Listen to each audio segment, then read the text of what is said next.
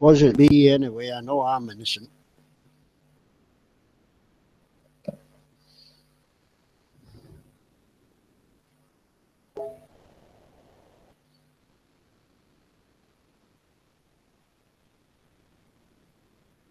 Who's doing all the sniping, Mando? Huh? Are you? What time's it for you? First thing in the morning? Huh? You got to get to work, man. Huh?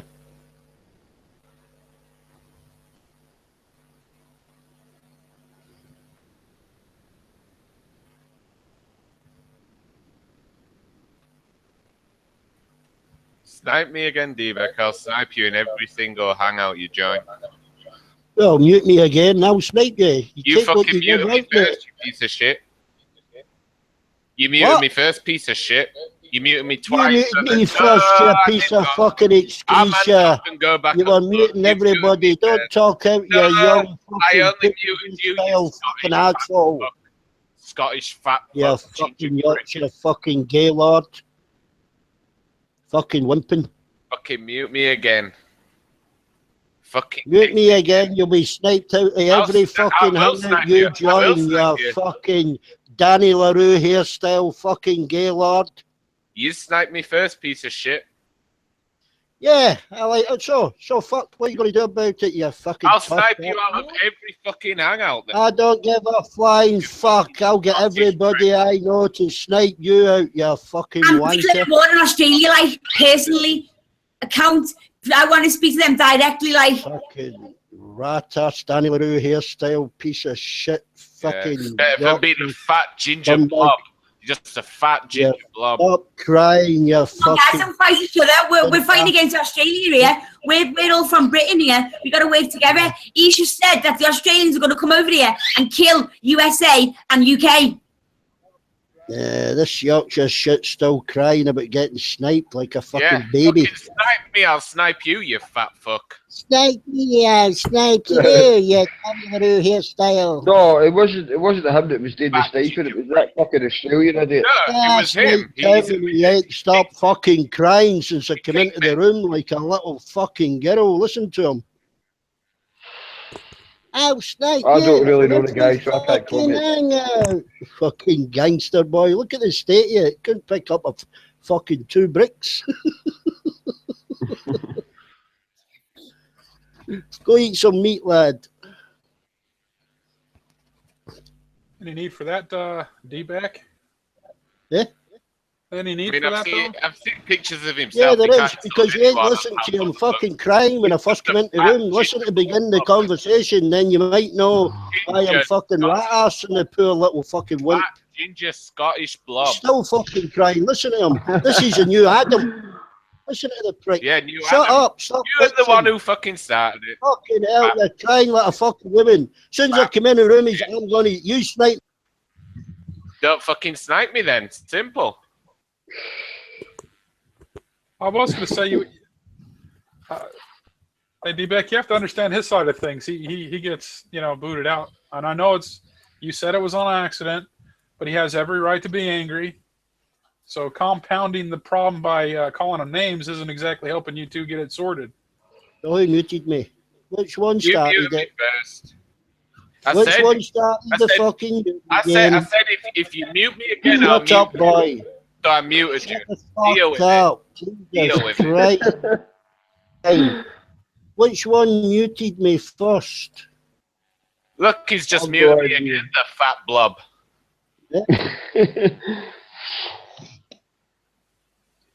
Yeah.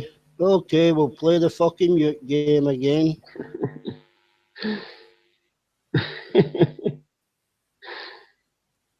I think the muted game's funny, especially when somebody's in mid-conversation. Somebody that's annoying, I mean. I'd never mute you, John, because you talk sense. But the likes of Adam, I just mute at him all the time because he just talks nonsense. You know. I do this for 8 hours. I got fuck all else to do. I don't know what he does. Same here, man. I'm getting a day off work. I'm getting nothing to do. He certainly doesn't do any fucking exercise. Look at the picture. Yeah, really. I'm absolutely obese Fucking like don't, you. don't draft excluder. Eh? Like you in your photo, where I you would big pick you your up and belly just lay hanging you over. down at the bottom of the door to stop drafts coming in. So Beck, now you got, what do you got against Grizz now? Eh? He hasn't stopped crying since I accidentally sniped him, yeah, because I was looking for somebody Accidentally, else. sure. How did you accidentally do that? Listen to this excuse. He's going to talk over the top like he does with everybody else. I was Okay, looking good, down the baby. list to actually snipe Adam, and I sniped him instead, yeah? And since I've come back in the room, he's done nothing but fucking cry about it. Because you didn't apologise for it either. You just spouted your Yeah, but- fat gob again. I don't apologise to fucking boys that cry like girls. Shut the fuck up. Fat blob. Jesus Christ almighty, grow up. Probably didn't have a daddy figure. I don't know, man. You're both. I don't know, D-Beck. You're sounding a little bit childish yourself, though. A little bit. I'm not trying to take sides, but you're the more Well, aged, person here. unfortunately, Yeah, you're like 60, you meant to be doing it right. you just took us. Unfortunately, you just took a side. What? Childish. A little bit. Be specific. You've I say been it around the was block a lot childish? longer, and I do respect you for that. But On several Yeah. blocks, but what did I say? Was it childish? Let me know, and I'll try and explain it to you. I don't know, man. You don't know I what you think meant. we just need to cool down, right?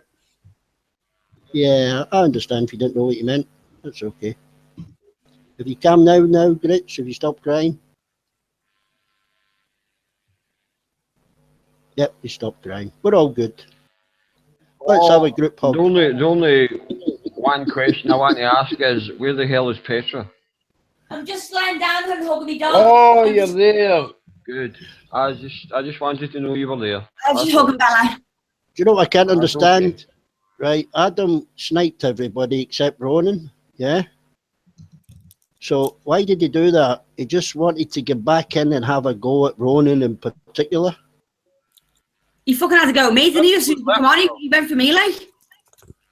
That's who was left, though. He He Who? wanted to make a point. specifically over Everyone took it out, Ronan. He knew that Ronan would answer his questions for some reason. Yeah. Ronan was just fucking taking it, wasn't he? Who? Ronan. Poor you, Ronan. Ronan, That's not for you. Who triggered Ronan it? would have in the woken first place? down. Ronan Well, could have- as soon as he got back on the chat, he went for me, like, he was shouting at me. Yeah, I know, Petra, but if I we- wasn't even arguing with him. I was asking him think for I that might- Christmas gift. I was telling him I loved him, I want to marry him and all that. Yeah. Don't I you think mess Amando shut the stream down because of all the misbehaviour, particularly by Dave. But if, I if, it, blame me. Well, if it was me, I would have let it run and let Ronan wear him down because he was so angry. That I wish he would Ronan, have kept me on talking. I would have fucking sorted him out, like, cussing Wait, each who- other out, man. I Who would have triggered let- him? Probably, I I don't would know, have but he had the He face. kept getting face muted came on by was me me. and D-Beck, and they couldn't handle it. Me and D-Beck I would have kept left him. muting him all the time, just to You call me wind an him ugly up, bitch. and he couldn't handle it, so he decided I'm to not snipe the admitting to stream, that, Dave. because he's Dave, an I think it arsehole. was you. I think it was you that started the muting Dave. Well, we all did, and he couldn't No, handle Dave. it, so I didn't touch no mute he button. decided to Ronan snipe don't know the how to stream. touch no mute Everybody. button. That's If what you want- these arseholes do, and that's why I've always said to Armando, and so have you, D-Beck, to ban these fuckers. Dave, it was you All that they started. do is snipe streams. That's all they Dave. do. Dave, you muted everybody to let Petra sing. It was you that started it. No, that was just for to let Petra sing. Yeah, I admit I muted Adam. But so did you, fuck's sake. I muted you because you muted me, and then I got What are you mixed up doing? the pictures. He's And I'm waiting muted on the Greg, inside, getting on and heads, then and we're he all arguing muted with each me. other now. We should be arguing with each other. Let's fight a united front. Come on! Yes.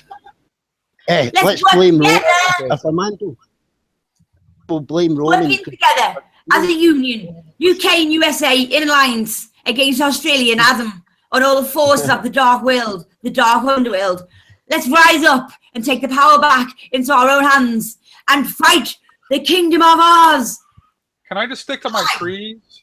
You know, my little avatar there I've been posting.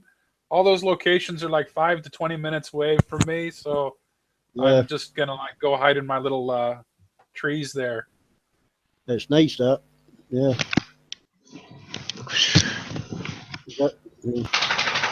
I'm gonna get on my little picnic table right in front of the waterfall and just have a few drinks and.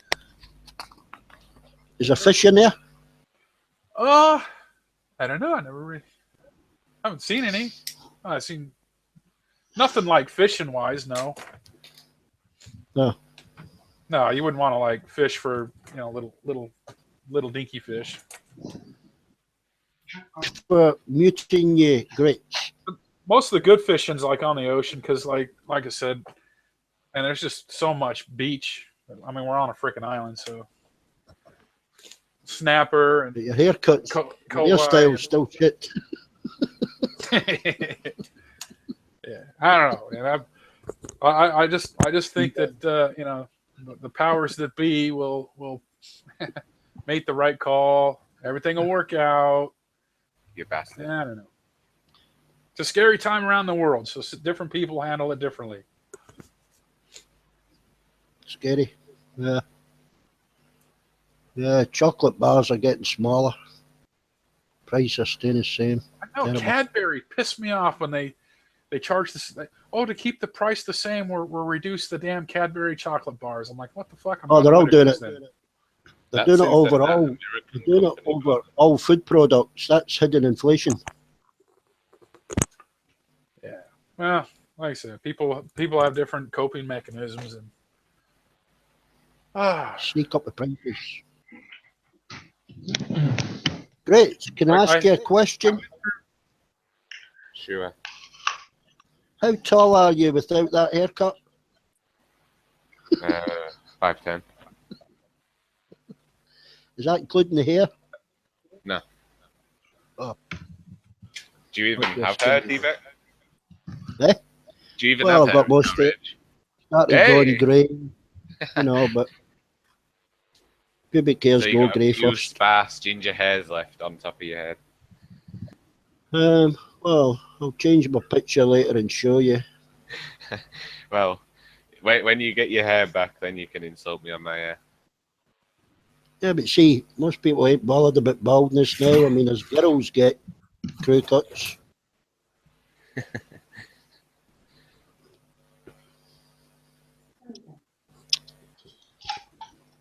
Well, most of the ones who get crew cuts are less about that. Well, I know that last in the picture could probably do a bit better than you. She's a mate anyway.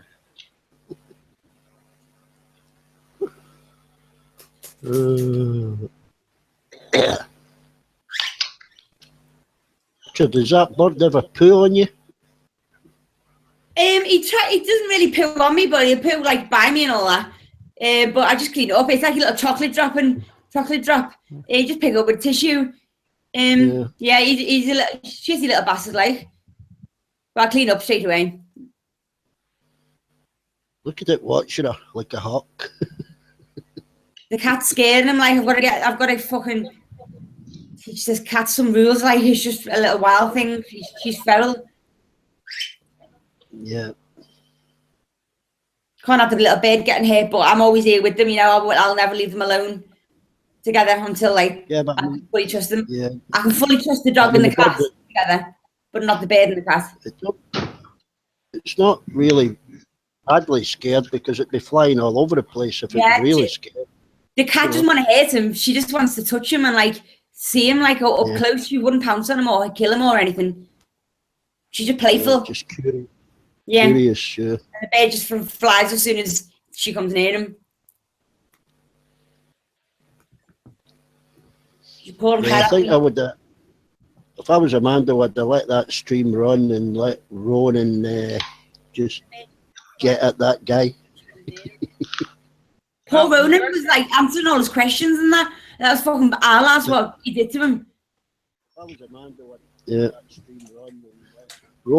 Ronan didn't actually do anything to him, but Ronan was the one who came in to attack, which is strange. You hear Adam? He's like, listen to me, answer my question now, not that question, this question. Fucking hell.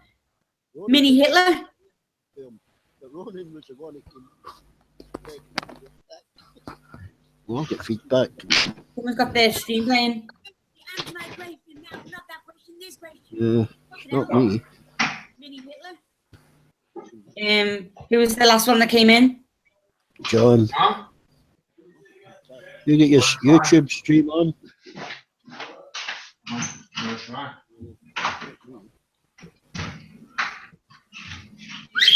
Judah. Judah, you got something running. Go away! What? Naughty cat! Naughty! Got a little bottle of water to spray at her. All right, you didn't kick old Grizz out this time, did you? No, I didn't, honest. Oh, okay. Just making sure. I like that fella. Naughty. Yeah, I mean, he just overreacted to what I did. It was a mistake. I was trying to kick Adam. No, I didn't, honest. Judah, you causing echo. You're the last one in. Sorry, that was me. I forgot to mute my YouTube feed. All right. I'll raise my hand on that one. I suck. No, sorry about that. I'm just waiting for it to go off. Hang on. Look now.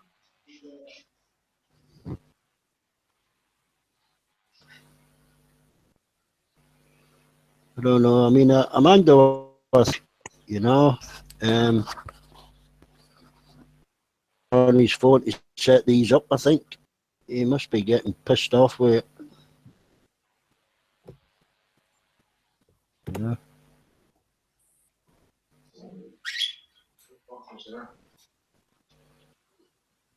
I might have to go to bed soon. But I'm going to end on a positive note. So I'm not leaving until it's positive. Oh, is it late there? Yeah. Okay. Yeah, it's like fucking 20 past 1. Yeah. You keep forgetting the time difference. It's back the way for 'cause I'm Americans. sitting there thinking, oh, and then- okay. Over here is this time. Where you're at, it's your time. Yeah, but Pacific 12 hours time. for you. Yeah. New Zealand. Oh, is it? Well, it's midday here. So what's it?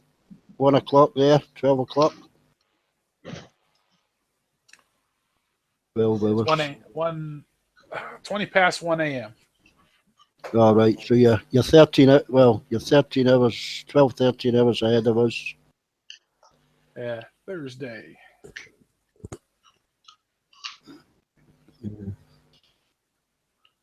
Americans, you've got time difference east to west coast as well. Yeah, you got the Pacific and the Mountain, Central, Yeah. Eastern. Actually, I'm missing one. Isn't there 5, John?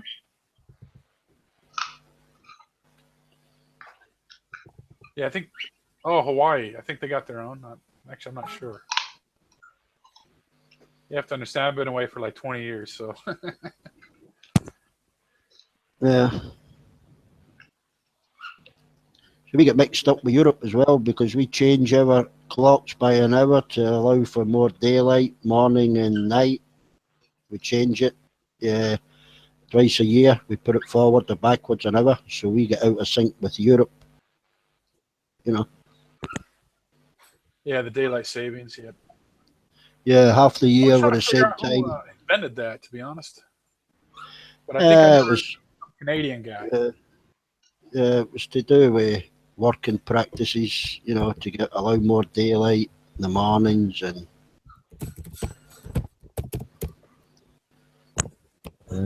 certainly reduces accidents in the winter.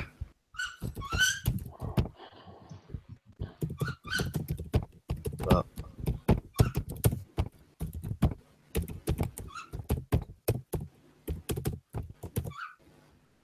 I've added cyan. Well, Like how? uh, What the hell's going on in chat? Let's see here. I More get drama. uploaded. Awesome. Let's figure this out here. You on a text chat and YouTube text chat, Petra? Sorry? You on a YouTube text chat? Yes, come on, yeah. I ain't loaded that yet.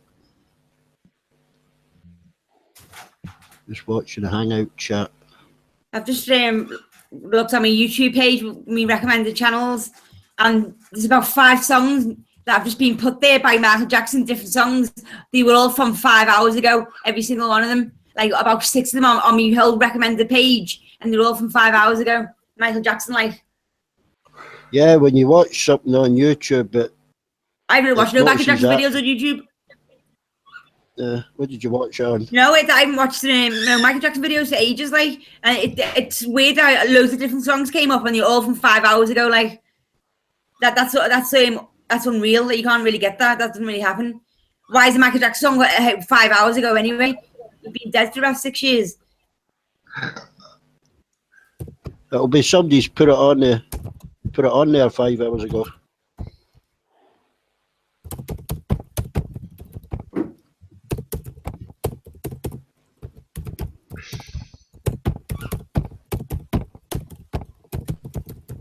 Sometimes you get a documentary and it says 2015 or 16 and you look at it and you think, fuck, I saw this 5 years ago. It's only because somebody just put it on then. We gave him a chess with Ronan.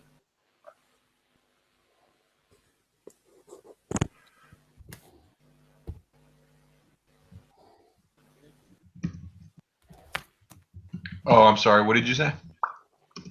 Why don't you have a game of chess with Ronan? Oh, how did it go? Go away, you little rat. Go away. Little bastard Why don't you have another one now with Ronan? Yeah, I'll play chess. Are you saying does he want to play chess, or what are you saying? I don't know, he might do. He's, a bit quiet at the minute. I'll play him, but I mean, I don't want to force him to play. Ronan, No, you want to play chess? I thought he was sitting on a kick. We already played before. Well, yeah, no, you're gonna beat me handily. But what Uncle May and I had discussed is like when you powerhouses get together, he and I were gonna play best of 3, so y'all can mute your mics and point and laugh. Knowing that we understand our caliber, and it's nowhere near you Titans. So if you don't mind, it's not that I can play. It's the fact that you're gonna win handily. And what competition is that? You'd be like fun as a bully. Yeah, you're saying what's the fun in that? Yeah, no. I freely admit that you're far better player than I am. But like I said, Uncle May and I had chatted, and what we were waiting for, it was the opportunity where you Titan, you Grizz, and we wanted Bob High, the 3 of you, right? To basically just sit back and watch us make fools of ourselves. While y'all point and laugh while being muted, of course. Not that we would do that. I'm sure You'd be D-Back pointing and laughing, going, "Why in the hell did they do that? That's you can stupid." point and laugh, No, but it's distracting for minds like mine. I'm kind of limited. No, Wooden Spoon Award. Yeah, but like I said, if you don't mind, I'd like to spare myself the embarrassment and you looking bad because you're picking on me. I yeah, but totally understand Actually, that. I mean, I'll have to I say don't though, think it's rushed. But you I'll have to say learn. though, I played Grizz and I played Tudor, and man, they were far superior by a long shot, but they didn't do any what you're talking about, making fun of. Considering I haven't played since I was like 8, so. But we just Yeah, but Yeah, we just thought it'd be funny to do but we didn't win a single game each. We're do the battle of the Wooden Spoon Award. I figure it'd be the battle for scraps, based on our position in the hierarchy. We'd be going for crumbs. We'd be going for crumbs, maybe some spilt wine. If we get lucky, because they'd be laughing so hard they'd tip over the bottle. We're establishing a ranking order, from Oh yeah, champion down to the Wooden Spoon guy. We got the Titans, and the nobodies, you know. And so, So like, anybody who wants to face the champion in the future has to work their way up the ladder. yeah. Not Oh, work. wait a minute. Vargas, I can't say is in the same caliber that you, Chris London, and Bob are, because he's kind of rusty. You know what I mean? And he said so. So he says he's going to catch up. So I understand him to be better than I am. Yeah, that's for sure. But like I said, it's just appreciating the fact, and well, like I said, you'd be a bully, man. You'd bullying Ronan. Oh, you're talking about getting trolled. It's really mean. Is anyone playing a game at this moment that I'd like to watch? If anyone is. Oh, quit being so modest. Great. Here's what I'll do. I'll put a link in the side chat if anybody wants to play a game. Oh yeah. Well, personally, I'd like to see you and Grizz go through a match. You know, but If he's up for it, I'm up for it. But I don't know. I'll play then. Well, I get thrashed by kids, but I like watching. You know, I don't mind getting beat, but I like watching because you learn as you're watching as well. yeah, even when I couldn't play, I would still watch it. I'm sorry, I didn't mean to cut you off there. Oh, I'm sorry. What were you saying? I was just saying I used to think that watching helps, and it does, but then when you start playing, it's a whole different perspective, and that's all. Sorry, Mike out. Oh no, man. It's because I used to watch before I knew how to play. So,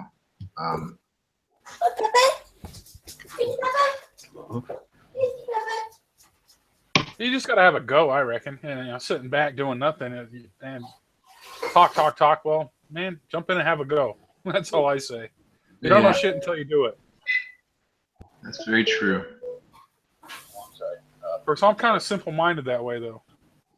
Yeah, we're stubborn like that.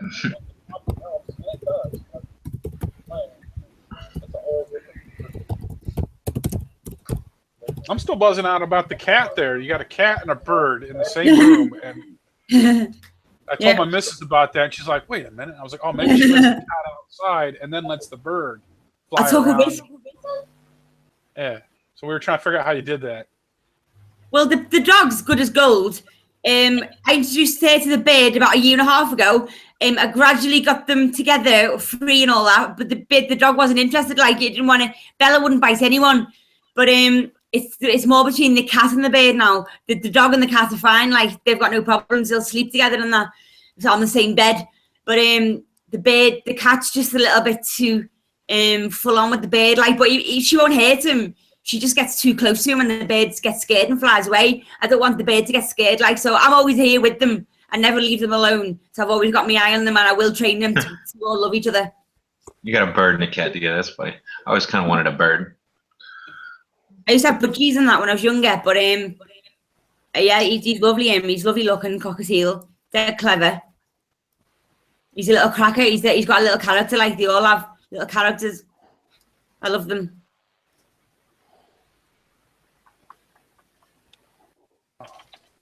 What's the name of that chess site again? Oh, you know the link's on the side for anybody that wants to watch. It's just click on the link. I put it in the side chat. It's called Live Chess.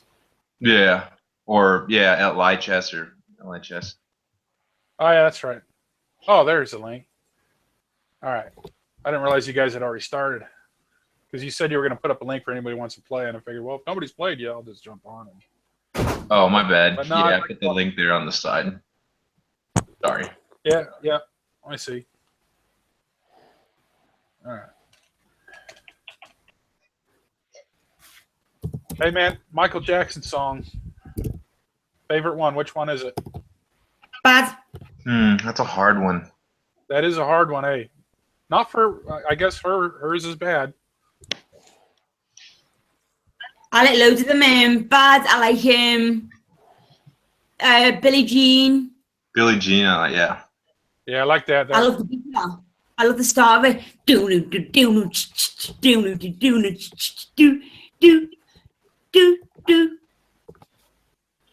I love all the songs. He's my favorite. He's my favorite artist. I love all the songs that he's done. Like, all of them.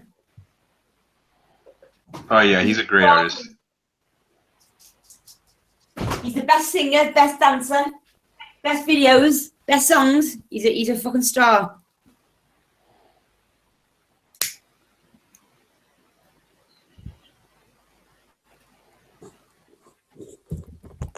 Ronan.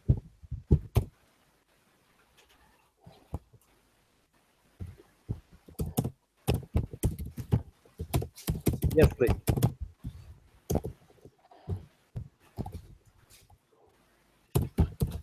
Oh, did my sound get all messed up? Yes, Uncle May. Yeah, my sound's all messed up. Hold on. Are you away from the mic or? Well, no, I'm talking normally. It's my sound. Oh, that's right. I have to readjust everybody. All right.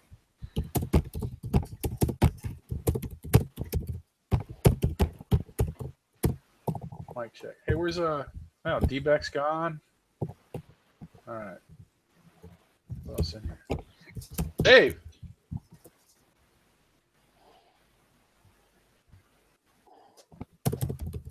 No, I guess Dave is not here.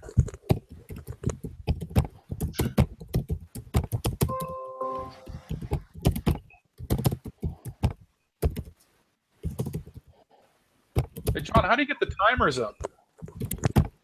Oh, it's just in the settings. You can either like pick unlimited or you can put it on timer. Do you get to pick how much time or? Yeah, I think there's like a limit, but yeah, you just select the time, how much each can have. Okay. I just did a 45-minute here. I think I put some bonus time too. I don't know exactly how the bonus time works, but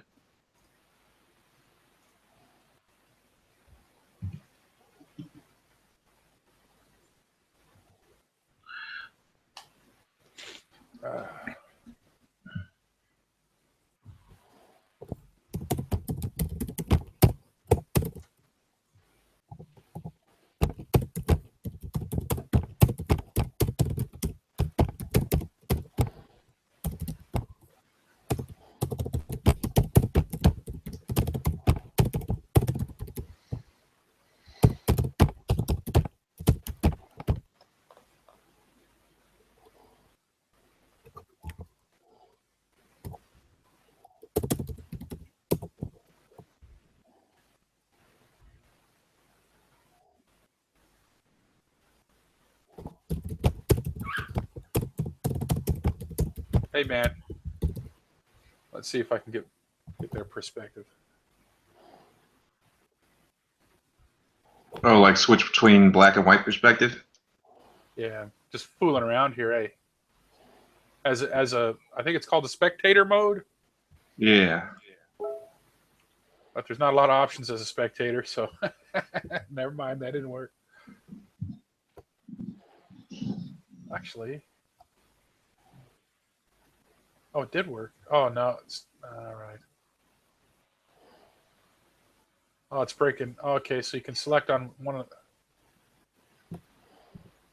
So as a spectator, I can go move for move.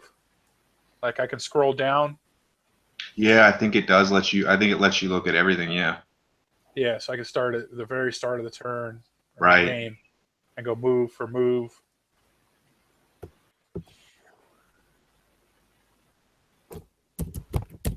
Or something. I don't know.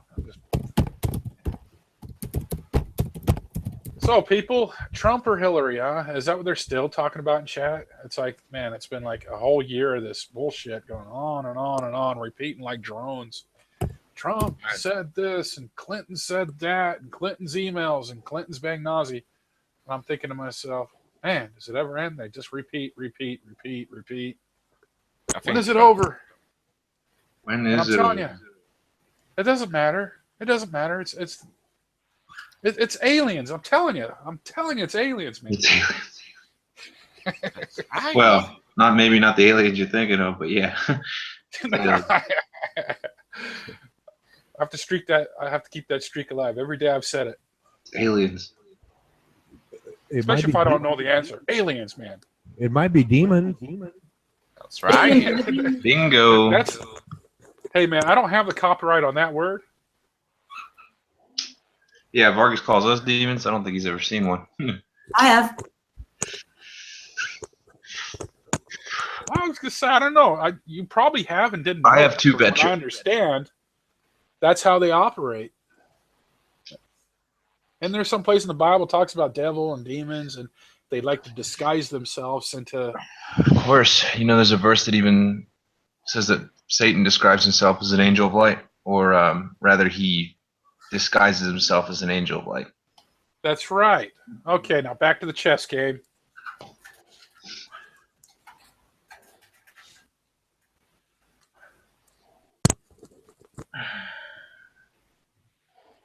Actually, I'm half watching. Because earlier it looked like you were battling Lysurge and some other dudes about religion and Oh, it was just Lysurge being What do you Lysurge. mean, Lysurge just trolling? Yeah, basically. The regular stuff.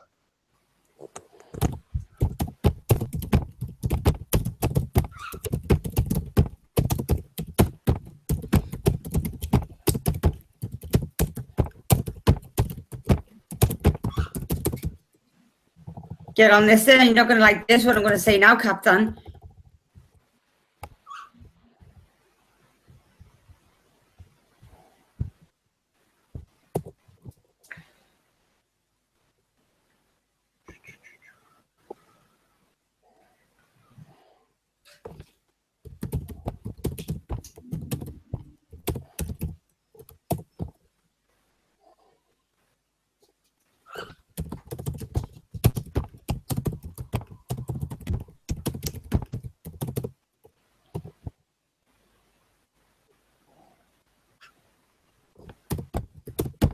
another interesting fact.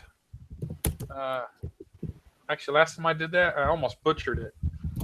And then Lysurgy taught me something, but then I was like, no, I'm pretty certain I read it right. So I don't want to make that mistake again. But we were both right. For once, I said that New Zealand had invented a time zone. He said, no, it was, I forgot, it was a Canadian fella. Forgot his name now. I'm too tired. It's like way late. George W. Bush. Right, I remember. Oh, Bush. Are we talking Bush now? George W. Well, why did he insist on being called W? George W. Bush. Oh, is that what you guys are talking about? The president? Okay, yeah. I'm getting delirious. Whee! But New Zealand was the first country to give women's rights to vote, and also was actually is the only country that had in every major office, starting with the prime minister, a female in office in every position. And that was during Helen Clark's run as a prime minister. We're so piddly. Oh no, I can't let you do that in good conscience. Go ahead and take it back. Nah. Uncle May. No way. I mean, that's just. Yeah. Okay. You said New Zealand was the first in all positions. That would mean In like all major. in all major positions. In other words, Yeah. all the other countries in the world have had like prime ministers, for example, but they didn't have any other people, other women in the major positions. Is that Not all at the same time. wow? So Wow. that would have been the equivalent of, like, say, the president, the vice president, the Yeah. House of Senate being female. Yeah. Really? What year was that? What might you recall? Let me look it up. You've I know it was when Helen Clark was prime minister. Yeah, like I say, that's like an just amazing a fact. devastating That's an blunder. amazing fact. Yeah. No, it always amazed me. Such a rinky-dinky little country, and they have like little cool little facts that. Yeah, do you want to just do another one instead? I'll concede. I don't even know how to word it to look it up. Let's see. I think I've resigned. Yeah. Oh, that one. I gotta say though, well played up until that blunder. They just call those blunders when you just make fuck moves. Like in chess speak, that's called a blunder. That's like the worst thing you can ever do in chess. Like I hate blunders. Like, I feel your I pain. was in a half decent position until I'd done that. Exactly. Like everything was perfect up until then. Like Doesn't matter how accurate you played up until then. That's what I hate about it. Like,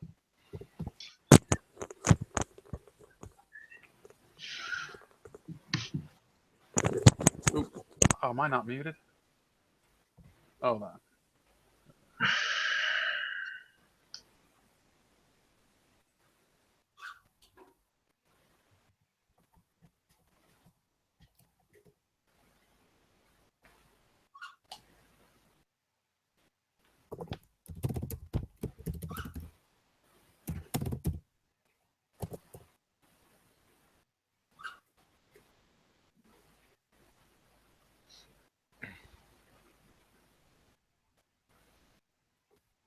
And the silence is coming. The silence is upon us.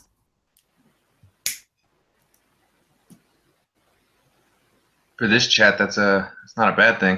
It's a bit of a good thing, isn't it, to give leading him to have a bit of a rest, like. Yeah, it's a bit of a refreshing change. Yeah, an angel's just passed. Right. Just a break from the chaos. Aye.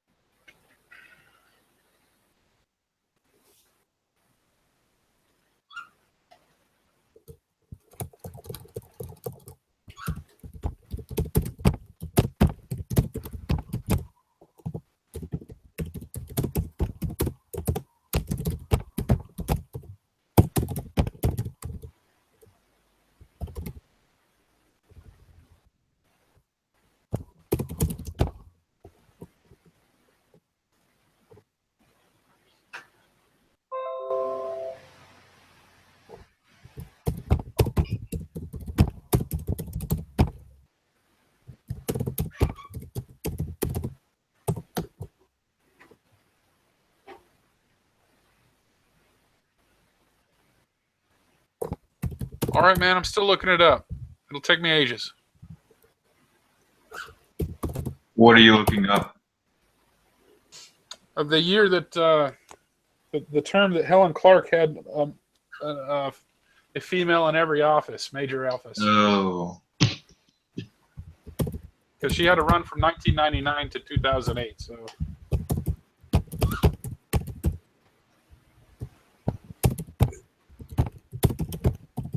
Uncle May, I'm looking also. What would they term that there? Congress or Parliament? How would that be phrased in New Zealand? That's what I'm trying to figure out. I'm like looking it up myself. Yeah, I'm looking too. My God. Yeah, I'd go with Parliament.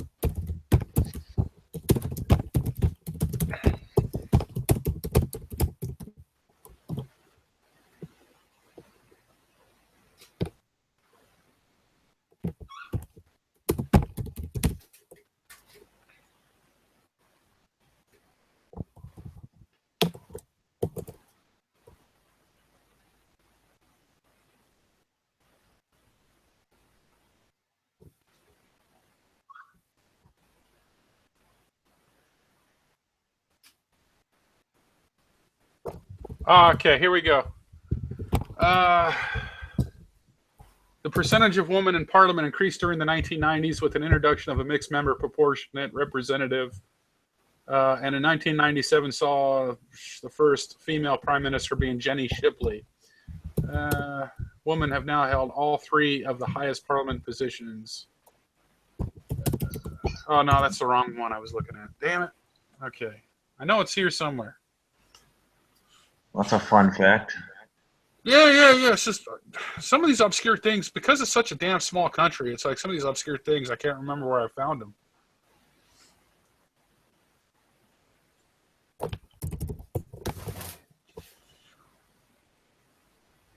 The bird's going, he's on top of his cage, he's going on the lamp, he flies over to the lamp, and he goes on the shelf, and he keeps going back and forth. The cat's sitting there watching him. Hey, how did you guys feel about the old Iron, what was her name? Iron Lady. Margaret Thatcher, I don't know too much about it, to be honest with you. I was too young. I don't really know about politics, like.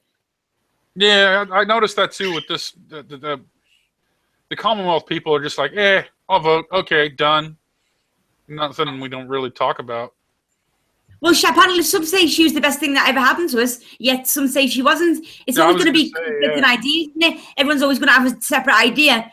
Like, everything's good and bad. There's good and bad and everything. So there's no point in, saying she was good, because some people think she was bad. She was good and bad, like everyone else. She did good things, but then again, she did bad things.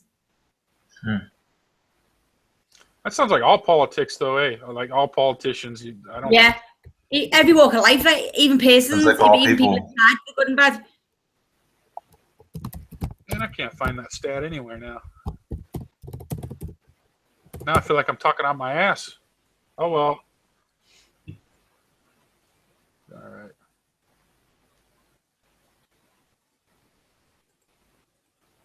The greatest involvement of women in politics all contributed to the jump into blah, blah, blah, more blah.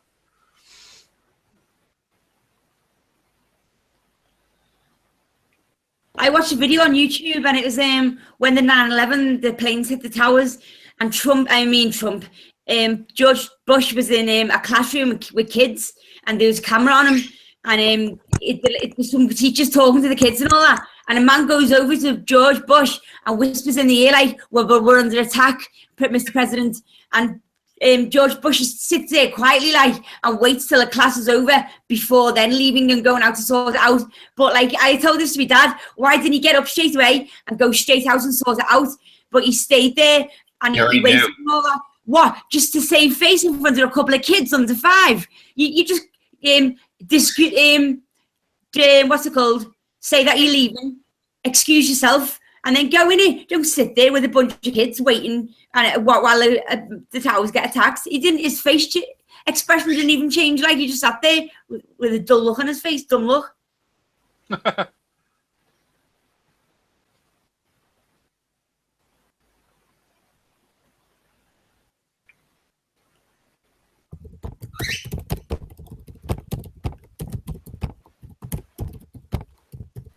So there was, I think it was 2008. I think. Judith Collins, Ruth Dyson, Joe Goodhue, Amy Adams. Who else was there? Claire Curran, Nikki Cave. I don't know, man. Can't find half the shit I found. Oh well, New Zealand. There was a dude in New Zealand that invented the disposable syringe. Well, I for one am glad. Yeah, me too. Isn't it weird the way China is the most richest country in the world, yet when you go there, it's the most poorest, like, undeveloped, overpopularized. Where's all the money going to, like? I was gonna say that, like people talk about how they're buying up Africa and they're buying up all over the place, and I'm like, yeah, but okay, the rich get rich there, and the villagers are like making like 10 cents an hour, living on job site. Which the villagers are the more population in it. They're the masses. They're the majority, and they should be looked after first rather than all these rich people. But I want to know, what are these rich people that are evil leaders raking in billions and all that from our charity? What are they spending their money on? What? Car rides or plane rides? What the fuck are they spending billions on? I think it gets to the point where they hoard the money not for themselves, but to just keep it away from us. In the generations and that. They Right. just keep the money just to keep it out of the economy. They just harden it for themselves and not using it, I think, in a lot of aspects. Because I bet it's all just digital numbers though, innit? It's not real cash like. yeah, it's a bit of a rabbit hole going down that route. So much. I don't think the world can be helped like with our own hands. We need divine intervention. Like we can't sort all this mess out ourselves, no matter who goes into presidency or not. Aye. No matter who runs the country, who you think they are, there's always someone behind them telling them what to say. These are just puppets. Yeah, with nice faces and kind words and that. Uncle Tell you Man. what, the royal family, that's a hard-working family. Like, they work for the public. Like, the Queen's always travelling. Will and Harry are always, they're in the army, mate, flying planes. They're the and ones that. who run They're always shit. meeting and greeting people, and they don't get paid. No, they don't get paid for doing it. Like, they get our taxes, of course, yeah, but they don't get paid extra. Like, their house in Windsor, the castle, I think they've still got net curtains up and that. It looks quite dirty inside and that. I think they need money to fix it up. But all they do is work for the people, and they're good people. Like, I can tell the royal family are nice people. Uncle May. Yeah, man. Yes, I put a link in the side chat, but what that basically reflects is a graph of ladies in government. But what would be the top 3 positions? Would be president, vice president, and speaker of the House. Well, that's what we have here. But in that country, what are their title designations? Okay, let me check it out. Oh, okay. My apologies. I should have looked at that. Oh, nice graph though. All right. Jude, I've been waiting to make that move for like 15 minutes. Oh, I bet. It's because you kept that Queen in its starting position. I've just been waiting for so long. Finally, read him. Oh, I bet you like that. Well.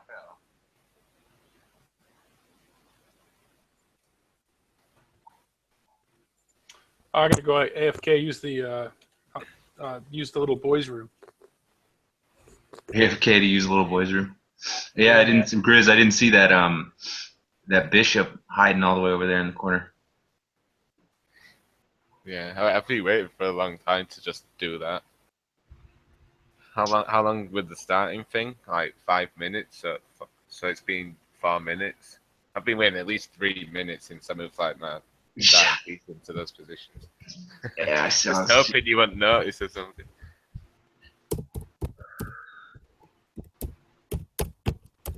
I felt like I was getting a little bit overextended there. Something about this doesn't look right.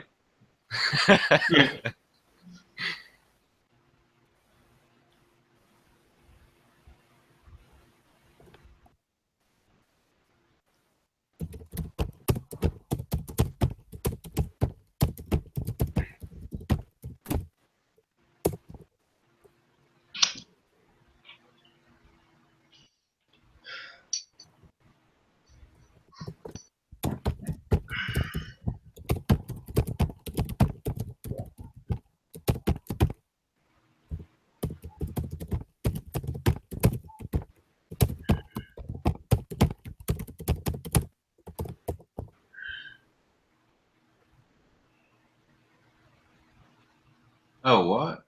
Claim victory.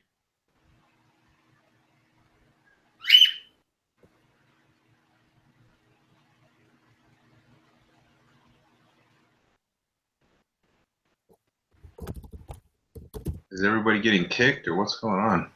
I think they're all going to sleep or something, aren't they? Where's David and Becon?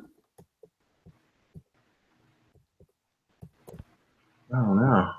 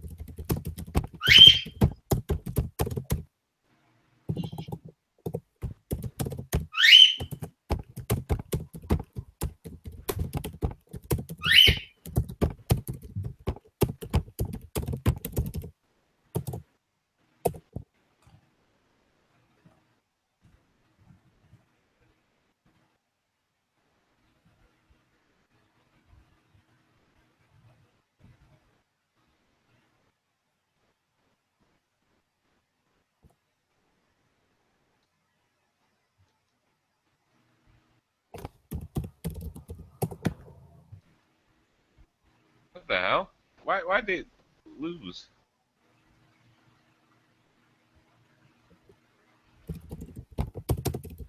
Why couldn't we like play from where we were, Judah? What happened there? My connection dropped. I thought if the connection drops, the game doesn't finish.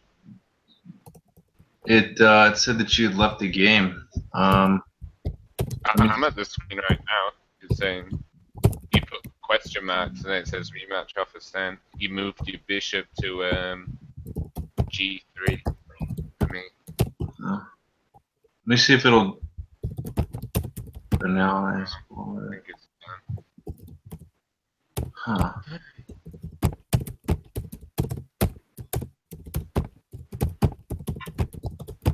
Are you on a phone or what? Are you on a computer? I'm on my computer. My internet just messes up when we play light chess for some reason. That's weird.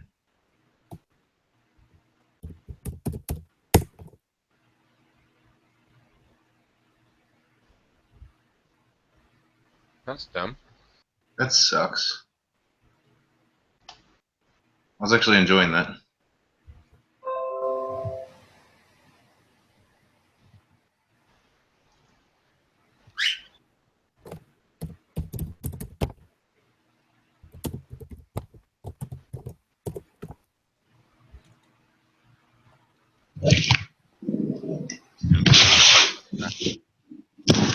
Say what, man? As soon as I sprung my trap, it was over.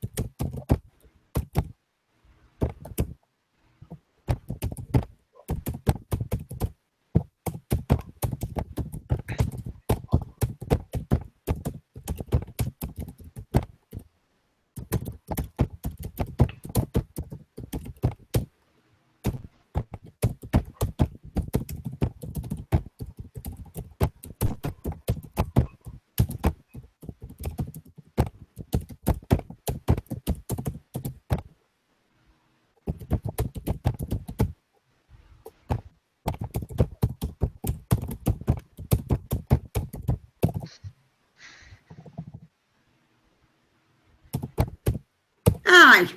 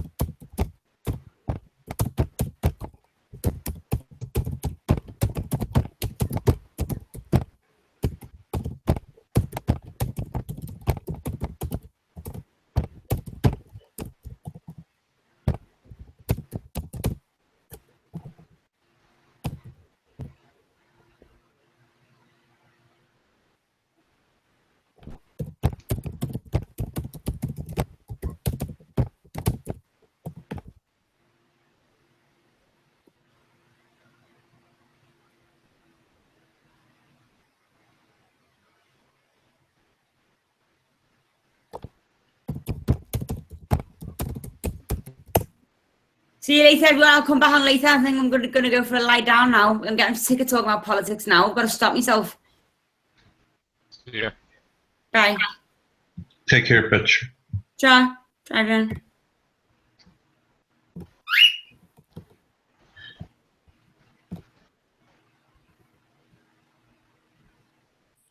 Trump for king!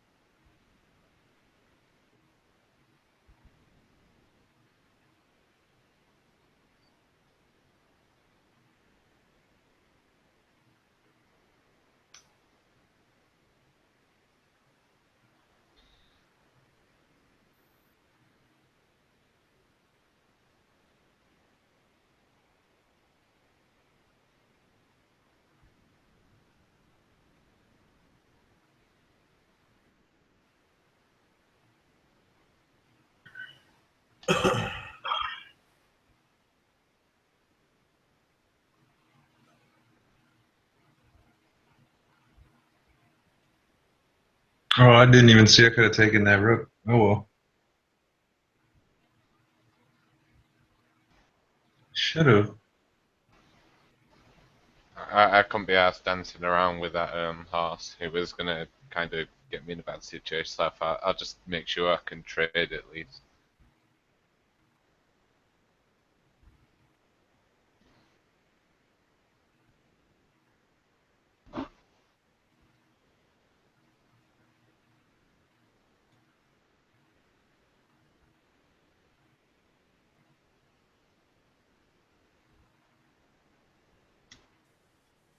Okay, I'm back. Okay. What the hell was I talking about? Or what am I looking at? Oh. Ronan Kanushi found some stuff. Oh, yeah. Okay. I'm with you. Here. Let me post a link.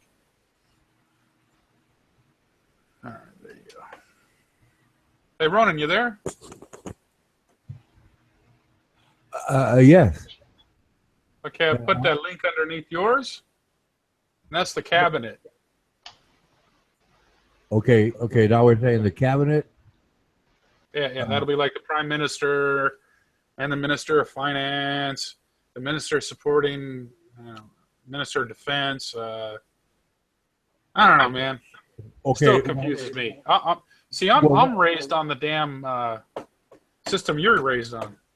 So when it comes to the damn MPs and the fucking prime ministers of this, that, and whatever, I get confused myself. Yeah, but you heard that statement somewhere, and I was wondering, like, Well, I haven't had time to find that specific date that happened, but yeah. But you asked about the ranks, so I gave you a list of the ranking people, and there's like a ton of them because it's like this big old. This is GG. It's like one big it's Congress, a parliament. I guess. It's a parliament, yes. Yeah. Actually, that's right. We got British dudes in here that could probably talk more about it than I can. I know I never lost. In like 3 moves as well. No, you did the best thing. I won't sit there and play a game like that either. I mean, I went from like a decent position to like screwed in 2 seconds. That's not like my game with Grizz. Although I know he was playing down. He was like, man, this guy's a chump. I'm going to take it easy on him. He gave me what do they call it? Oh, handicap, like in golf. Gives you the special rules. Yeah, he's like, I'm going to give him this piece. I'm going to give him that piece. I'm going to make him feel good, and I'm going to waste him. Right. No, you did do some. And I might even, I'll throw down a bet next game. Uncle May, what was that year or time span? I'm thinking it was 2008, but I could be wrong. 2008. Okay. Yeah. I could be wrong though, dude. I don't know because you'd heard that, and I want to trace it down because I did find what was the name, Helen Clark. Yeah. But it was like a couple of them added up, but I haven't figured out all the top positions yet. And if I'm just going to do a search there, and it gives me the list for everyone in 1999, then I can look at that. And if it's mostly women, okay, that would add up. Yeah. Cool. I might join you on that search. All right, let me. Oops. All right, mic out. I forgot to say that.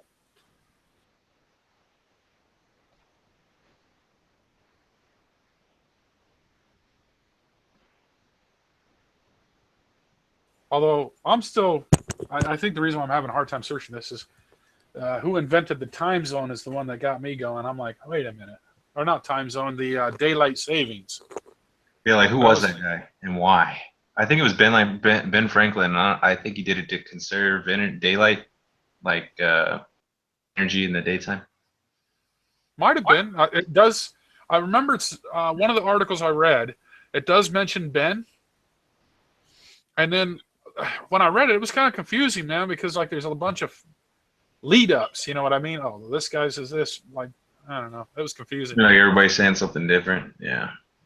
Well, it's giving you like the history. Okay, when they sailed this way, they had to sail this way, which meant that they were using a sundial and I don't know, over exaggerating. But and then when it finally says something like, "Well, this guy's been credited," it's like, well, is that meaning that he invented it, or is that because he's taken a lot of the ideas previously to him and combining them to form what we as I don't know. I'll have to research that one a little more, but now I'm bouncing around this other one.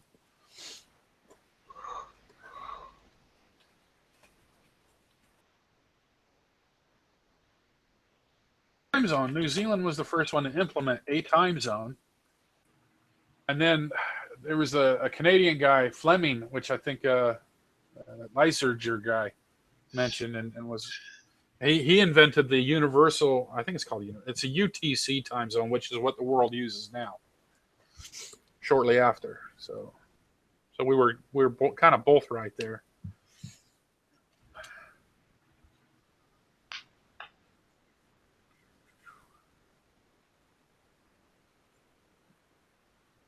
Oh yeah, mic out.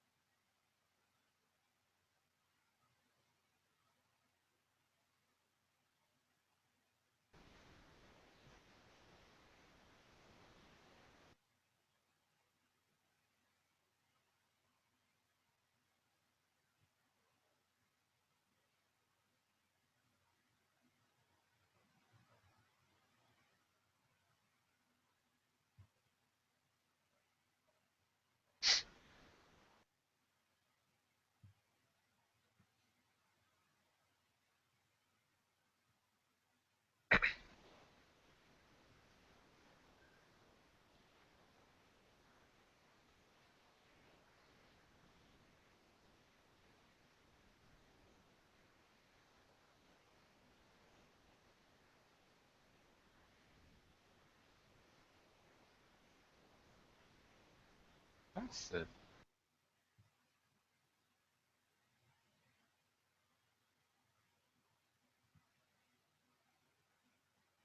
That's what you call full retard. Call what? That's what you call going full retard. Just full blown. Yeah. No excuses for dumb shit like that.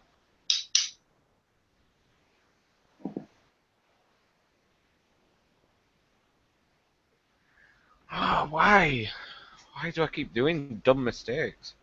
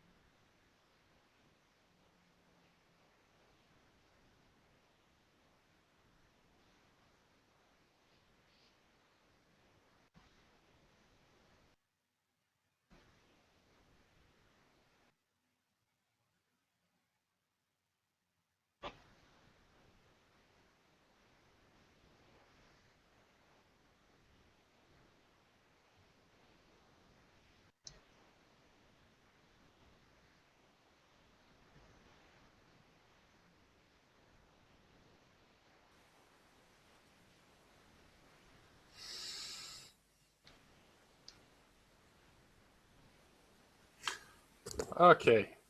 Hey, Ronan.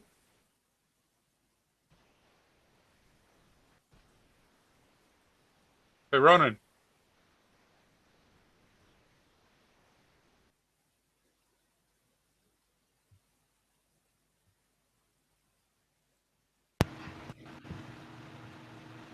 Yes, Uncle May. I think it was 2006. Oh, okay. That Yes. that link you gave me only goes back 2 years from 2016. So, do you have a link to that? Yeah, that was just a list of ranking dudes, like how it's all ranked up. But in 2006, New Zealand became the only country in the world where all the highest positions have been simultaneously held by women. Well, that's all I really needed. The year. That's all I really needed. Thank you so much. But like I said, that was a surprising statistic. It was very surprising to me because, well, I knew about the female prime ministers here and there, but not top positions. It was 2006. Got it. Thank you so much. We got that figured out. Thank you, Mike. Out. That's like needle in a haystack, or that one. Yeah, but we use a good magnet. Well, it's one of them, little trivia things that is so damn obscure that it could be, a decent icebreaker one day. I'm not even rematching. No, you're good, man. I lost 2 games because of retard moves, and I lost a game because I got disconnected. Fuck me. That is a fuck. That's a fuck job. I would be pissed too. No, I'm not playing when I'm playing like a retard. I don't blame you, man. I don't do it either, honestly. Like, what was that move? which one? The one where I just moved my queen right into. Oh yeah, I'm like, what the fuck? I'm like, don't do that. Like, like yeah, that was. I made 2 retard moves that game. Actually. Oh no, dude. Yeah, pretty much on all of them, you just made some outright blunders. The best one was the one where we got disconnected, which fucking sucks. And then the rest of them were just fucked blunders, like. Oh damn! I just learned something new. What did you learn? New Zealand has officially been a British colony since 16th of November 1840. Still to this day. Huh. Really? Interesting. Well, Well, like I remember when I was here, I remember like they gave up Hong Kong because it used to be under British rule or whatever. Or Wasn't that in like the holding. 1990s ish? Yeah, yeah.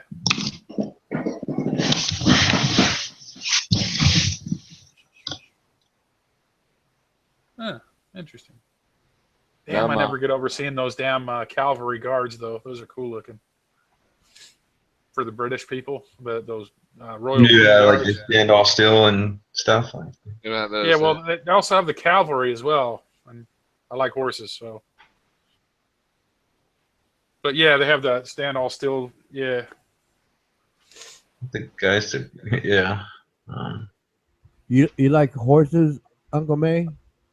Yeah, I'm not like in-depth horses. I just like animals in general. And Oh no, I thought you might have owned one or like frequented, somewhere where horses are around, and I was gonna ask, hey, what's your favorite breed of horse? oh no, I'm not that in-depth.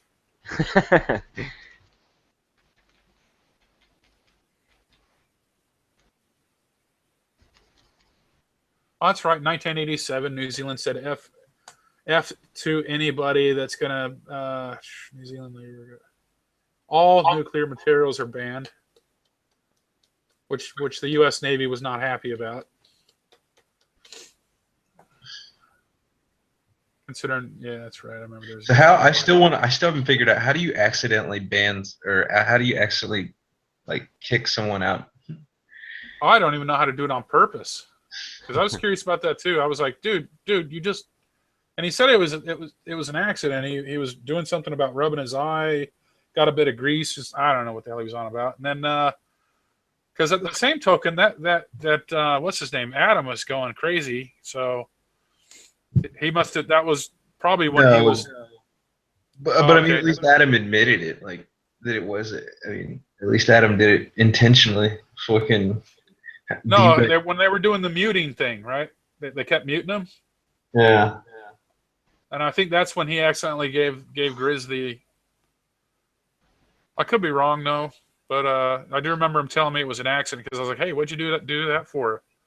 Oh, it was an accident. I don't know what the hell he was talking about. Just he didn't apologize. That was the thing why I was pissed off. Yeah, I know. That's what I tried to tell him when he was kind of being mean to you, and I was like, "Well, you kind of have a right to be mad and cry is his word. I would have been bitching and moaning and crying too." But he has to understand that, yeah, from your perspective, you were just booted. It was like, well. Yeah. If I'd done that to him, he would have been bitching anyway. So. Oh, no doubt. Uncle May, why do they call New Zealanders Kiwi? Oh, it's the bird. Because the bird is. Yeah. I'm just looking up trivia. That's it. It's they have a bird that's called a kiwi, and it's only inhabits this country. It's actually on the endangered species list now, but yeah. Yes, it is. So basically, that's why people say kiwis, and it basically identifies. It doesn't matter if you're a black Maori guy or a white Caucasian New Zealander. It's just identifying the nation. Yes, that's what I just read. That's why I was asking you, like, some trivia. Yeah, I mean they rioted in I forgot what year it was in South Africa over the what's the right word, racism or something. I think it was during a rugby match or something. And actually, I don't know honestly what started that. I just remember reading about it. For 56 days in 1981, over 100,000 New Zealanders rioted against racism in South Africa. Considering the population's only 4 million.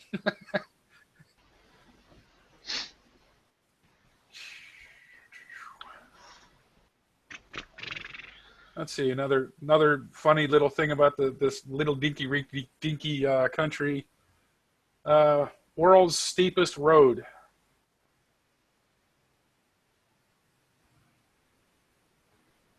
You said steepest? Steepest road, yes. Okay, what's the incline on it? I don't know. Oh, All right, let me find it again. I'm kind of just skimming. oh, okay. A lot of this is new to myself as well, you know. Like now I'm really anxious to look at USA stuff. Like, okay, let's see. They probably got like the biggest world encyclopedia of shit. Let me look at. All right, let's look up the steepest road here.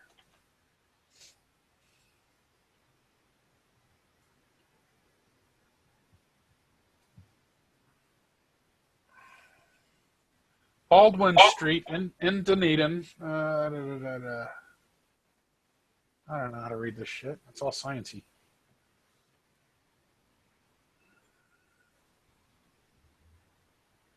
Because I used to think it was like somewhere in San Francisco or some shit like that. Okay.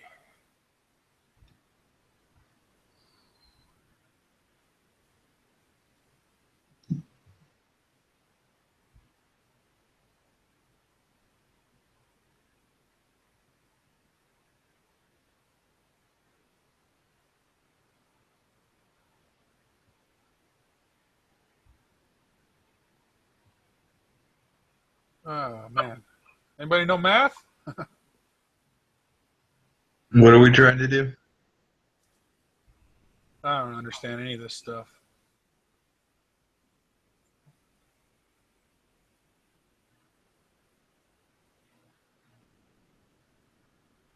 Okay, Baldwin Street's 350 meters, which is 1,150 feet.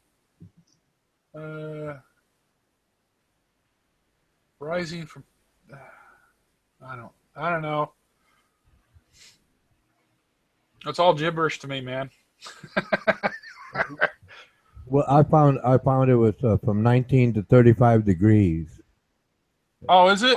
Well, no, it's because I just found what was it? I found Baldwin Street, Yeah. and well, it's Wikipedia. It's from the Wikipedia Encyclopedia. And Oh, I never thought about using that. the slope Yeah. is about 1:2.86, which is 19 or 35 degrees. Must be at a different point. You know.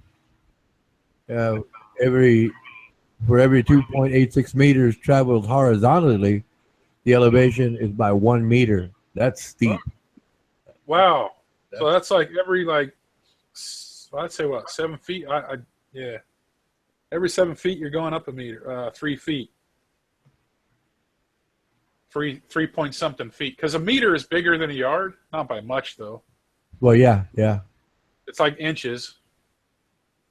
So yeah, that's what 2.86. That's 6, 7 feet, maybe 8. And you're climbing 3 feet per 8. Yeah, that sucks. A friend of mine told me he hiked up it once and only once.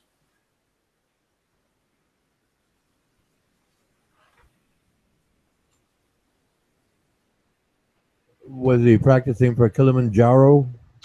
I don't know, man. They're sporty weird fuckers, man. I don't know. I don't know what the hell he was doing. I guess you take pride in weird shit.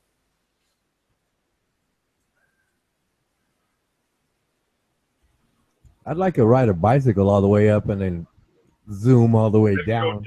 Yeah, I was thinking the same thing. Be like haul ass and be like, yeah. Hey, there's 6 sheep for every person. So if New Zealand has like a population of something like 4.5 million, it's like Yeah, don't give them the right to shaggers. vote. Don't give them the right to vote. That's it. Hey, there's no dangerous plants or animals of any kind in New Zealand. No spiders. Well, there is spiders, but they're all like harmless. That's where Australia scared the shit out of me. It was like fucking everything that even looks at you could kill you.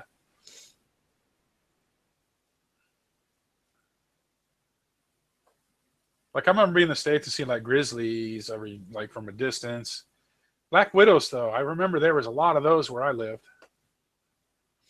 Like black widows are everywhere, aren't they? Like, I'll where are have you to- from? What's that? Myself, I'm in Texas, United States. Do you guys have a lot of black widows there? Well, yes, we have. Yeah, black that's what I mean. I remember in the States there was, I guess I got just used to it. Where now I'm climatized here. It's like, nothing here is gonna go ahead, bite me. Go ahead. Like my missus gets scared of spiders, and I'm like, man, these things are like, I don't know. But over there, I remember black widows, rattlesnakes.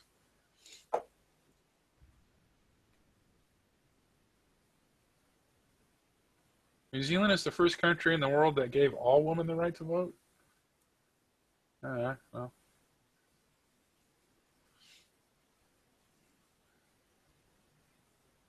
Oh, so that's who was on our $10 bill. Okay, now I know. Oh, New Zealand is one of the least corrupted countries in the world, apparently. Now that's interesting. Huh. Well, we're so damn piddly, though. What does it matter? Yeah. You know what I mean? It's like, pfft, who's going to fuck with us? We're not going to fuck. We'll probably be leeching off the Commonwealth. Be like, hey, England, man, hook us up. As I understand it, New Zealand is a colony? Yeah. Yeah, right. Okay. Which I was surprised because they do act independent, you know, and they even the people kind of like, actually a lot of people still believe that they're no longer under their colony or whatever, under their, I mean, they still recognize the Queen and all that, but they feel like they're revolting. they just try all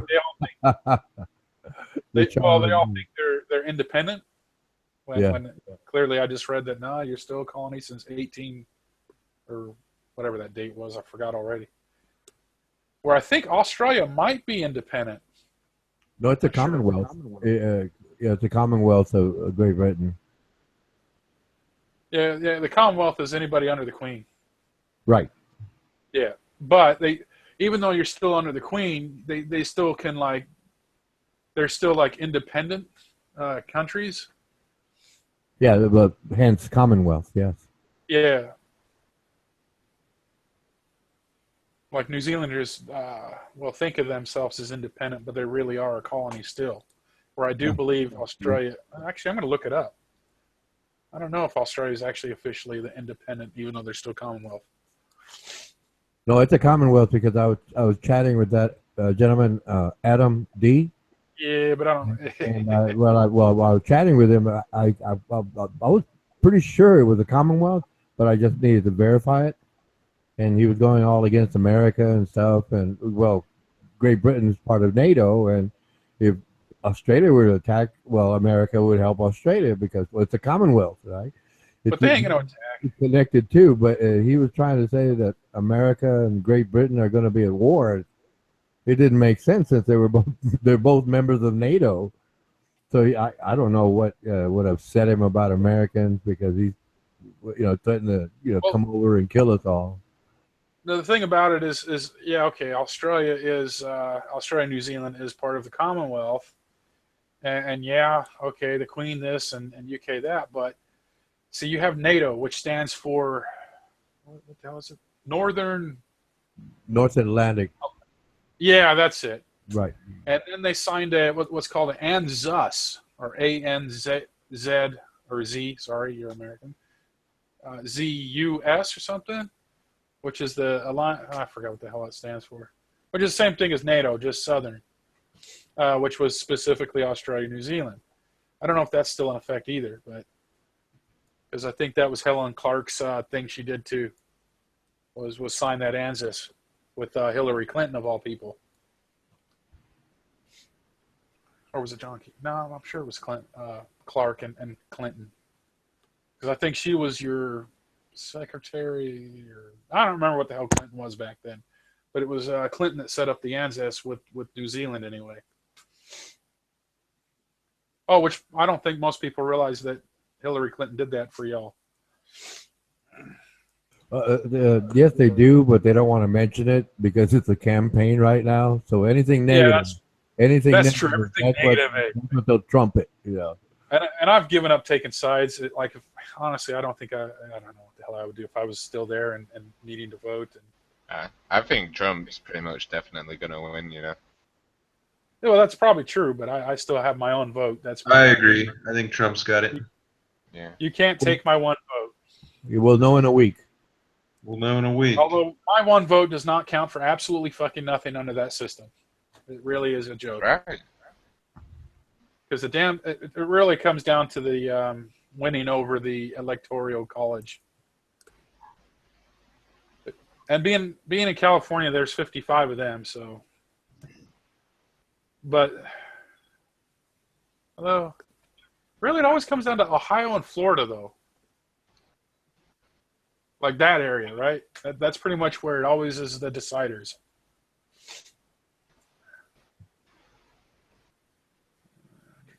I'm still trying to read.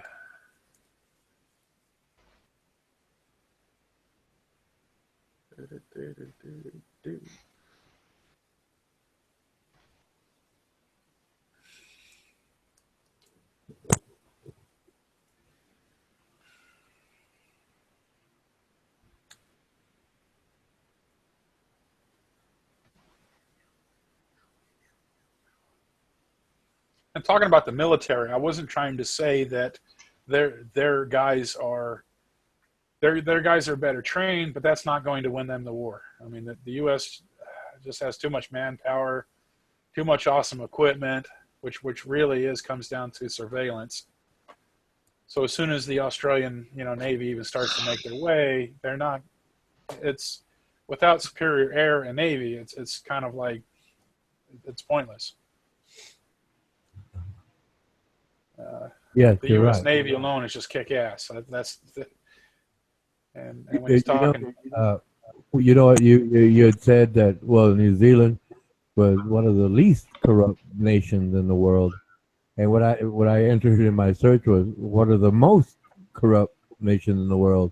And I was surprised that Denmark first, Sweden, and New Zealand is listed fourth. And I'm saying, I don't know, this may be wrong. And okay. America. The United Kingdom is 10th, and America is 17th. But That's cool though. Yeah, but it's like, I don't know. I guess it was based on perception. I guess as of 2015. So like they're saying New Zealand is the fourth most corrupt country. So it's like Probably.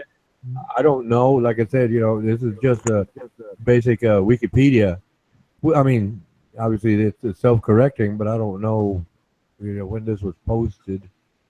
I try not to use Wiki because people can influence Wiki. Like you can add shit. Yeah, but that's a good thing because it's self-correcting. I was gonna say most of the time it's pretty accurate though, right? Well, yeah. Did you say it was 2015? Well, yeah. The reports 2015, as of 2015, yes. Yeah, it's probably true because none of us like John Keyes. That's who the current prime minister is. He was a banker that pretty much slaughtered Ireland's economy, moved to U.S., did some banking for them, did some funny deals for U.S. people, and has a mansion and everything over there. And excuse me, puts up his kids into all the European kick-ass schools, flies them around, and comes over here and does a lot of funny things. And I think I'm wrong. Hold on. I got to check this one more time. I mean, my personal belief. Time out. Yeah. I put up. Well, what I entered was, the most corrupt countries in the world. So number one, Denmark is the least corrupt. Then it goes to Finland, Sweden, and fourth is New Zealand. So you're right. Oh, nice. In a list of 167. It's like, I mean, who's the worst? fourth I'm in thinking the list. Kenya or somebody like that. So you were right. Well, I still feel like it's corrupt now. Although, in my personal opinion, and this is what I would say, my personal opinion, I think all politicians are corrupt in some way. But it's like, you're fourth in terms of least corrupt. I mean that's Out of really, 7, did you say? Yeah, it's that's pretty good. You know, I kept going. I kept going down the list, and it's like it started listing other countries that I know are corrupt. And, I was reading this wrong. You know, it goes from best to worst. So obviously, New Zealand is top. How are they measuring the corruptness of each nation, etc.? Yeah, how do you quantify something like that? Like, how do you say, oh, we're more corrupt than you? Oh, that's a good question. I have to look that up myself. To me, it I don't doesn't think mean that's one you're that gonna much. find. Well, okay. What this says, it says annually ranking countries by their perceived levels of corruption as determined by expert assessments and opinion surveys. So it's done on people's opinion and experts. What are these experts anyway? Well, yes, but the surveys, they're a little more statistic oriented versus just opinion oriented. So I'm not saying it's right or wrong, but it's like, you know, if they got opinion surveys, they usually get them from experts in like finance, you know, government, law. But I don't know. It doesn't go into that detail. I want to know who's the worst, though. That's the stat I want to see. Well, People Somalia, think it's the worst and the experts and the, because I'm going to assume that they have a lot of analysts. Like you got like those CIA guys that they have a whole department on analysts that just sit there and analyze everything from social structure to who said what kind of like dudes are flying what planes and what they're capable of, and what president so-and-so said to prime minister who and how, and who's marrying what, and who's going to be in power in 20 years, and blah, blah, blah. well, as of 2014, the top 20 political entities that were ranked as having the lowest perceived level of corruption were Denmark, and number 2 is New Zealand. That's where that changes. Yeah. Overall, that's very good. Well, the bottom ones are like Somalia, North Korea, Sudan, Afghanistan, South Sudan, Iraq, Pakistan, Liberia, Libya, and Eritrea. Like I remember there was a few years ago we had like a shitstorm story break out where I think it was John Keyes was involved and he was denying it, but there's some kind of spy story going on, which we got help from the fucking U.S. dudes, and we had spied the shit out of some rich cunt over here, and then it ended up resulting into some sort of raid that shouldn't have happened, and it was like this big fucking fuck up. It was funny. I still don't know what really happened there, but everybody was talking about it and just cracking up. And that's government for you. Stupid. I don't think that's probably another thing. Most of the people around the world are like, oh, dumbasses. Love to nitpick the government apart because they all suck.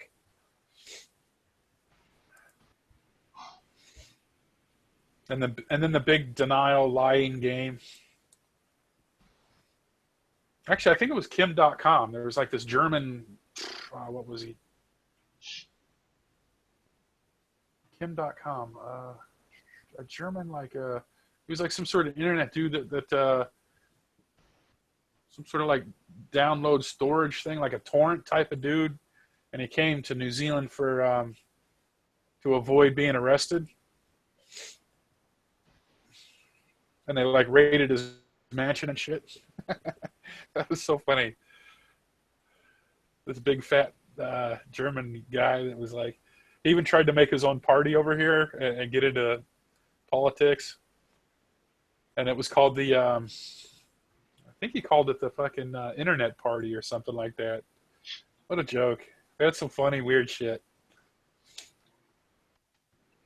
I would say, I wonder if there's a stat for the most secretive. Because I'd have to almost, I would almost say. We'd have to go with U.S. I don't know, man.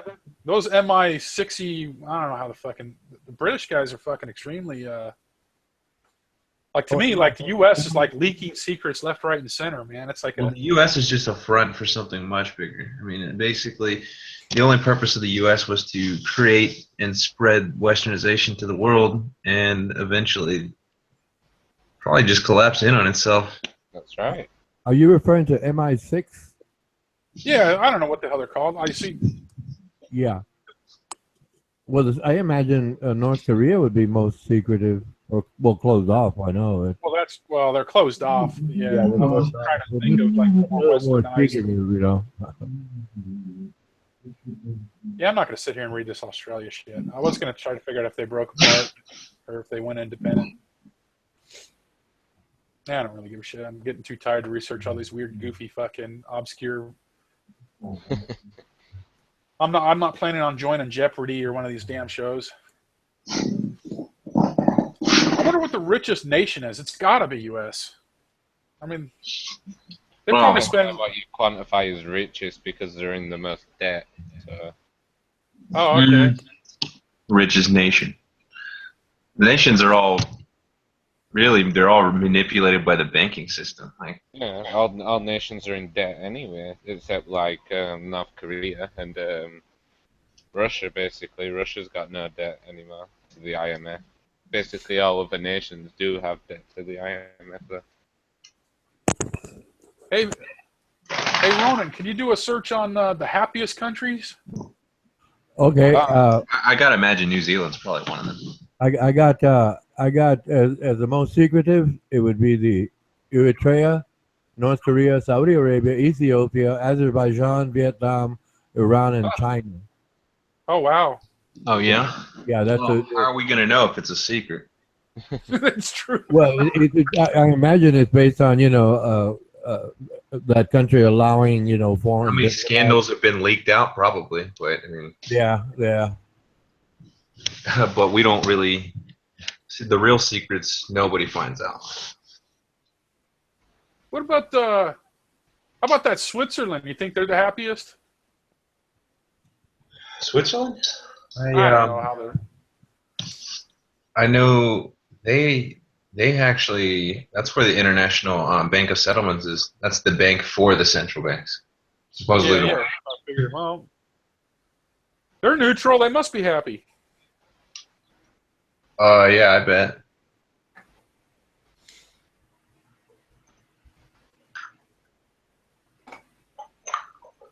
I think they're like the only nation in Europe that's allowed to keep guns, basically.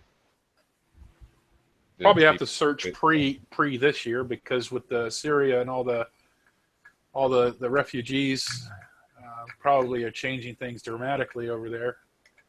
Well, the refugees that we created, and when I say we, I mean the West, by bombing Syria for no reason and bombing Libya for no reason.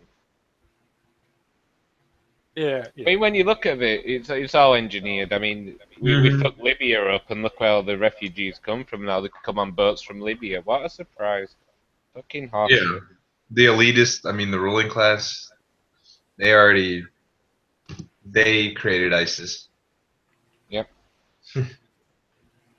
Okay, here we go. Happiest countries. Number 1 is Denmark. Number 2 is Norway. Number 3, USA. 3 is Switzerland. 4 is Netherlands. I gotta flick pages here. Hold on. 5 is Sweden. Did you 6 say is that? Canada. Oh, Canada. Oh, I've always liked Canada. that. I've always liked that. 7 is Finland. 8 is Austria. 9 is Iceland. Iceland's happy in that. Oh, I'm thinking Greenland. Sorry, never mind. And number 10 is Australia. Huh. But this is according to Forbes. I'm going to look for another list. Yeah. Happiness. Well, that's a poll. How do you take that poll? You just like send out. Actually, we do answer a lot of mail voting shit. I think nowadays you'd probably be happy in the more simpler countries where there's less social pressure of certain things. You know, Okay. where basics are more important than how much likes you get on Facebook or some shit. I agree. Okay, this is a 2016 ranking. Yeah, the number 1 is Denmark, Switzerland, Iceland, Norway, Finland, Canada, Netherlands. New Zealand is 8. Australia is 9. Sweden 10, 11. Yes, we beat the Austria, Israel. Aussie. United States is 14th. Really? Man, I thought we were more miserable than that. Oh, come on. 14's awesome. Yeah, I guess. Wait till the election's over and everybody calms down. Well, no, that's got to be wrong. I'm just happy to be like. What's funny about the Aussie Kiwi? There's like a what we call it the Trans-Tasman rivalry. It's usually friendly though, but we do like to like compete in sports, and it's sort of like I don't know if you guys, Tudor, do you know about I don't know. Does Texas have rivalry teams? Like in Utah, they have that BYU versus Utah, or UCLA versus USC is a huge one. Oh, in Texas is the Longhorns, Texas Longhorns, and Texas A&M University. Is that the rivalry game? Yeah, that's the rivalry here. You know. Yeah. That would be sort of like our Aussie versus New Zealand in sports. And so we like to like compete, and anytime we can beat them, it's like, yes, we're only 4.5 million, and we beat your ass at something.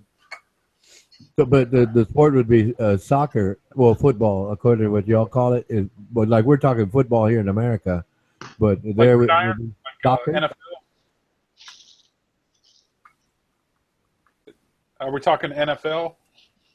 Well, yeah, but like I said, if we're talking, I don't know if New Zealand has a football team like American football, but I'm sure they have a soccer team. So if we're talking rivalries between soccer teams, I don't know. Yeah, we have a team, but it sucks.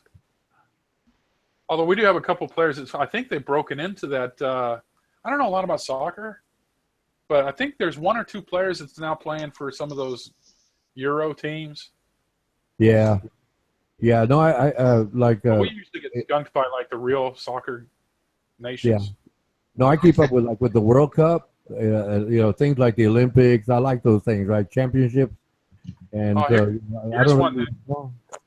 If you like that, dude, look, New Zealand per capita in history, I think, is ranked in the top 10 in history of medals per capita earned. That's and pretty in Rio, good. yeah. For only four something million, I forgot. It breaks it down to like how many people per medal it takes the nation to get one, and like, yeah, it's pretty crazy. And then in Rio Olympics, I think we were ranked like 8 or 6 or some damn thing. I don't remember. And per capita, of course. Yeah. It was funny watching, because I love the Olympics too, always have. Like, I still remember being in California in, I think it was 84. Oh, man, I can't remember. Yeah, Summer Olympics. Yeah. I also went to the Winter Olympics when it was held in Salt Lake City. That was hella fun, actually, that one. But no, it was cool. It was like, oh yeah, top 10 in history. Okay. And I remember in this last Olympics, I think in Brazil, I'm like, damn, look at the size of America's team. It like filled up the whole stadium.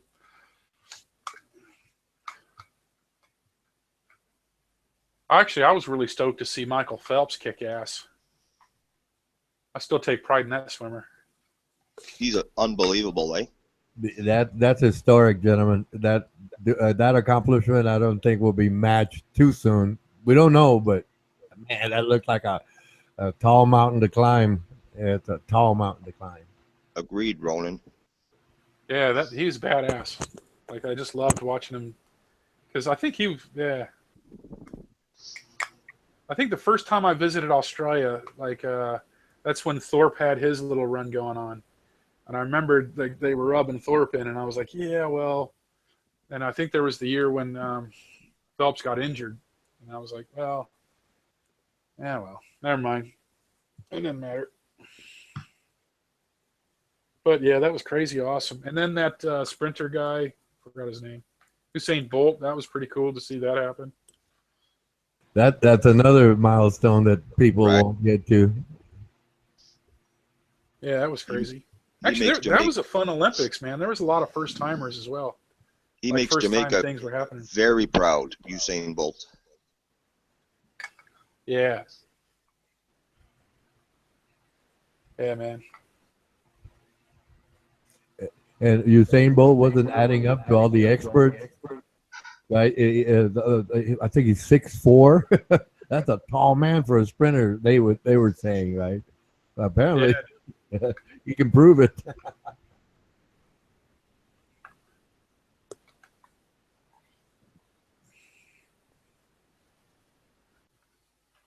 Yeah, I really enjoyed that last one, man.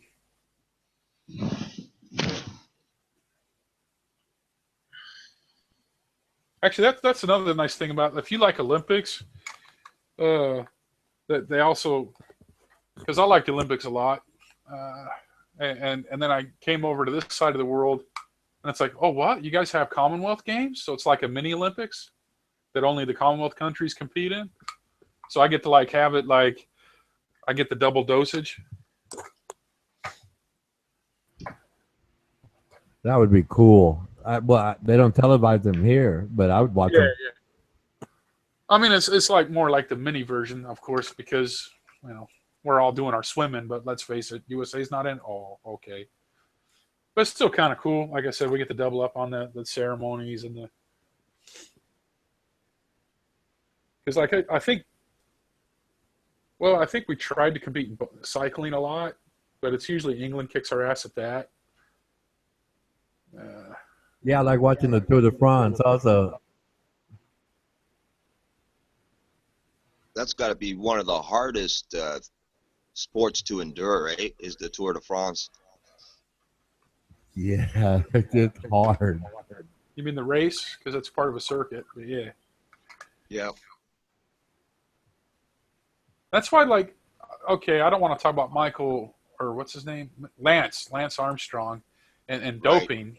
I don't want to talk about that. We all know that. The whole world knows that. But what used to piss me off with him is that was the only race he raced. He never raced the rest of the circuit, never raced in any of the other races. He only trained Tour de France. And that always bugged me before I knew about the doping. I was like, well, you're not like Greg. I forgot his name. The blonde guy before him. I was like, that dude used to race in all the different races. Lance only ever raced the Tour de France all the time. That was his only race he ever did. Even though he won it like damn near every time. And then we find out he's doping. It's like, no, that's even worse for me. I don't want to take anything away from the guy. That used to always bug me. It's like, yeah, okay, you won again, but this is the only race you ever trained for. It's like you train nonstop for this one race. I never knew that. I thought it was like everyone, all the cyclists would, travel everywhere and compete throughout the years, and then the Tour de France. All right, guy. Hey, how you been? Okay, let's race. I mean, it is the race to it is the epitome of difficulty, and I guess it's like the Indy 500 or whatever. But I don't know. And it is an impressive feat, but just a part of me is like, well, you didn't race any of the other races though. Well, it's major sponsorship they get, if they win. Yeah, no, right? Yeah, it is. It is the big time race, so you might as well skip the rest of the races if you put it that way. But right, I still think it's sucky. He didn't look too good when he got busted, right? That's true, eh? I mean that broke my heart too, because I did like cycling a lot. I used to cycle a bit, not like racy wise, but I just love biking around everywhere, and yeah, I hate that.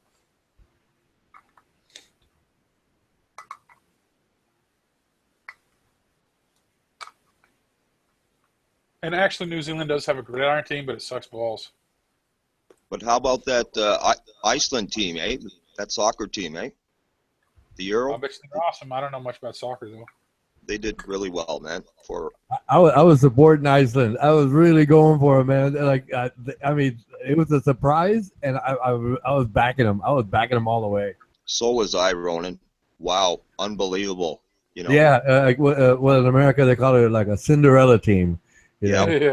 Came out of nowhere. It's like, oh yeah, Iceland, and then but I mean, they got that far. I was happy for them. I still am very happy for them. Me too.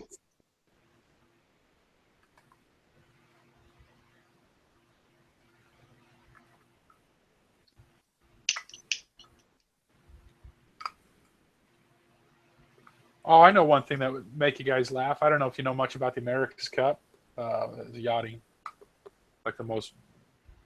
I know a little bit. Yacht. I know a little Yeah. bit. I think is it Team Oracle? I think usually under the USA flag, but Yeah, see, yeah. That's the misconception in itself. Is it's not really denoted to the nations. It's actually a yacht club. Right. You know, that club is based out of USA, which is why they have a bunch of like sailors that are from all over the world racing under that flag. Right. And anyway, New Zealand was pretty kick-ass at it, actually. They usually supplied most of the sailors for them teams. But we had this one skipper. His name was Russell, or what the hell was his name? Coots. That's his surname or last name, you guys call it.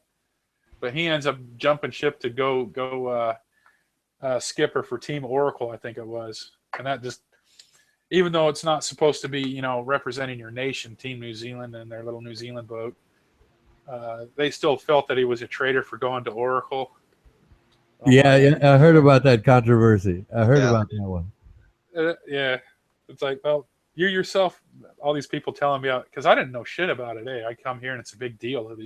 I guess I live on an island, so yeah, they love their sailing, and they're all going on. And it's not really about nations, and yeah, but you're pissed off at Russell Coots. I think his name is Russell. I'm like, dude, you're pissed off him for jumping ship to get more money, and well, yeah, but he's a traitor. Well, no, he's okay. Never mind. I was cracking up.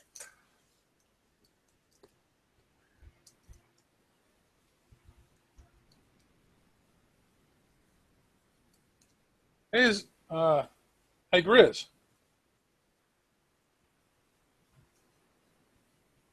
Or am I frozen? Hey, you around, Grizz?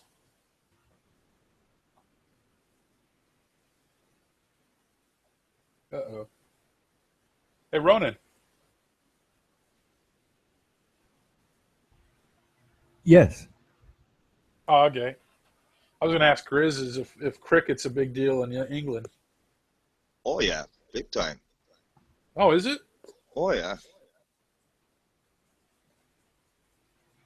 I still don't understand that damn game.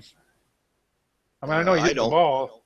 I don't either, That's all man. I know. But I know it's big in Pakistan, India, England. It's big, man. Yeah, it's pretty big here. Yeah, I knew it was India. Like, that surprised me. Pakistan, India, and all those. Like, India's like usually a mecca at it. Pakistani's awesome, but it's a big deal here. Aussies. Mick Jagger loves cricket, man. So that says a lot. Even people that's like true. that, they grew up as kids, playing cricket. It depends on people, if they were introduced to cricket as little kids, of course, some are going to take a shining to it, some will not, right?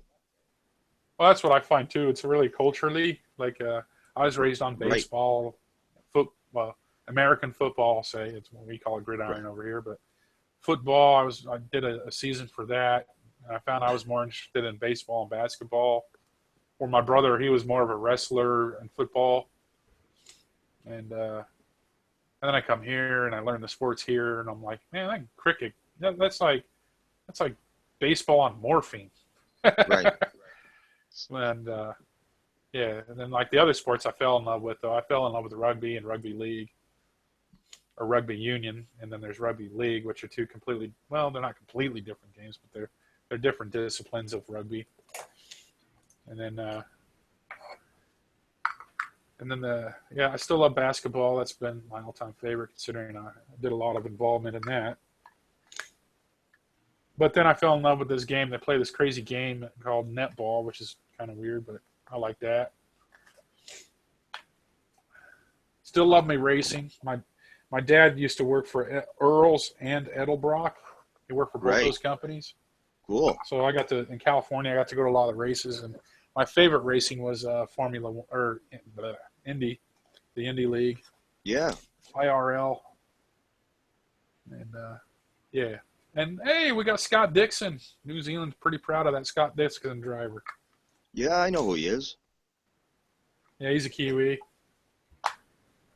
But Yeah, no, I like Indy. Actually, crazy man, people get into that NASCAR shit. Hey, do you remember Gilles Villeneuve? No. He was a Probably. I don't Canadian. know. He was a Canadian racer. He changed the landscape for Canadian racing. Oh yeah. He had a big accident, and he's no longer here. But yeah, he was a great Canadian racer. Oh, what's his name again? Gilles Villeneuve, French, from Quebec. Yeah. How would I look that up? Jules? Gilles? I don't know how to do Yeah, French. I'm into the racing thing. We have some good drivers as well, man. Yeah, I bet. Paul Tracy. Oh, he's one of just to yours? name- Yeah, he's one of ours. Oh, nice. I didn't think. Wow, cool. Because half the drivers I didn't know where they were from. Tagliardi. Oh, wow. Yeah, we got quite a He's few. one of yours too. Oh, damn. Yeah. Like I said, half the dudes I didn't know where they were actually from. I was like, oh yeah.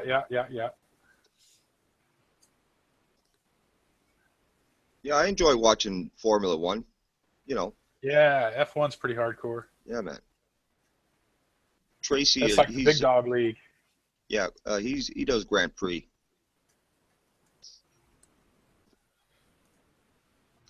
The Molson Indy, you know, Hey, they do that every year in Toronto. He does that circuit. when's the Winter Olympics, man? That's a good question. I'm still bitter about the Salt Lake City whoop down you gave it. Back then I was in the USA and You remember that? yeah. eh? Oh, I remember that game. That was Crosby. good for you guys, not good for us. Crosby. We were eh? making. I remember there was the rumor. I was wondering if it was true that you guys stuck a toonie inside the ice and let it freeze over. Yeah, man. Well, Without anybody knowing. That was a Wayne Gretzky's idea, man. Yeah, yeah. That one. We didn't like that too well. That didn't go over too well with us. Yeah, eh? After you guys found out what he did, eh? Oh, and then we had to lose, and then that, and oh. Yeah, you guys kick ass at that sport, that's for sure. I You used guys to like are- ice hockey. You guys are amazing, man. Yeah, no, that's kind of why I like the Olympics too. Is the hockey, like you get the NHRL or oh man, it's been too long. National Hockey League (NHL). I like it, but I really dug the Olympic hockey because you got to, yeah, it was a different kind of hockey. Right, So you the get the rivalries. Swedes and Yeah. yeah. These guys play together, you know, as a living in the NHL, and then here they are putting on these jerseys representing their home countries where they're from. It's just unbelievable, man. Yeah, man, I was digging. And I remember in the Salt Lake one too that the Sweden launched like a new style of hockey that was like, man, it was like speed pucking. And I'm sitting Yeah, there man. thinking, I don't know if we're going to beat these guys because I remember watching. I had tickets to the Belarus versus I don't remember, and it was funny because the fans were there just chanting their weird native language songs that were all like, all right, we're joining with these ones. All right, those Right. ones scored. And we were waiting for the Swedish game. And, man, we saw that, and I'm like, dude, I don't think our U.S. team has a chance against those guys. So I was actually predicting Sweden to win the whole show that time. But, no, man, Canada kicked ass. USA gave them a good go, but, yeah, that was awesome. Hey, listen, I remember I was young, man, 1980, when USA won, man. It was Yeah, that was- unbelievable, man. That was awesome. The miracle, man. The miracle on ice, they called it. Yep. Dude, I remember just trying to get ticket, like, oh god, when I was in L.A. and then all of a sudden we get the L.A. Kings sign Gretzky, and we're like, hey, Yeah, man. because before that it was like, it was an optional ticket. When's the Lakers? Wow, let's get Laker tickets, and then Gretzky gets signed. We're like, what? Oh, I got to learn about this game. But yeah, The next Winter Olympics is in what is it? Pyeongchang, Yeah, China. South Korea in 2018. okay, not too far away. That's the Summer Olympics you're talking? Winter. Winter. Oh, winter. Yeah, Okay. I forget the year, but they started alternating. Right. So every 2 years, the next one will be winter, and the following will be summer. So That's 18, right? what's that? 2018? 2018, yes, winter. Yeah. South Korea. That's the one thing I do miss. Like over here, I think the NFL's trying to endorse the shit out of themselves. They launched a big campaign on this side of the world like last year. So now they're like airing all these games on a TV channel we have here. Oh, bummered, because my missus, she's now getting into the damn New England Patriots. And I have to sit there and agonize my way through a freaking game, explaining how the game works sometimes, although we don't really watch it that much. But then I'm like, man, the one sport I miss is ice hockey. Like, you can't really get that here. It's like, man, unless you want to pay like $50, $60, $70 a month to get the satellite, and then you hope that ESPN's going to cover a game or two of NHL. And it was funny because nobody really that game. Oh, yeah. And then I explained it. I was like, dude, there's only this many players on the ice because they love their field hockey over here. I'm like, that game looks like it sucks. Right. But and now I'm sitting there, talking them through an ice hockey game. I was like, there's this many people on the ice, and they're like, really? Looks like there's way more. And I was like, yeah, it's fast. They're smashing each other. Really? There's only, yeah. And they're like, well, what? Why are they pulling? Well, because they're behind and they're making a last-ditch effort, so they're going to pull the goalie to get another attacking player. Yeah, man. And they're like, whoa, they're.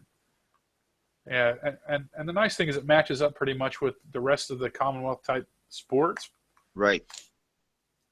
As far as penalty box, where, you can throw somebody in a penalty box. They've changed too many rules, though. That's the only issue some of us had.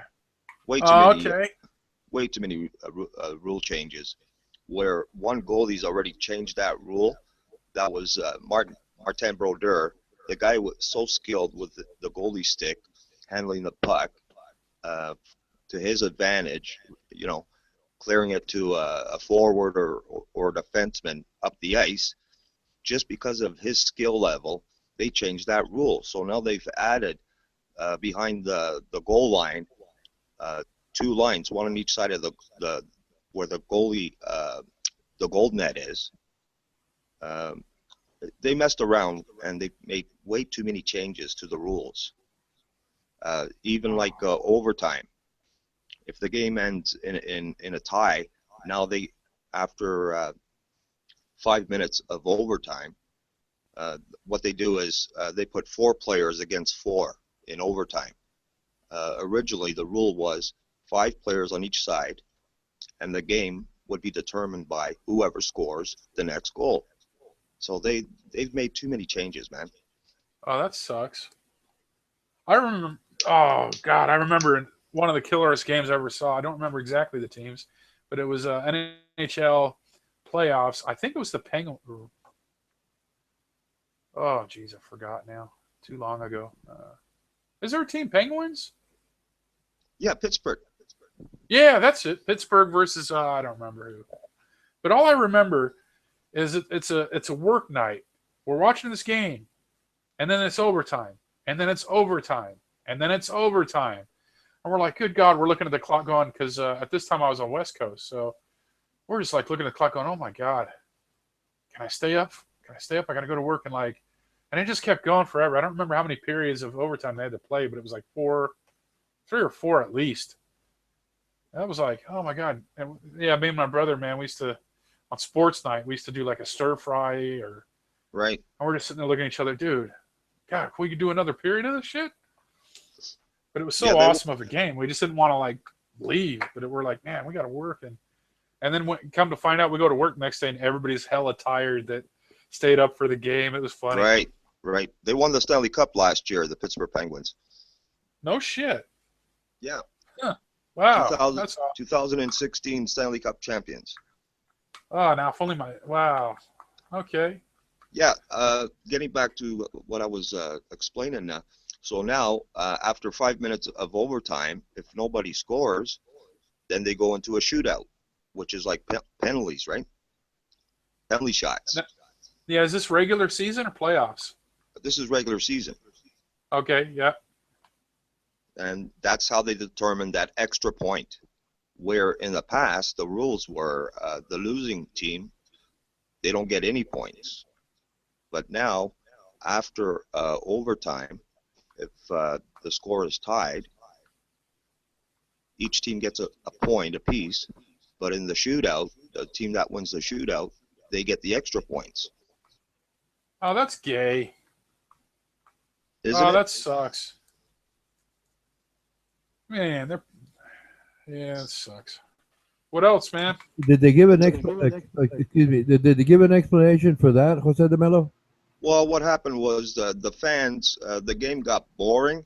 There wasn't that many goals being scored a few years back, and there was a collective bargaining issue, and the league they had a problem with the players union in that, so they came into a conclusion, to bring the fan base back up, and so they made all these changes, and they implemented these rules, and they both agreed, both sides, to implement it, and they moved forward with it. So they say that the shootout and all these other changes, the fans, they don't mind it, and even like the fighting penalties, they messed those rules up really bad.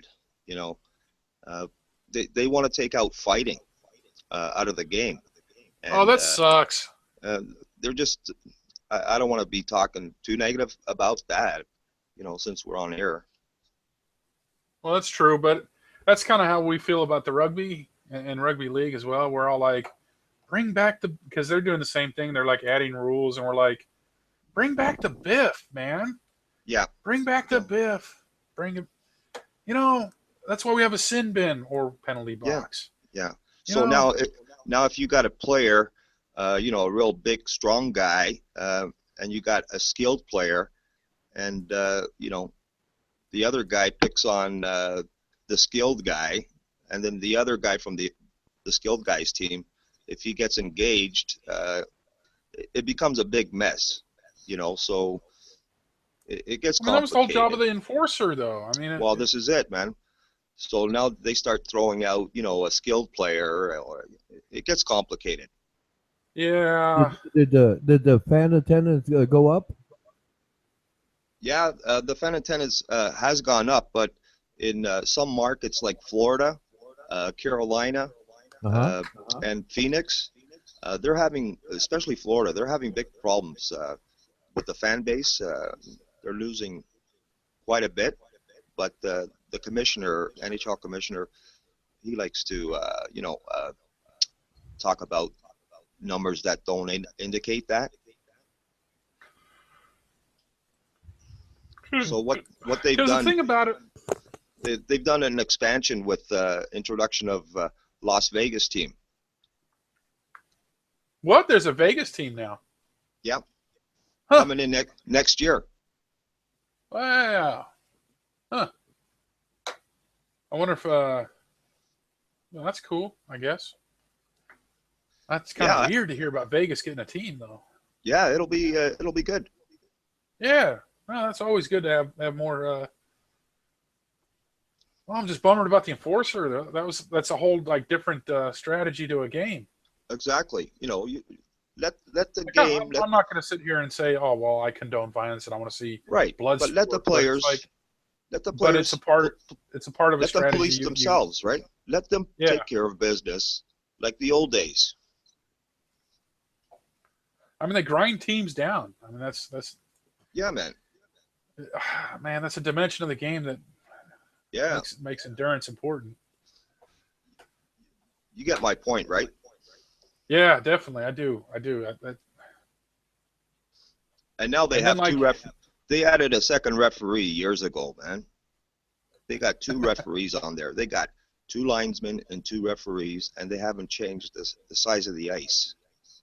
You know, you got all these men, and the game has changed. The speed is so fast out there, man. There's more injuries, concussions. A lot of players, they're being injured at a higher rate, and some are losing their careers over the concussions, the cheap shots. Yeah. You know. And that was the Some job of the player- enforcer as well, is to Exactly. enforce exactly to keep it. Exactly. That's what I mean. It's like it's a whole different dimension of the game. Not only was he, the enforcer, but he was also, that's how you grind teams down. If you're facing opposition that's twice as fast as you, man, you body them up, you rough them up a bit. Yep. Legs get a bit more tired, or if they want to be assholes and cheap shot the shit out of you, you send in your biggest, baddest fucking enforcer. And That's it, man. Take care of Yeah. business. exactly, man. I fucking A level playing field. And look, and now you're telling me that it's more injuries than ever. It's like, well, shit, bring back the enforcers. Yeah. Yeah, man. That's yeah. Like, that's how I feel about my rugby. It's like, oh man, you're quick to fucking throw out that red card and send a player off. He should be just out for 10 minutes, not out of the game. Right. Oh, that sucks. Sports is just getting hammered. It's a beautiful game, man. Hockey is one of the best games there is, man. Yeah, I miss it, man. That's the one sport I don't really get to see much of over here. There's nothing like lacing on a pair of skates, grabbing your hockey stick, and just going. Man. Huh. Vegas is getting a team, though. Wow. Yeah, man. Huh. That's going to be cool. Yeah, man. Actually, I might have to. Yeah, you know what? I might have to find a way to. I could probably get it on the internet. Actually, I don't know. I wonder how much that costs. I buy a ticket, league pass or whatever. Is the Kings still out there, or they moved them? Oh yeah, the Kings are there. Yeah, Okay, they're doing cool. good. Because I noticed this year they brought back the Rams to LA, which who gives a shit? I don't really. Give a shit Yeah. about The Rams are in. Yeah. football or whatever. Although my Vikes are doing pretty well, finally. Yeah, See, man. my mother was from Minnesota, so. Oh, talk about a rivalry. Oh, shit. Minnesota, Chicago, fucking Green Bay. Jesus, that whole damn division. Yeah, I remember William Refrigerator Perry there, Chicago buddy. I'm a Yeah. Bears fan. Oh, yeah. And the Super Bowl Shuffle, that damn song. Oh yeah, I could do without that, man. Yeah, me too. I hated that, eh? If you're a Vike fan, you hate everybody in that division. The Bears, but the Green Bay versus Minnesota, that was the. Oh God. I like Yeah. the Lions too. I like Detroit Lions too, man. I did actually. That was a team I did like, but back then they sucked always. Like Barry Sanders was awesome. I like underdogs, man. Yeah. Well, I like my Lakers, but they weren't really Oh underdogs. yeah. But now they Oh stink. yeah. Now they stink balls. But yeah, I did like, if my teams didn't do well, I like to find teams that were kind of underdog, trying to go for that Cinderella. Right. Up watching those guys, man, against Larry Bird and all those boys, man.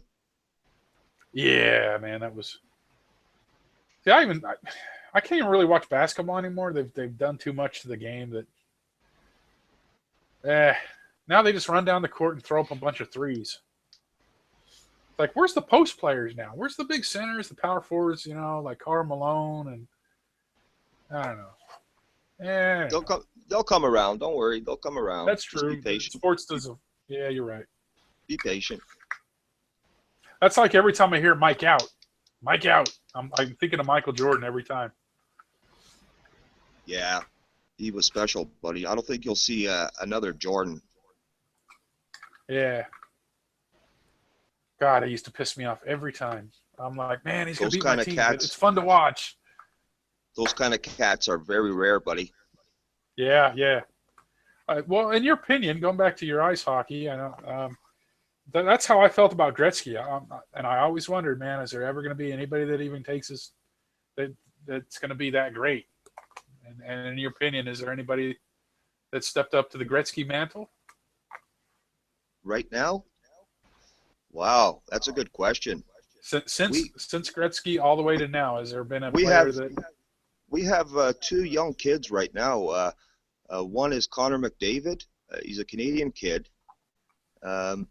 We have another one that Toronto drafted first overall. In his first game, he made history. He scored 4 goals. No one's ever done that in his first game. Yeah, he's got Mexican in him, blood, eh? Oh, true. Wow, that is so cool, man. Yeah, damn. Actually, I'm gonna say I'm starting to see some color there. I remember going to a pub like last year or the year before, right? And nobody was in this place at the time, and I was like, "Hey, can you change the satellite to whatever station?" And there happened to be an ice hockey game. There's some black dude, and I'm like, "What the hell?" Huh. All right, so that's kind of cool to see as well, I guess. But knowing Wayne Gretzky, how humble he is, I think he wouldn't mind someone breaking his record, but I think that's going to be hard, man. I don't know, man. Yeah, that's what I mean. He was, he was awesome. They asked Wayne Gretzky who he thought was the best hockey player ever, and his answer was his idol, Gordie Howe. Wow. I don't know what to say about that one. Yeah. May Gordie rest in peace. Yeah. Huh. I suppose you always look up to your childhoods, though, right? No matter how good you. Yeah, that was an incredible story, Wayne Gretzky, buddy. Yeah, definitely. Just a small town Ontario boy, you know? Yep.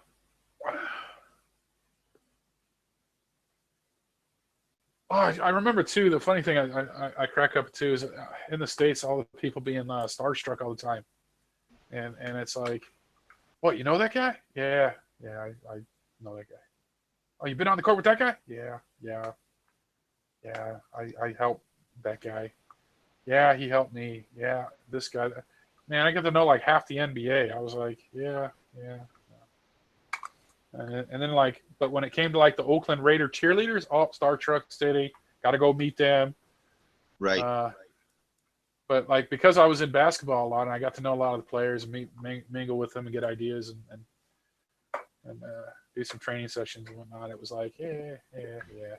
Well, that was your My environment. perspective had changed, over time from being a fan to, it's part of the. Yeah. That was your everyday environment, man. Yeah. And then fucking, so, and over here, when I moved over here, they're like, oh, what? Because they knew what I was, all the kids are like, can you come coach my team? Can you come coach my, because basketball is actually pretty big over here. But it's like, nothing like the NBA or anything, or right. They're not. But all the kids are always like, can you come coach my team? And then I'm always complaining about the national team. I'm like, man, that guy sucks. That coach is driving me nuts. And that's a good sign, though, man. Yeah. But it's funny because I can't be around the game as a fan, though. Like, if I go to my grandkids' fucking game, I'm just like, man, I want to step in and just start coaching, and I can't.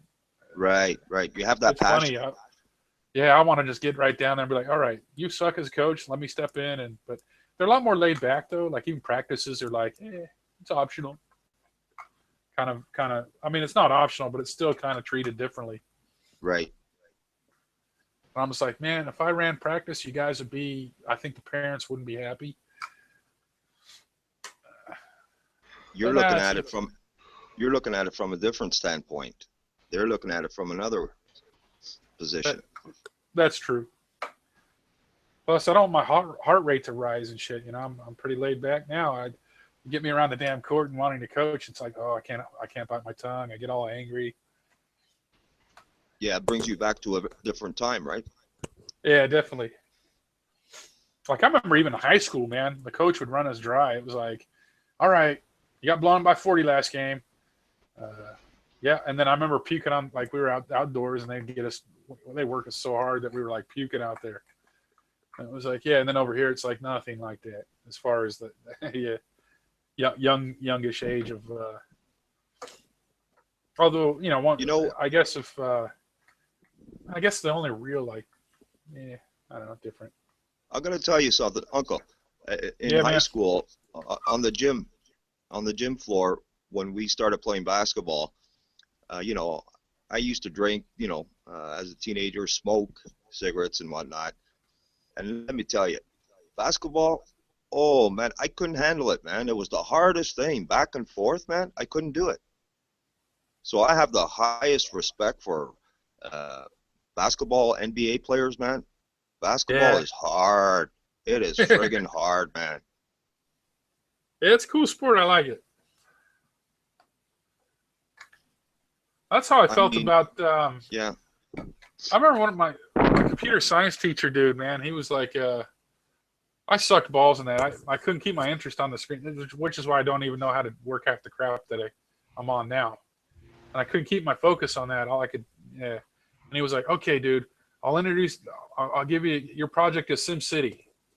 I'll get you a SimCity game, and you're going to play that, and you're going to write a report. And I'm like, cool.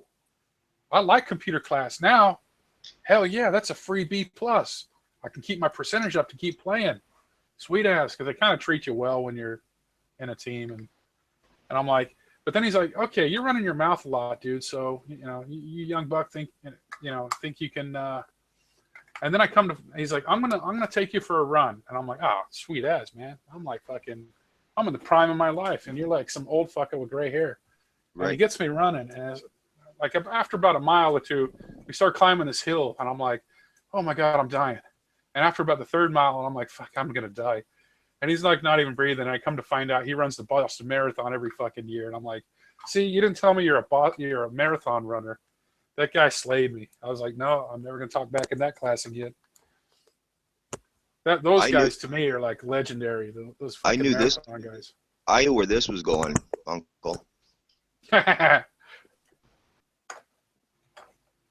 we're used to like short distance up and down, but that's about it. Right. Running and. Have you gentlemen ever enjoyed darts? Darts? Yeah. Oh yeah. I'm not good at Uncle May, have you ever enjoyed darts? Throwing darts? I threw just here and there. Not really. Okay. About. I love watching it. Well, how about pocket billiards? Well, I played some 8-ball and some 9-ball. That's about it. Love it, man. Snooker, love it, man. Oh, that game's legendary. Love it. I need a golf. Dude, I need a draw. If you can play snooker, you're a god. Oh, I can play it, man. Uh-oh. Holy shit. Oh, damn. Okay. I know who not to play now. No, I'm just mentioning different things that I've done, like, ping pong, for example. Oh, yeah. Volleyball. Tennis. I play tennis. Yeah, okay. I used to, but not no more. I got a bad back, man. Yeah. Well, no.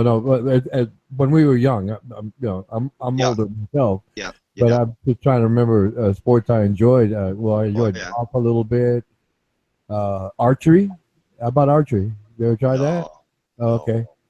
Let's see. What else have I tried?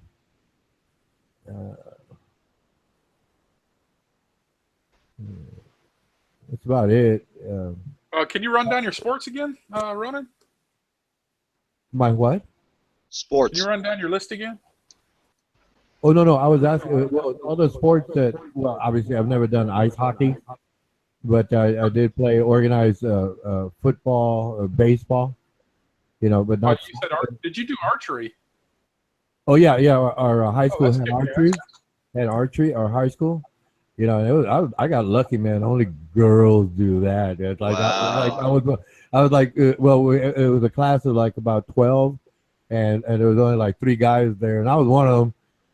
So it was like cool, But like I said, ping pong, not organized, but ping pong, volleyball in college. Love volleyball, man. Oh yeah, I played that. Intramural sport. Just something to take the edge off of the study. You got to break that cycle. Man, it'll tear you up. You know, and let's see what else have I done. Well, like I said, golf. I've done that. I've sailed, but I'm not, competitively. I'd love to sail with a honey back to San Miguel. Really? Oh yeah. Ah, yeah. See what else have I tried? Well, I've done boxing. The military. I wouldn't join the team because they traveled around too much, and I was kind of focused on what I was doing. But I did study Taekwondo. Oh yeah. Yeah. I think I was thrown in that just for disciplinary from the parents. I think I made it to yellow belt and gave up. Oh. That's like the hand me gift. That's like the token. Okay, you made it to your first test. Here's your freebie yellow belt. Here you go, Kumasabi. That's what it is. I had friends that stuck into that though. They stuck into like Taekwondo. Some of them went from that to like Kempo and all that other shit. And they stuck with it and they got pretty cool with it. But me, I was like, man, give me my freebie yellow belt, and that was it for me. Parents were happy that I did that. Well, I think I was too used to like team sports as well. Like I'm pretty well injured, but I used to do not actual powerlifting, but like bodybuilding. Right. I mean, there's a difference. There's a difference, but that was basically in combination with I would like a typical day would like start out 200 sit-ups, hit the aerobics course, work the circuit in weightlifting, and then I'd go swimming. That was like in my business career. After I got off of work, man, you got to break that stress somehow. Oh yeah. You know what I mean? You just got to break that stress. I mean, sure. Man, like some people, they hit the happy hour. Right. That's cool. I mean, that's cool. I mean, that's what they like. But I was such a workaholic. I'd go to the gym, sleep 4 hours, get back to work. But then again, I enjoyed it, very, very much. But to break that, static, right? Sure. Like just drive myself, through the workout. But like I told Flatty Plain, I don't know if you know that gentleman.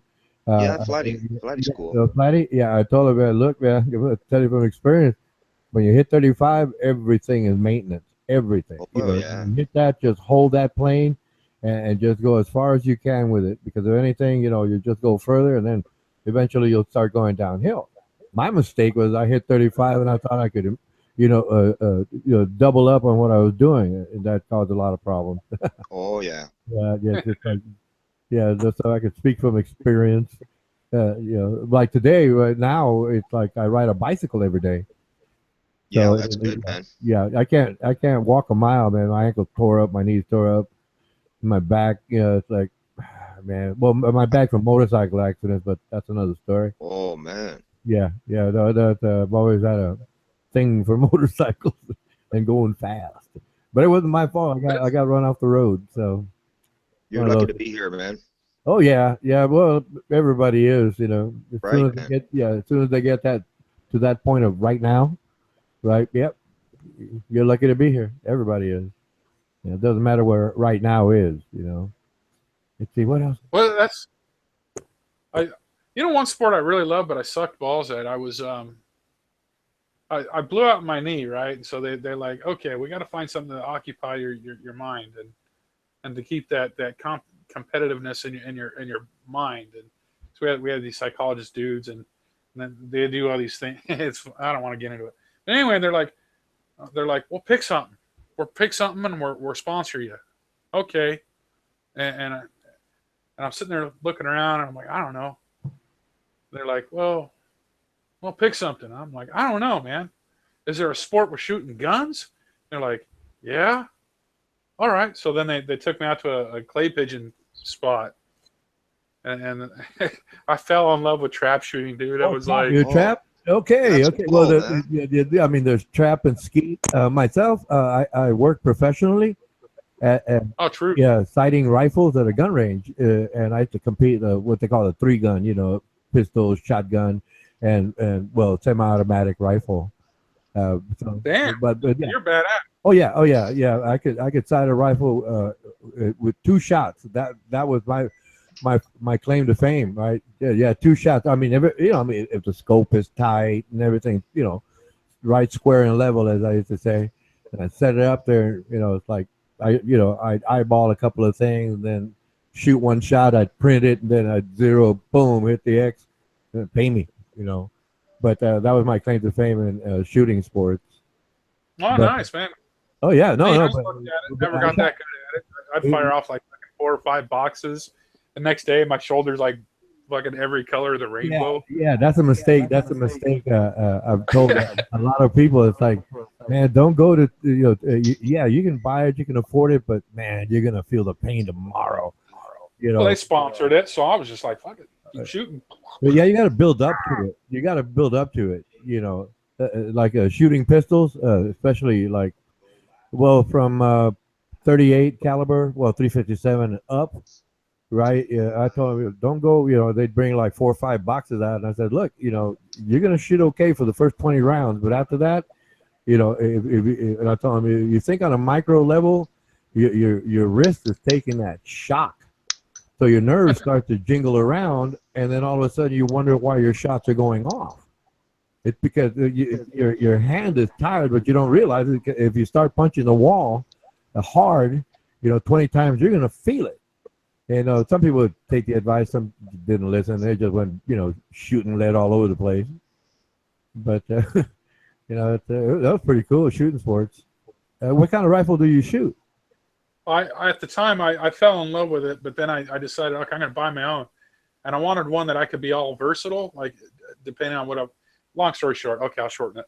I bought myself the Remington 870 Express. Excellent. 12 gauge. Excellent. Yeah. I used to compete. It had an adjustable choke, so I could play around with the spread of the buckshot. Right. Yeah. It had a pretty decent long barrel too, so I could shoot pretty far with it. Yeah. No. I mean, you can get a different length barrel. That's what's pretty cool about those Remington. Well, my shotgun was a 1187. Oh, nice. Yeah. I used the 1187.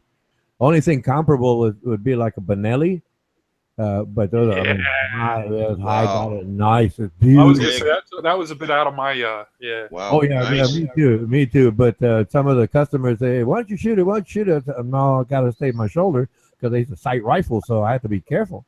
They're like, come on, take a couple of shots. All right, fine. Pull, bam. Okay, thank you. But it's like over a long period of time. No, I didn't specialize in that. Not by any means. Not by any means. Actually, that's right. Speaking of shooting, New Zealand actually, going back to Olympics, this past Olympics, we got our first silver in shooting. Woohoo! That's impressive. Anyway, yeah, like nobody. It was funny. We're watching it as a family, right? And they don't take any pride in that because they usually stink balls at it. So naturally, you don't really get into something that you always suck at. And I'm sitting there, oh yeah, we're gonna watch China or America or somebody get a gold, silver, bronze, and hey, look, our one New Zealand person up there, and then she got the silver, and I was like, what? And I'm the only one in the room going, yeah, because I really loved trap shooting, man. It was like, so when this person did that, I was like, holy shit, New Zealand's first silver medal in shooting. Well, that shooting anyway. I can't remember what the event's called. Male or female? Female chick. Right. Oh, cool. Right. That's cool. No, I watched some of that. I'm the only one in the lounge room or living room, whatever you call it. You fucking like jumping up and down. Yes. They're like, what are you doing? I was like, that's the coolest sport. And I think it was their first medal of the Olympics even. They're like, but it's just shooting stuff. It's not sailing or rugby. It's a skill. I was like, dude, you don't understand, dude. That's a good skill to. And I got to thinking, well, how come you guys aren't medaling more often? I mean, well, I suppose the whole world hunts, though. That's the thing. So the whole world can be good at it. So the competition's always fierce. Oh yeah. Yeah. So that was kind of. I was like, yes, because as hard as I worked at, I used to shut off so many shells, and I just never got good at it. I was like, man, man, I wish I was good at this. Then I could, yeah. Because at that time too, after I blew out my knee, my wrist was starting to always get fucked out because, yeah, the shooting motions over time and time and time and time. So now I have a very flexible right wrist. Yeah, it's like, oh, yeah, it's funny. Okay, I got a war story. One time, this gentleman came up, two sons up, I guess middle teens. I know they hadn't graduated because kind of young bucks, right? And so they came up and they were going to go to Africa, right? So here they come, right? And I've been shooting all day, and at the end of the day, they handed me these 3 rifles: a 500 Nitro Express, a 375 H&H, and then just a standard 7 mag, right? So I did my job, boom, boom, boom, boom, boom, boom. I got it, pay me, right? And they were shooting, and they were shooting. They said, "Hey, this doesn't shoot." I said, "Yeah, it shoots, right?" He said, "Well, shoot one." And I said, "I've already sighted it. We charge for that." He said, "Well, how much do you charge?" I said, "Okay, we charge $3 a shot, right?" They said, "Well, okay, go ahead and take a shot." Okay, sir, boom, right? And they didn't believe it. They said, "Well, take another shot." Okay, boom, they didn't believe it, and they said, "Well, take another shot." I said, "Sir, I've proven it to you, and really, if you look at the group, it's going to start spread because the barrels are heating, right?" But in each one, they had me take 3 shots, right? Next morning, man, it's called the serratus, the muscle in the chest, right there, man. I felt that pull, man. I had to go to the doctor, man. I had to go to the doctor for that one, yeah. But they paid, so I did the job. That's the war story. Yeah, man. Dude, actually, speaking of firearms, man, there's this man, the new revolvers are just like crazy looking, like the. Yeah, I like the old classics. I like the classics. Although supposedly I've never fired one. What, a 45, Ronan? Myself, yes, I prefer 45 auto. I prefer it because it's more of a punch, than a laser, like I'm a former certified handgun instructor, in the state of Texas. So I had to study all that stuff. I'm happy to do it, but from this is my opinion, right? A 357 goes so fast, right, that it'll go through the body and then hit something else. Right. And in Texas law, the shooter is responsible for that bullet. So he sees this child molester, right, and he says, it screams out, and then the child molester comes at him with a gun or a knife, you have the right to defend yourself. But if he hits him and the bullet goes through and hits another person or property, they're liable. Right? Yeah. So that's why I always preferred 45 auto, because when it hits, it spreads real quick. It doesn't go that many feet per second. And it's a knockdown punch, because that's the idea by law, right? If you shoot them, it's to stop them, right? That projectile. You're trying to stop them. And like I said, I prefer. I used to compete with 9mm though, because it was far more economical. Right. I used to compete with 9mm, but as personal carry around, I prefer the 45 auto. Right, buddy. I don't have. Have you fired one of the new revolvers? The one where the bullet's on the bottom and the pin hits from the bottom? No. Do you know the name brand possibly? I don't know. I've seen it once. Let me look it up while you guys continue on your discussion.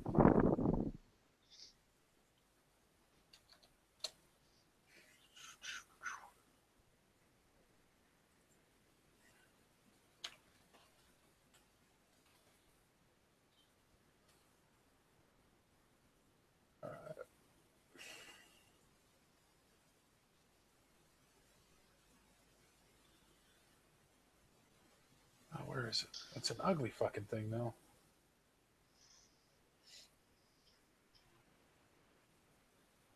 You ever shoot a Uzi, Ronan? Yes, as a matter of fact. I shot an Uzi, a Mac-10, and a 50 caliber, not at the same time, right? But over the window that I was an instructor. And these gentlemen, by law, right? I had to ask them, okay, let me see the paperwork. And they showed me the paperwork and stuff. I was like, okay, got it. I got every endorsement needed, right? It's the standard number of endorsements. And I'd say, okay, and I'd set them up, and then they'd start having fun at it, you know. And they said, hey, you want to shoot this? And I said, well, no, not really. You know, it expends a lot of ammo. He goes, no, go ahead, you know. They opened up their ammo bag, and just full of bullets, right? And then I said, all right, you know. So I let loose, you know, a magazine of those. And then someone came with a MAC-10 and did the same thing. Offered, hey, you know. And then another gentleman with 50 caliber, he came up, you know, it's like $2,000, right, for the bullets, right? Yeah.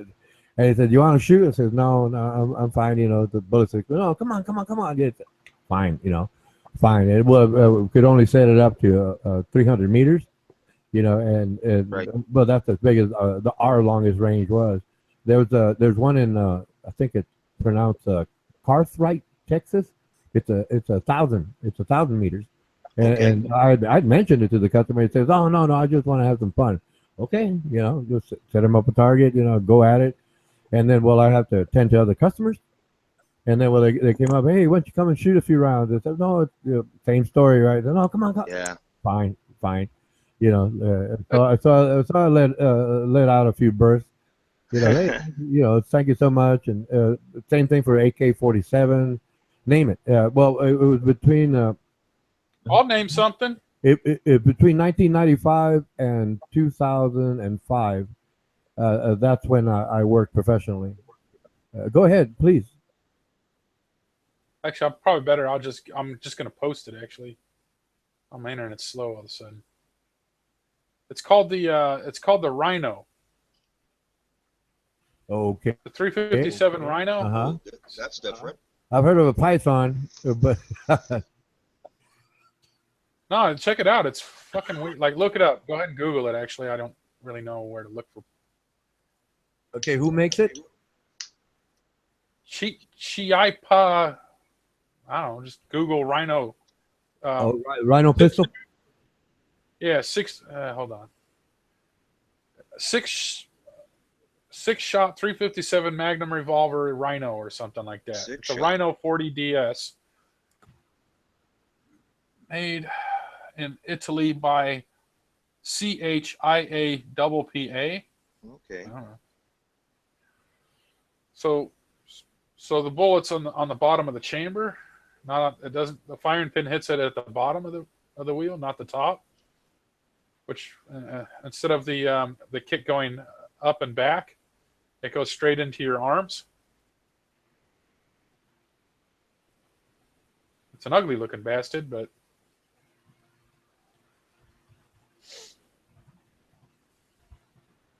hey, maybe I can find a proper. Hold on, let me look it up proper. Because I think they do 44s as well. The Rhino. Okay, I got a picture of it, an image. I got an image, and yeah, it's interesting. It's the company's name, Chiappa. Yeah, that's yeah, and the word means it's a Italian meaning butt cheek. Damn. Well, it's a sentence. Damn. Look where the barrel is in relation to the revolver, the wheel.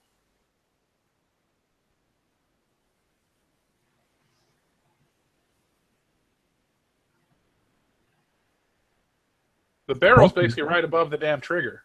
Like literally, the barrel's on the bottom side of the, I don't know what the hell you call it.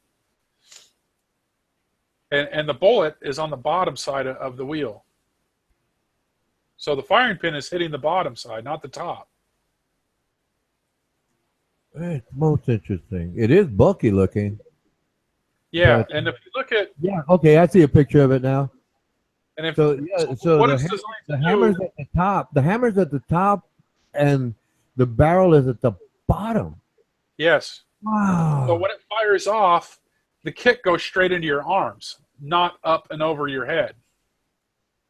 So from what I've seen you can get YouTube reviews, like dudes firing this weapon, and they're firing 357, 44, and they're just talking about how there's almost no fucking kick compared to, because of how this thing is built.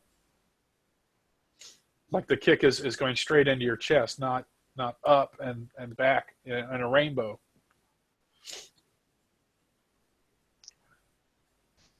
So I wonder if you had one of those accessible to your shop or store or whatever you work at. Yeah. Then you can fire one off and tell me all about it. Well, I don't have that opportunity right now, but I don't mean because right I'm now. old school. I'm old school. My apologies. I'm old school.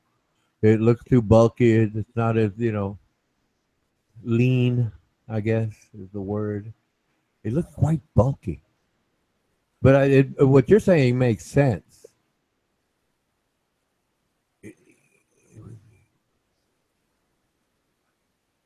Yeah, man, technology today. We can get like small barrels and shit for it. I mean, like there's a snug. Yeah, yeah. It does look ugly. When I first saw it, I was like, "Oh man, that's no." And then I watched a YouTube dude shoot it up and give a good review on it, and I was like, "I don't know, that looks kind of fun to me though." So I used to hate shooting my dad's 44. It was like, man, I'll never shoot that thing again. 357 wasn't too bad, but it wasn't. I didn't really enjoy shooting the 357 as much either. I liked his 9mm. One Guess time that I had makes me a wussy. one time I had a customer come in, father-son team. I think the boy was maybe 12, 13. Yeah. Anyway, so basically you set him up with a old 30-30 Winchester, you're right, and he had him shoot a few rounds, and then I walked up and the child was shaking, and I looked at him and said, "Are you scared?" And he nodded, yes. And I said, turned to the father, "Sir, I suggest you start your son with a 22, and let him get used to it." And the father was, I guess, I don't know, confident. He said, "Nah, he'll get used to it. He'll get used to it." And I know, right? I know it's like that child is gonna stay away from him, because he was intimidated by the recoil. So it's best to just, start him off with a 22. Just a simple 22 rifle, and get him used to that. Get him used to that. Then you can graduate a little bit at a time. Then maybe a 223, right? It's like you just slowly bring him up. But I don't know. Like I said, he was a customer, so I just did my job.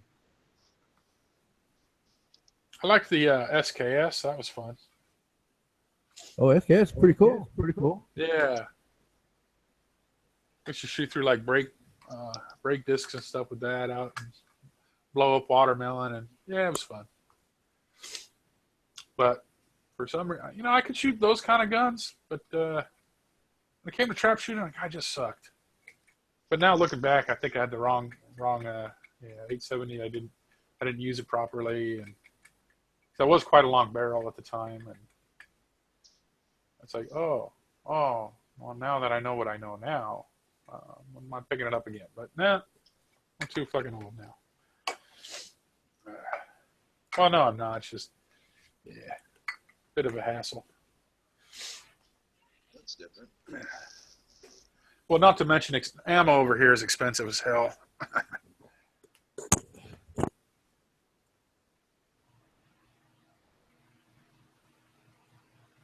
And one of the best spaghettis I've ever had?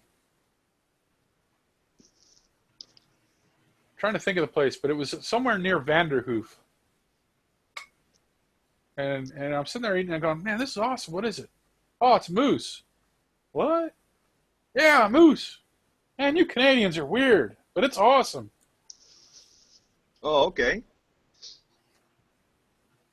Yeah, I went up through Vancouver and all the way up to Vanderhoof. I've never been out west, man. Oh, okay. I have. And they had this little wee cabin out in the middle of the nowhere. Whereabouts were you out there? Went all the way up to Vanderhoof, literally. Oh, okay. Like right in Vanderhoof. Yeah, I have some friends that are out there, like in Kamloops, a couple other little towns, Vancouver as well. Vancouver's an island. Yeah, I loved BC, man. Yeah. I don't know if I'm. I don't know if I'm going to be Oh, venturing sorry, go out ahead. there anytime soon. Maybe one day. Yeah. I don't know anything about the east side, so I never got to try that out yet. The east is beautiful, man. Atlantic Ocean there, Bay of Fundy, Newfoundland. You ever go? Yeah. You gentlemen ever go fishing? Oh yeah. Okay, but well, I have access to fresh water, but I prefer salt water. Right. Yeah. Nothing like fishing on the Atlantic. I've never fished in the Atlantic. I have fished Georgian Bay, Lake Simcoe. That's about it. What kind of fish species are there? Oh, trout, smallmouth bass, bigmouth, Uh-huh. pike, Pike. all Okay. kinds.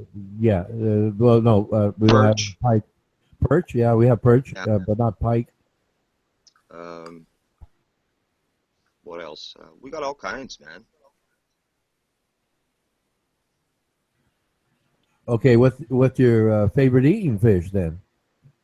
I like perch. I like perch. Oh, cool. Snapper. Snapper. Even Like red what's that? snapper. Like snapper. No. There's no red snapper. That's saltwater fish, man. Yeah, saltwater.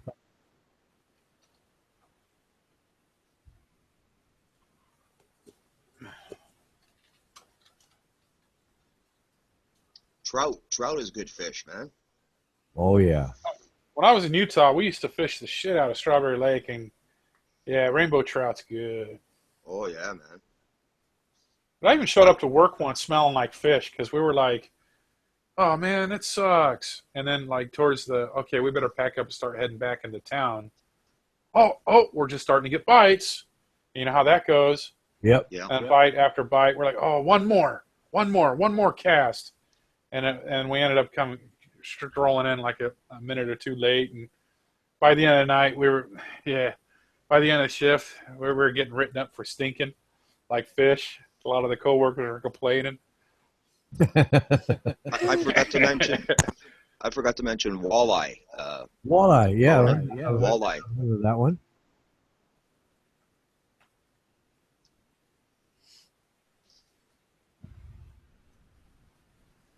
But you got to be careful. Like Lake Ontario, there's a lot of fish there, big fish too, eh? But a lot of chemicals in the water, man. I would not eat from that lake any fish, to be honest.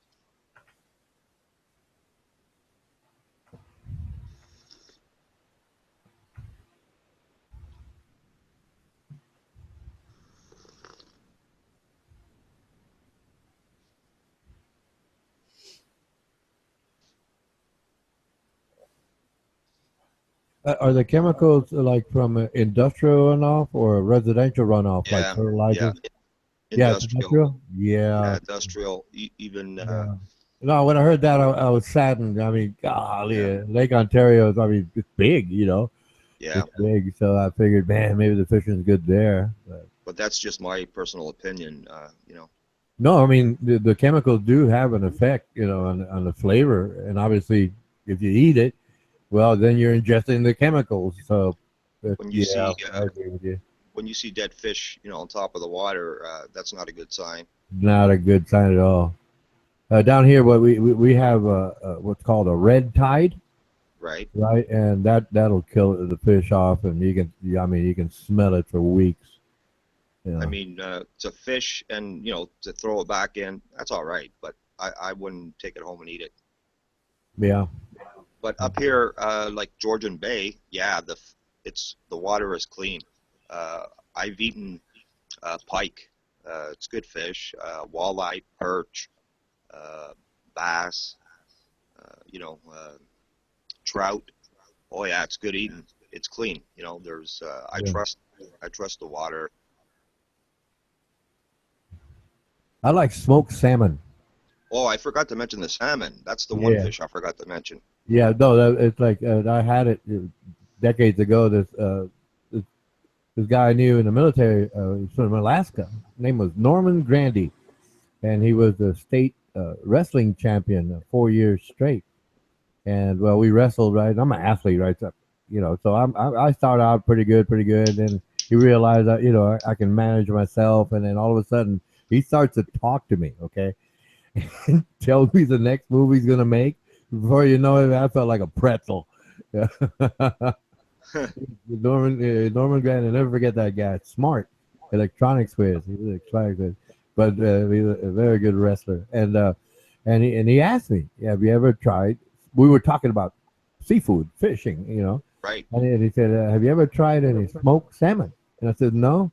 He said, "Hey, I'm going to call home and have him send us some." So I give him $10, $15. I don't recall. I said, "Hey man, just get a bunch of it. We can get the rest of the bros together." Right, and sure enough, right, it came, I think, a week later or something like that. And man, it was so delicious. I'll never forget the flavor. It just, man, it's like great. I don't know how to describe it, but it was very good flavor. And it was very impressive. Did you guys have Trevally? Trevally. Yeah. Oh, Jack Crevalle? Yeah. I've never tried it, but it's a fighting fish. I mean, it's a hard fighting fish. Okay. My favorite dish, Ronan and Uncle, octopus. I make it myself. Oh yeah. My mom taught me how to make it Portuguese style, and with potatoes. You make it in a stew, eh? Yeah. Beautiful, man. That's my favorite dish. Oh, really? Well, down here we have a couple of seafood places, and what they serve is an octopus cocktail, and it's got flavor as well. It's got some spice in it, some avocado, onions, and I think garlic and coriander, something like that. Yeah, I've never tried it. Oh yeah, and it's a cocktail, right? But it's got octopus in it, and it's like, oh man, it's very good. It's very good. Oh yeah. I like oysters. Oh, lobster.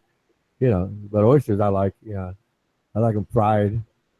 But then again, raw. I'll take them. Yeah. Yeah, I like squid. Go ahead. I love octopus. I love squid. Oh yeah, calamari. Yeah. Yeah. Well, we have part of our diet fish every week, eh? Maybe twice a week at least, eh? Whether it's stickleback, grouper, red snapper, you name it, because the Atlantic Ocean was our garden, Yeah. Oh yeah. And we still carry that tradition today. We go to the market, fresh fish, buy our fish, and it's part of it goes on the plate, Yeah. Well, I was introduced to seafood as a child, and I've liked it ever since. Every week. Yeah. Well, same thing. I got the market about 3/4 of a mile from here. Ride my bicycle, come back, and cook me some seafood. Here currently a pint of oysters is $16. Prices really jumped. Right. It's like, man, but sometimes I'll splurge. Yeah. But octopus, they don't have it too often. Well, actually, I don't ever recall them having octopus. Yeah, they have it in frozen section in Chinese stores and that, eh? Oh, I'll have to look for that because it's like I've always wanted to get it fresh, obviously, but if it's frozen, I haven't looked for it in the frozen section. It's just as good. It's not fresh, but it's frozen. It's it's caught and frozen almost immediately.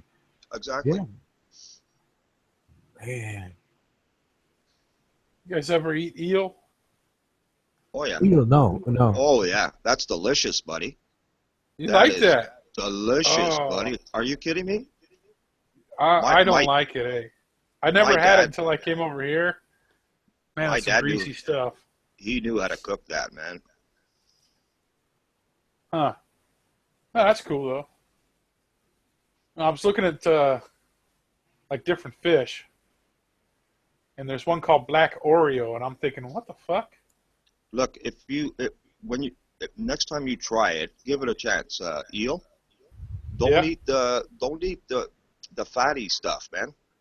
Eat the meat, and you'll acquire that taste. It's very good. Okay. Put some lemon on it, man. All right, I'll You try know, it again whenever the time arrives. Like the Squeeze a next little time I bit go of on some eye and some family do. squeeze a little bit of lemon, a little bit of salt, and you're good to go. Oh, I don't know. Hey, look up black Oreo fish. I'm on it. Mike out.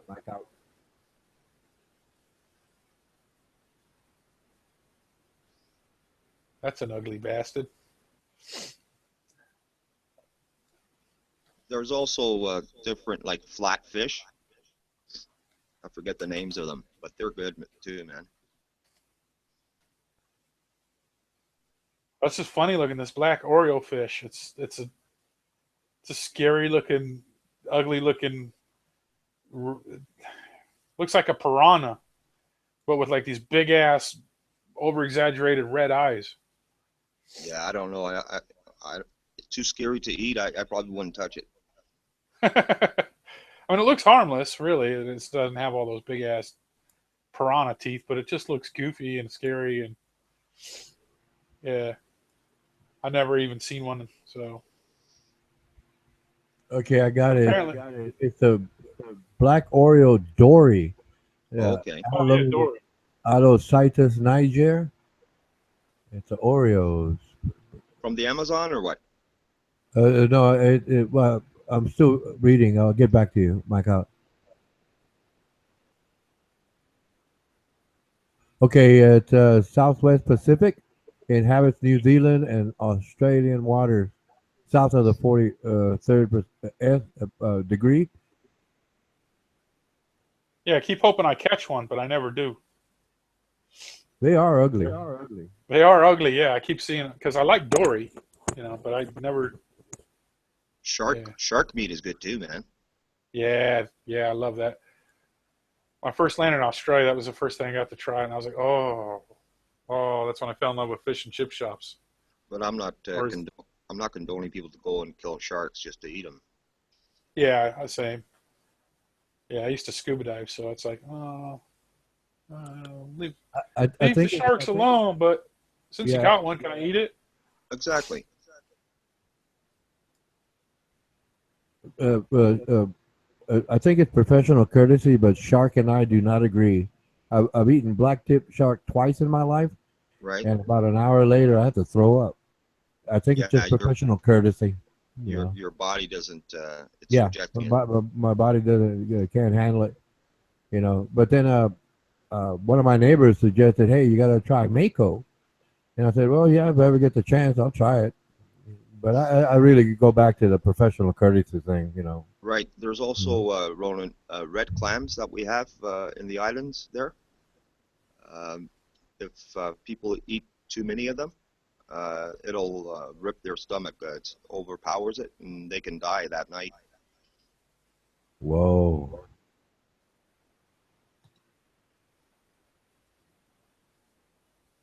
And I thought throwing up was bad. Yeah, my uncle, it almost happened to him. Must taste very good. Yeah, they're good, but it's something about the clams. It's just the stomach cannot handle that many in one, in one meal. Huh. Yeah. What part of Texas? I don't know how specific you want to get. A mate of mine from here, he met some chick and moved to Texas, but he's going to be moving back. I think he's moving back in January. So I was just trying to figure out where. Plano? Is there a Plano, Texas? Yeah, that's inland, pretty well north of the center of Texas. It's like okay. If you find Austin, Texas on a map, I think it's north, maybe northwest or northwest of there. I don't recall, but look it up. No, okay. So obviously it's not anywhere near you then, or else you would kind of know.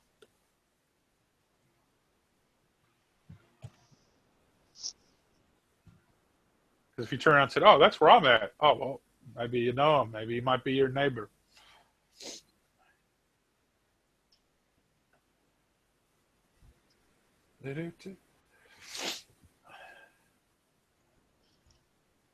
Hey, Uncle, have you seen that movie, The Getaway? I probably have. I don't remember though. Getaway. I'm trying to think of her name. And Vaughn, what's his name now?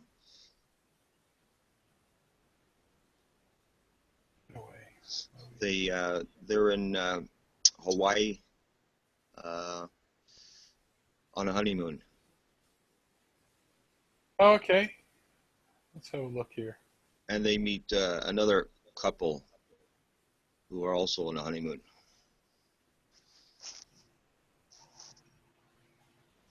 I've never seen it. I'm trying to think of her name. An actress in it? Yeah, I'm trying to think of her name. Okay, let me look at the. Yeah, Let's see. There's Ethan Hawke, Selena Gomez, John Voight, Rebecca Budig. Yeah, what's her name now? I was wrong. Malkovich.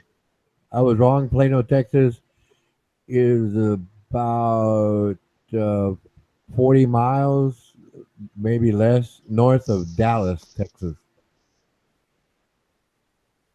Oh, okay. So, in other words, not near you because you would have probably known that, right? Yeah, but I forgot. I was thinking of Lubbock. I was thinking of Lubbock. Well, that's like me when I was in California. It was like, if it got past a certain point, I don't know, Orange County. I didn't memorize every freaking city everywhere.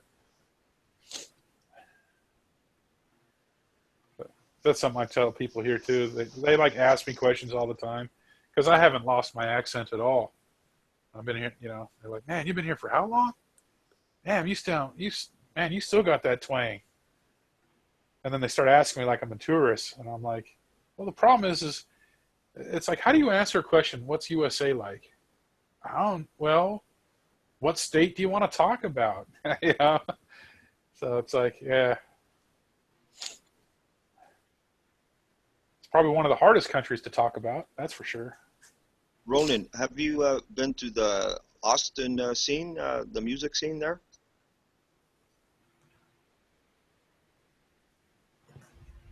Yes, but it's been like a decades ago. It's pretty cool. 6th Street. Yeah. I've been Cool. there. Okay. Well, That's what I'm referring to. Yeah. No, I've been there a few times, but I'm sure little has changed except for the crowd. It's a different crowd. But, if I get a chance to go up there, yeah, I'll go up there. Right. Like I remember Stevie Ray Vaughan, the Vaughan brothers from that area. Oh, that's right. That's right. Ooh, Shelby Mustang. Well, why did you bring up the movie? Oh, your avatar from yesterday, I think it was, reminded me of that. Mine? Djokovic. I think that's her name. Djokovic was in that. Oh, okay. That just came to my mind. Well, my avatar with waterfall and trees. Yeah. Oh, my. Okay. This one's on here. Was the other one you had prior to this one? Oh, with the trees with the walkway you walk over over the top. Exactly. Yeah. That's all. Okay. Let me watch up. Huh. It was a good movie too, man. Yeah, I might have to get it. I'm reading about it, thinking, oh yeah, I'll have to check it out.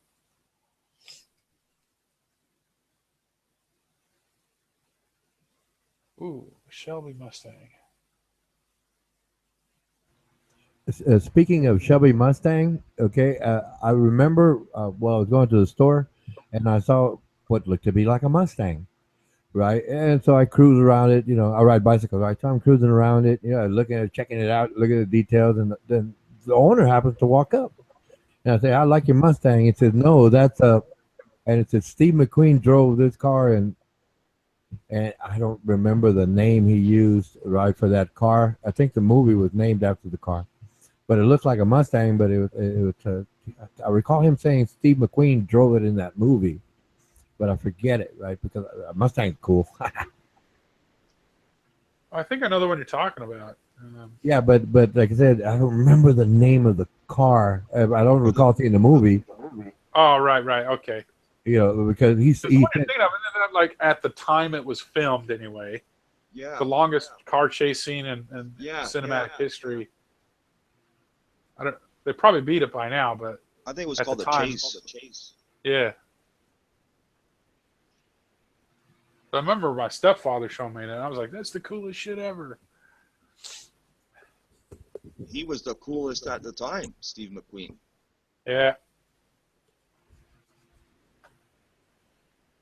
Ah, good old days.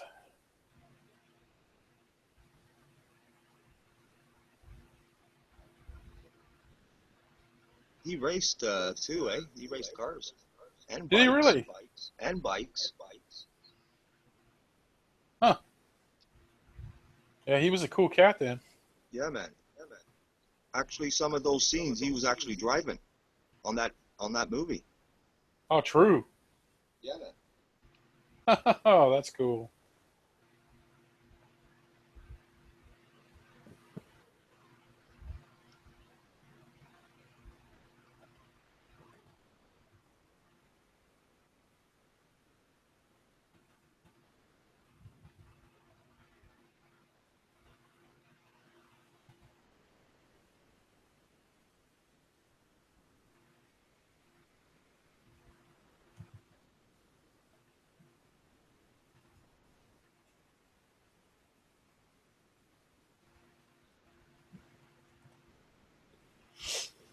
Oh.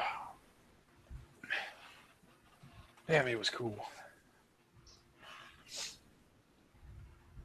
Yeah, he's got 2 sons.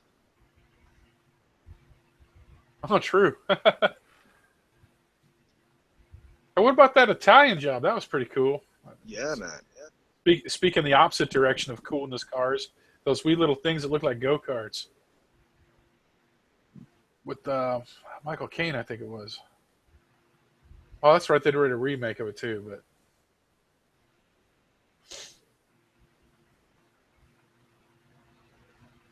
He was magic when he appeared on screen, man. is he one of your favorites?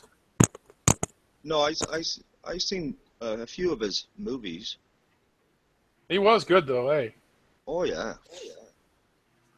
I was watching. I don't remember what the hell it's called, but I think his name was Yul Brenner or Benner or something. He was Yeah, playing man. like Yeah, man, he was awesome. yeah. But I've been on the classic kicks lately. Yeah. Hollywood royalty is what we're speaking of here. These people, man. Yeah, definitely.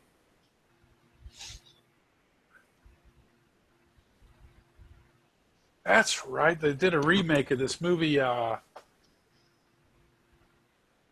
can't remember what it's called, like Invincible 7 or something like that. I can't remember the name of this title of this western, right?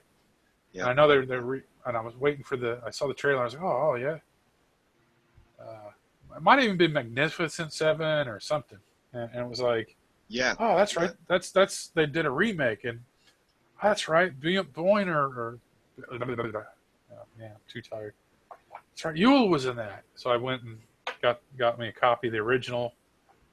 Yeah, that would kick ass. I was like, oh, I don't think the new one, and I don't think the new one's gonna beat it. I don't see the new one beating it. I was impressed. I almost feel in a way, there's good movies nowadays too. Don't get me wrong, but God, after watching that, I was like, man, I kind of feel cheated in today's era because man, that was an excellent movie back then. Yeah, man. Some of the movies they're making back then are just so damn dominant. Like nowadays, they just want to get by with great special effects and gratuitous violence that takes up space on a screen with no plot. I'm like, really? Right, No. man. I'd like some dialogue. And make some big money at the box office, right? Yeah. It's like, can we have quality, please? Not, a visual stunning shock factor show? Or that stupid slow motion in every freaking fight scene? They like to call it the Matrix effect or the... Yeah, that was good too, man, that movie. Yeah, I like Big Matrix. Like I said, there's a lot of good current movies, but every once in a while I'll go back to the old classic and go, man, they just don't make them like that anymore. Yeah, man. Like Gone with the Wind. Yeah, yeah.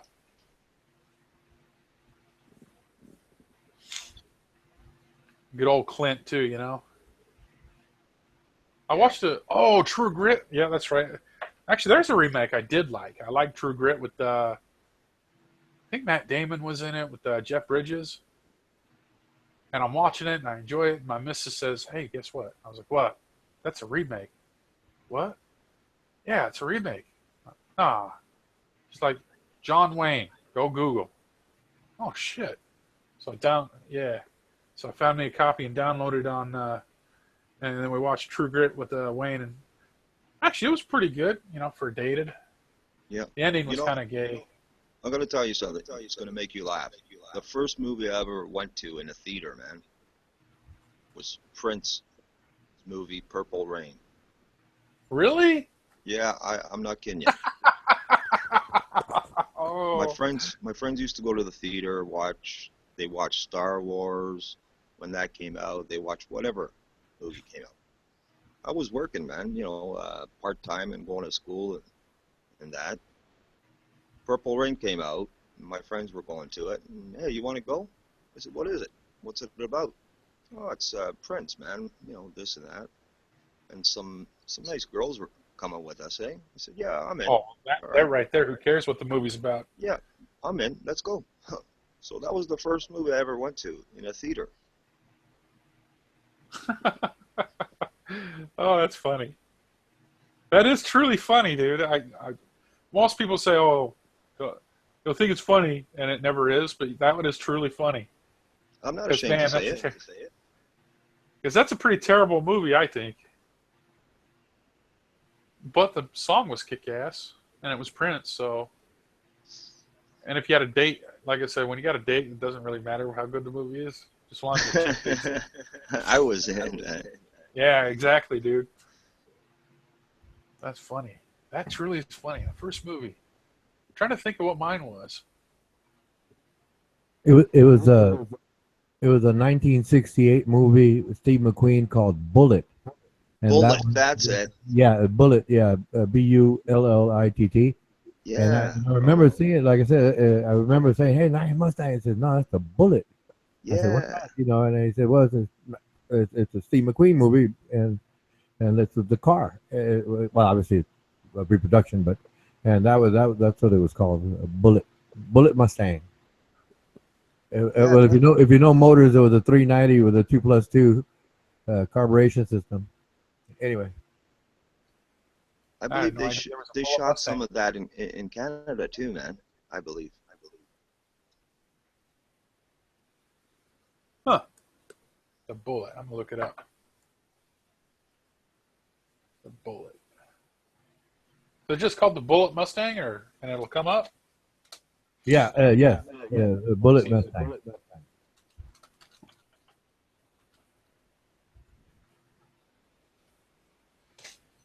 Actually, there was this old TV show that, what the hell is it called? Oh, that's a cool car. Oh, there's a picture of Mr. McQueen doing a burnout. Yeah, that's a cool car. I like that one. You said that was a 68? Yeah, as I recall. Yeah, it's a 68, the 390 with a 2+2.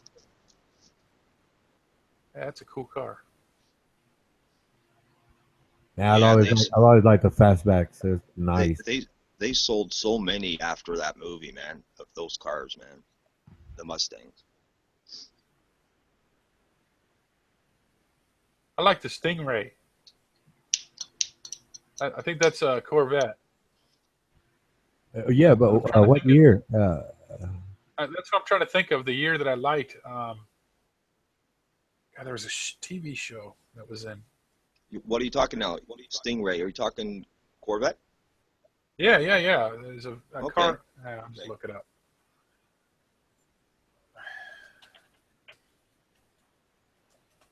Just can't remember the year because there is a year that I hated the Stingray. Right. Do you like it with the chrome bumper on the back or no? I don't know. I want to say it's 60 something or other, so I'll go with 60s. Or is it 70s? Because then they started changing.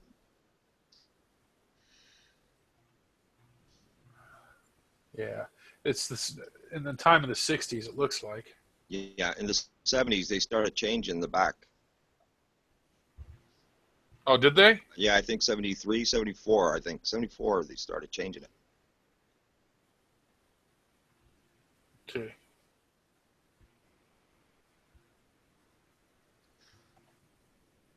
I can't remember the name of the show, but it was like some undercover copy guy, and Yeah, I he remember. drove this black Stingray. Yeah, I remember that.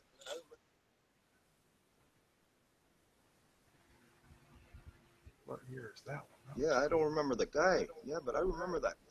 Yeah, I don't remember the guy either. Like the show and the guy kind of like, yeah, But that's a cool one. it I was like the car that drew us in. Yeah, exactly. And I don't even think the show was that good. It was just like, oh, that car is cool. Yeah. And, it's not telling me the year on this. Like, I did like the 50s though. The 50 Oh yeah, Corvette, like 58. the route, yeah. Like the 63 Vet, I like as well. Yeah, man. But I like the Route 66 Vet as well. Yeah. 57 Chevs. Everybody likes that car, but damn, 1969 Ford Mustang Boss.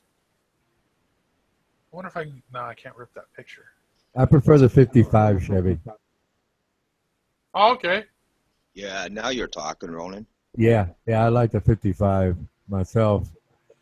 57 was cool, famous, all that's great. But the 55 to me is like cooler looking. Yeah. The Bel Air. Yeah. Yep. Bel Air. My buddy's got one. Really? Yeah. Had he tricked it out, or is it basically original straight six and stuff? Pretty well original. And he's a mechanic. He had his own business. He had his own shop. Yeah. He's retired now.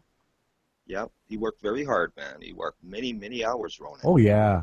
It takes. I mean, they've got that devotion in it, and it's, I mean, put it this way: if you like a wrench and you like moving it, yeah. He's got his Harley. Dude, 69 Mustang. Oh.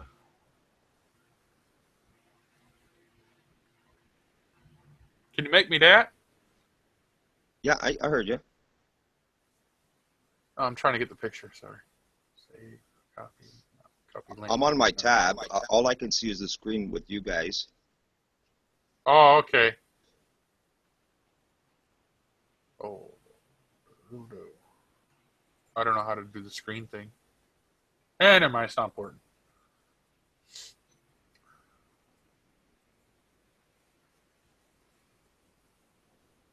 How many days left till the damn the election, man? It's 1 week. Oh, Yeah. another week. No, 1 week we'll know who the president is. Six It's on days. Tuesday. It's on Tuesday. 6 Okay, days. I got an image of a 1969 Ford Mustang Boss. Yeah, Nice. that would be cool. If I win Lotto, I'm gonna import one of Did you them. post? Did you? Oh, did you he post can it on post. Hangouts?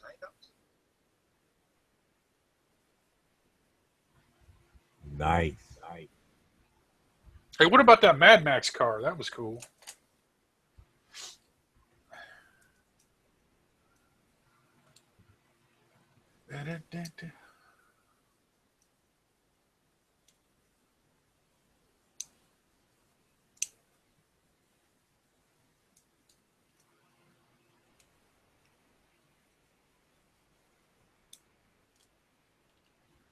Israel, China, yeah, walls are the proof.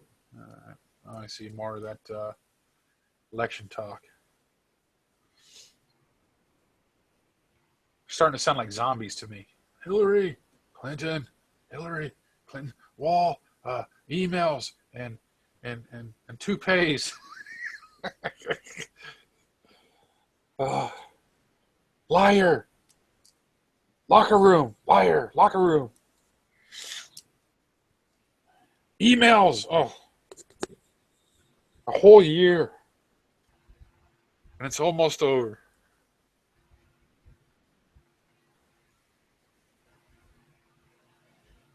You were talking about the Mad Max car? Yeah. Okay, it says here in the first Mad Max movie, and then in the Road Warrior, the basis is an Australian Ford Falcon XB GT Coupe with a wind blower. Yeah. Yeah, I like Holden's. Which is basically Chevy. Ford Falcon. Oh, Ford Falcon? Yeah, sorry. Australian though. I wouldn't know, but you know, I guess the body was a little different. That's right. So they used a Falcon. Yes, Australian Ford Falcon XB GT Coupe. Okay, cool. I do like the Holden though, which is basically Chevy, but it's on this side of the world. But yeah, Ford Falcon's cool. I like that. I like that Mad Max car. Swiss aren't very happy. Highest, what? They have one of the highest suicide rates. Well, might be true, but it still doesn't change the happy factor. I remember when like the Orients had the high, like Japan and Korea, they would like jump in the front of the trains because they got bad grades or they, I don't know. Damn. Huh. Hillary's going to win. Been building her going to where they put Obama through.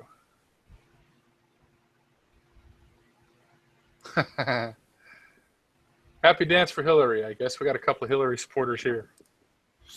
And in the YouTube chat.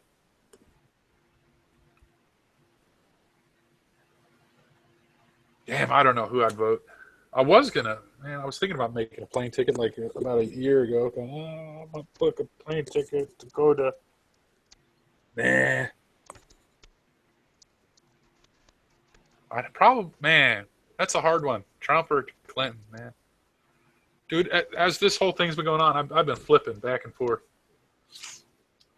Ronan, you're the guy that's, you're the guy that's gonna go vote or what? Oh, I voted. Right? I voted early. Oh, cool. Yeah. That's good. Then you can talk to whatever trash you feel like talking. I hate when dudes like talk trash and then they don't even vote or they haven't voted yet. It's like, well, what are you waiting for? Exactly. Unless they're still trying to figure out who they're going to vote for. But man, if you don't go vote, then you have no right to complain. Right. That's right. No, put it this way: if Hillary wins, nothing's going to change. Everything's going to be the same old gridlock. You know, because that's the way that machine works. It's not about party affiliation. It's about the whole of Congress. I call it the brothel of fools, being puppets to money, well, bribes. Let's be honest about it. They take. Let's be honest about it. Yeah, I mean, really, yeah, with Trump, well, things would just be worse. But there's a lot of support for him because obviously he's an outsider, speaks his mind, Have you ever seen that movie Trump Land? No. Oh man, that's a good watch. Even if you, ultimately, I guess I could spoil it. You already voted, right? I don't know if Oh, yeah. Lysergy already seen it. I think he's probably already voted. Oh well, spoiler alert! If you don't want to hear about the movie, then probably Yeah, should. spoiler alert. Yeah, spoiler alert. Cover your ears. Spoiler alert! Whoever's in the YouTube, but basically, he talks about good things about both candidates, but ultimately, it's basically a plea to vote for Hillary. That's the big spoiler. But he does this pep speech that's interesting because it starts off as if it is a positive thing about Trump that he's the ultimate fuck you to the system. He goes through this long speech. Actually, there's a YouTube video where a Trump guy has basically edited that portion of the movie to make it sound like he's full on endorsing Trump and cuts it right off. Before he starts going into the negative point of, well, you're basically using. Okay, Trump's cool because he speaks his mind. He's not a politician, a trained politician. The system has failed. It's just getting worse. I lost my job. The medium class is getting screwed, blah, blah, blah. Same shit. It's my fuck you vote. And, the ultimate screw you vote. And then he basically calls it a hand grenade vote or an anger management vote. And he's like, you know what? And even if he gets in, you might feel good for the first week, second week, third week, fourth week. I'm with you. You might start getting the regret mode. I don't know if it's true. Like I said, I haven't picked sides yet, but I think I'm leaning towards Hillary here if I had to vote. Just because I don't know. I don't want to really go into it, to be honest. So Yeah, okay. Uncle. Yeah, bud. What's up? You've done your research on Hillary's side, right? Well, not enough to really. Well, okay. What about it? Like what I'm saying is you've gone in depth and researched her accomplishments since she's been a politician. Well, some of it. I wouldn't call myself an expert. No. Don't take me wrong. Like I'm just asking you. Well, no. I didn't even call me a noob. I don't think I could even classify as a noob. Right. But I think her, she's getting a lot of flack for that Clinton Foundation. And that's probably true. There's probably some dirty shit coming out the back pocket of that. But I know it's done some good shit, though. Right. Well, like I said, I talked about earlier how she basically came down to New Zealand and set up the what the hell's it called? The ANZUS, which is the fucking our alliance to the U.S. And I tried to bring this up in the Newsmax, and I got slayed for it. But I was like, okay. There was a part when she was the first lady, man, she was getting slayed by the public, and I think I might have even been one of them, even though I liked Clinton, before the Monica Lewinsky happened, but she was always trying to fight for things, and she was getting smacked down, I think even by her own husband, and she went around the world. If you wanted to look up some amazing stats around different health situations, like which he even did that in the movie, right? He talked about how she went around the world wanting to reform the American health system because there's places around the world that have better statistics in specific fields. Now, the movie you're referring to would be Trumpland. Trumpland, okay. Yep, Michael Moore, Trumpland. Okay. But basically, she ran around trying to talk to these different doctors and hospitals and seeing how they do things since their stats are better. And like, for an obscure example, least amount of deaths giving birth or something in some weird, strange little country I never even heard of, but apparently they kick ass. And it's like, I don't know, he just says it in the movie, but there's some shit that she did that, okay. And then we can talk about the bad shit, which probably outweighs the good, though. That's some pretty dirty shit. Yeah, man. That's what I have in my mind. Yeah, so it's like, well, and then you got Trump, who's unproven. The problem that, I don't know, man. I'm so disappointed right now. How many millions of people in the States, or billions even? I don't know. And that's the two idiots they got. I mean, really? Yeah. Okay. We're on the same level. You and I are on the same level. All right. And then, like, okay, they want to talk about like the conspiracies of people ended up dead. That whoever, like, the the Clintons raped so and so, and they're going to court, and suddenly dudes start missing. You know, judges go missing, lawyers go missing. Right. I'm like, well, you know what though? In today's day and age, call me a sick motherfucker, but there's a lot of sick shit going on in warfare. It's no longer fighting conventional wars anymore. So That's when I say correct. World War III, okay, either it's going to be a nuke or it's terrorism, you know, or cyber attacks. I'm like thinking, you know what? If she killed these people and Clinton killed these people, and man, that's some black ops shit to like get out the White House, go down, order some folks, and do some Allegedly, bad right? shit. Yeah, you need somebody who kicks ass, man. Fucking put ISIS, and then they're gonna say, well, they kind of made ISIS. Well, that's kind of true, but actually, the creation of ISIS before that was kind of mounting before Obama, before Bush. Right. Yeah. Right. Cold War, who was our enemy? USSR in the Cold War. And who were they fighting? Afghanistan. What did we do? Hey, let's ally with Afghanistan. Let's sell them our weapons and let's arm these bastards because they're fighting our fucking USSR communist people. And that's when the shit started going wrong because we started, let's put a Saddam Hussein in power. That was us. That was the U.S. Right. They did that. They took down... what the fuck's his name? I'm not gonna go that far. I can't. Gaddafi. Well, the other example, Libya. Gaddafi. That's Libya. America did support Afghanistan, but basically that turned out to be Al Qaeda, which means the camp. Well, that's what they. That's right. ISIS was basically created in Syria, the insurgency against Assad, right? Okay. And when that's sort of true, but you're missing the fact that when a lot of those guys were in Afghanistan, and when Bin Laden was taken down, a lot of those guys fled over to Syria. Well, see, but that all those guys were in Libya. Well, yes. In fact, Benghazi was one of their first fucking fights, man. Well, and they weren't even called ISIS yet; they were in Libya. Well, they basically migrated south to Syria. And what they did was they joined up with the Ba'ath Party, B-A-A-T-H. Right. That was Saddam Hussein's party. And what they did was they left, headed south, joined the insurgency in Syria, and that's how ISIS was created. But you're talking about the whole Middle East, though. I mean, like Libya's Africa. I mean, and then we go over to Middle East, and shit's spreading back and forth, man. It's complicated. In fact, right now I just read something about how some ISIS warlord dude, I don't know their fucking ranks, has declared war on the Taliban, and the Taliban guys fucking pissed off at the ISIS guys, so they're about to duke it out in Afghanistan. Yeah, it's based on the two sects in Islam, right? Sunni.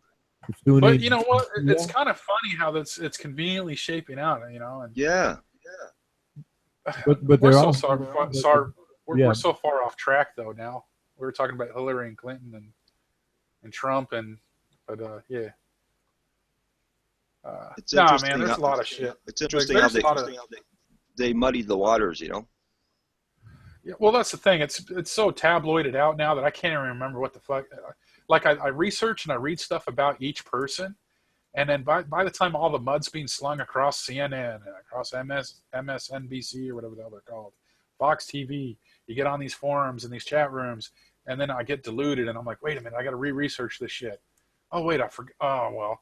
Man, now I start thinking about the locker room talk and emails. Right. I'm like, man, I can't even keep things straight. They're just bullshitty.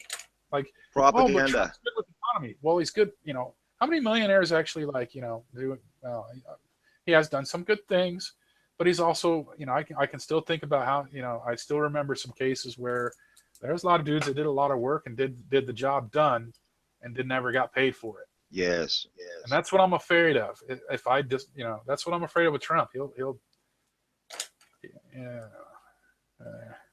it sucks. It's like, oh man, that's a hard choice. And then for people to already vote, good on them, and whoever wins, I got to support it. So I'm not going to be one of these assholes. It's like, if I vote, Hillary and Trump wins, it's like, I'm going to fucking, I'm going to fucking, join a revolution. Nah, man. I don't know. It's freaky because I feel like that's what might happen. If fucking Hillary wins, Trump might try to Yeah, it's a scary time. I'm freaking out. Well, plus the news that we get over here is like, I don't know. I don't live over there, so I'm looking at it outside the fishbowl. So I'm like worried for my mates and my families, and it's like, man, I don't want a revolution. And I'm not talking about that Aussie guy talking about fucking UK. No, they're NATO, dude. I don't think they're going to do that.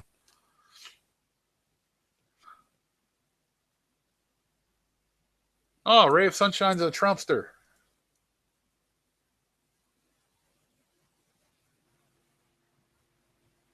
The problem is Congress. Yeah. Yeah, the Brussels Ronan, pool. elaborate. Yeah, that's the problem. That's what I see too. It's like, well, you know, to be honest, yeah, I got a president that's Trump, Clinton. Well, okay, that's great. And even they might even have good intentions, but then you have to battle Congress and Senate. Yeah, they write the legislation and basically decide what gets paid out. You know. Yeah. So Yeah. if Trump goes in, because there's a Trumpster here, and let's respect Mr. Ray of Sunshine here. Trump gets in and he's like, right, I want to drop taxes.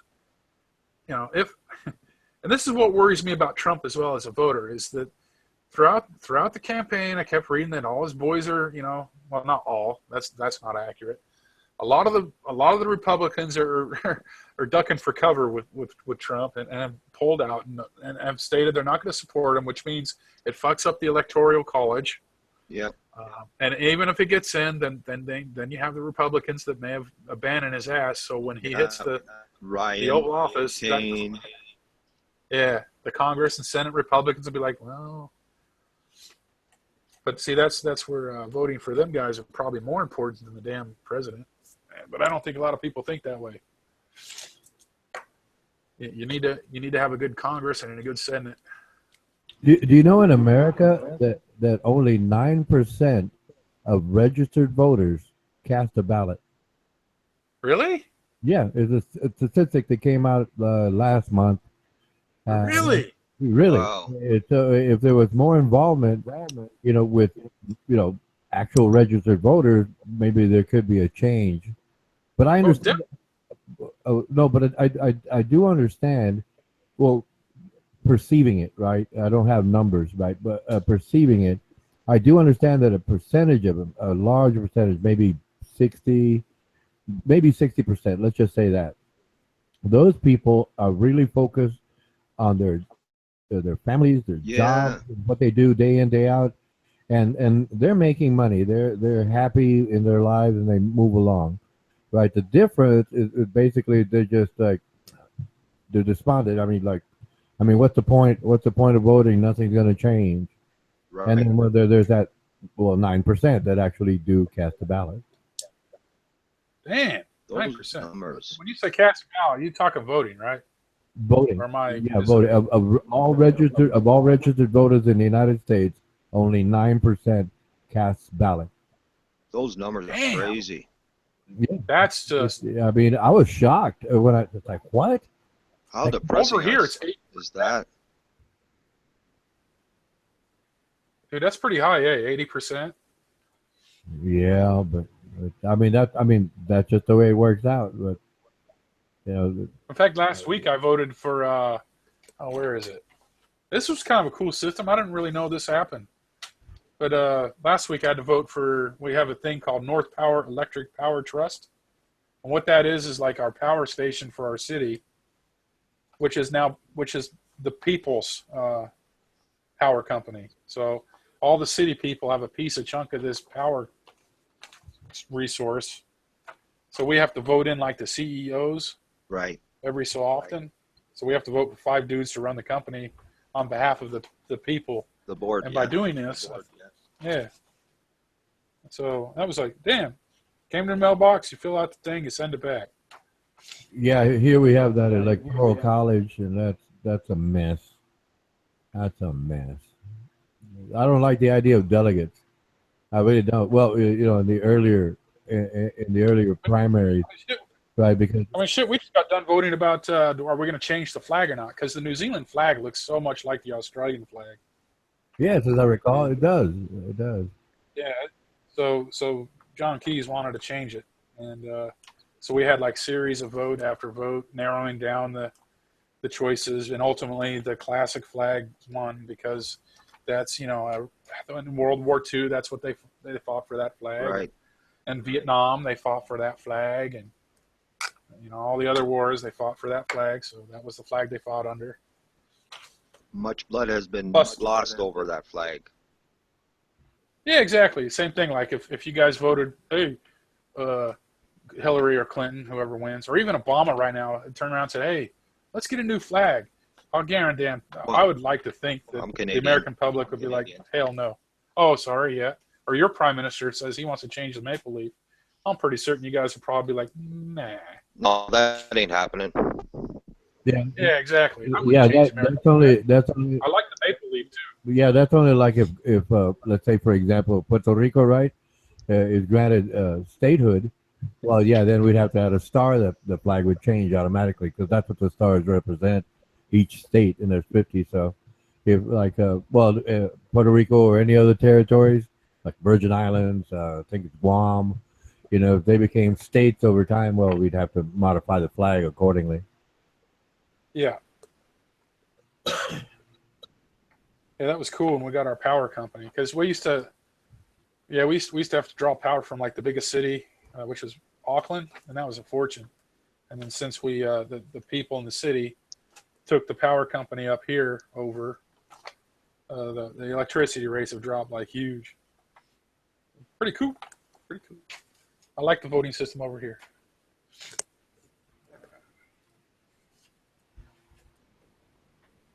Yeah, man, but I honestly, I wonder how Americans. Nah, I would never want to change that flag.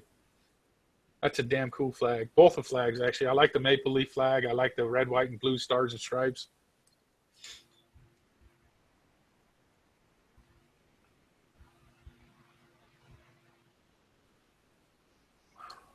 Love the American flag. Yeah, that's a cool one, man. That's like the coolest flag, I think. Not because I'm, I don't know.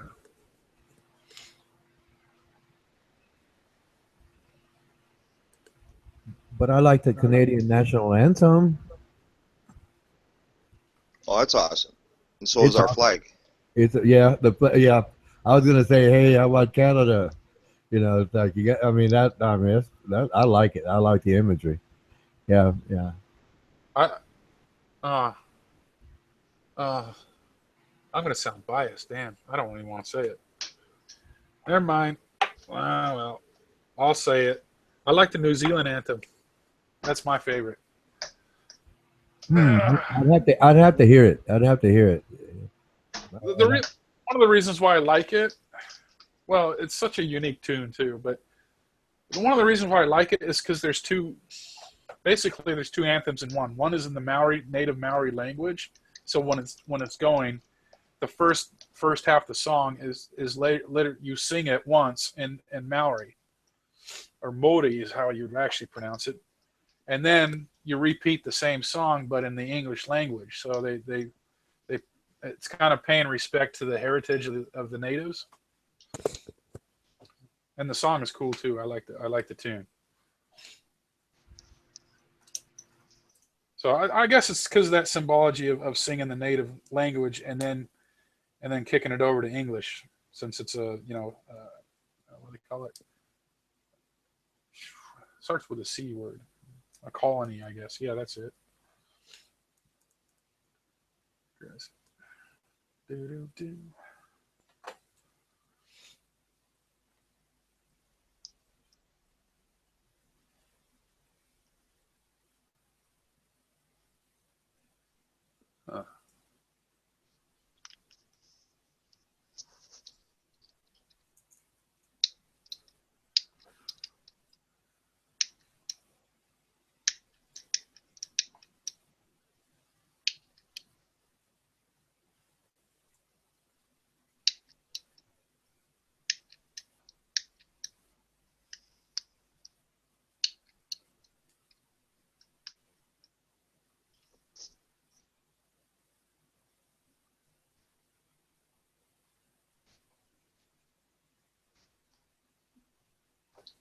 Uh-oh. Better kill chat.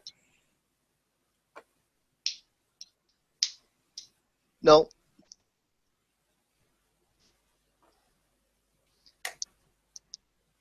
Hey, Ronan.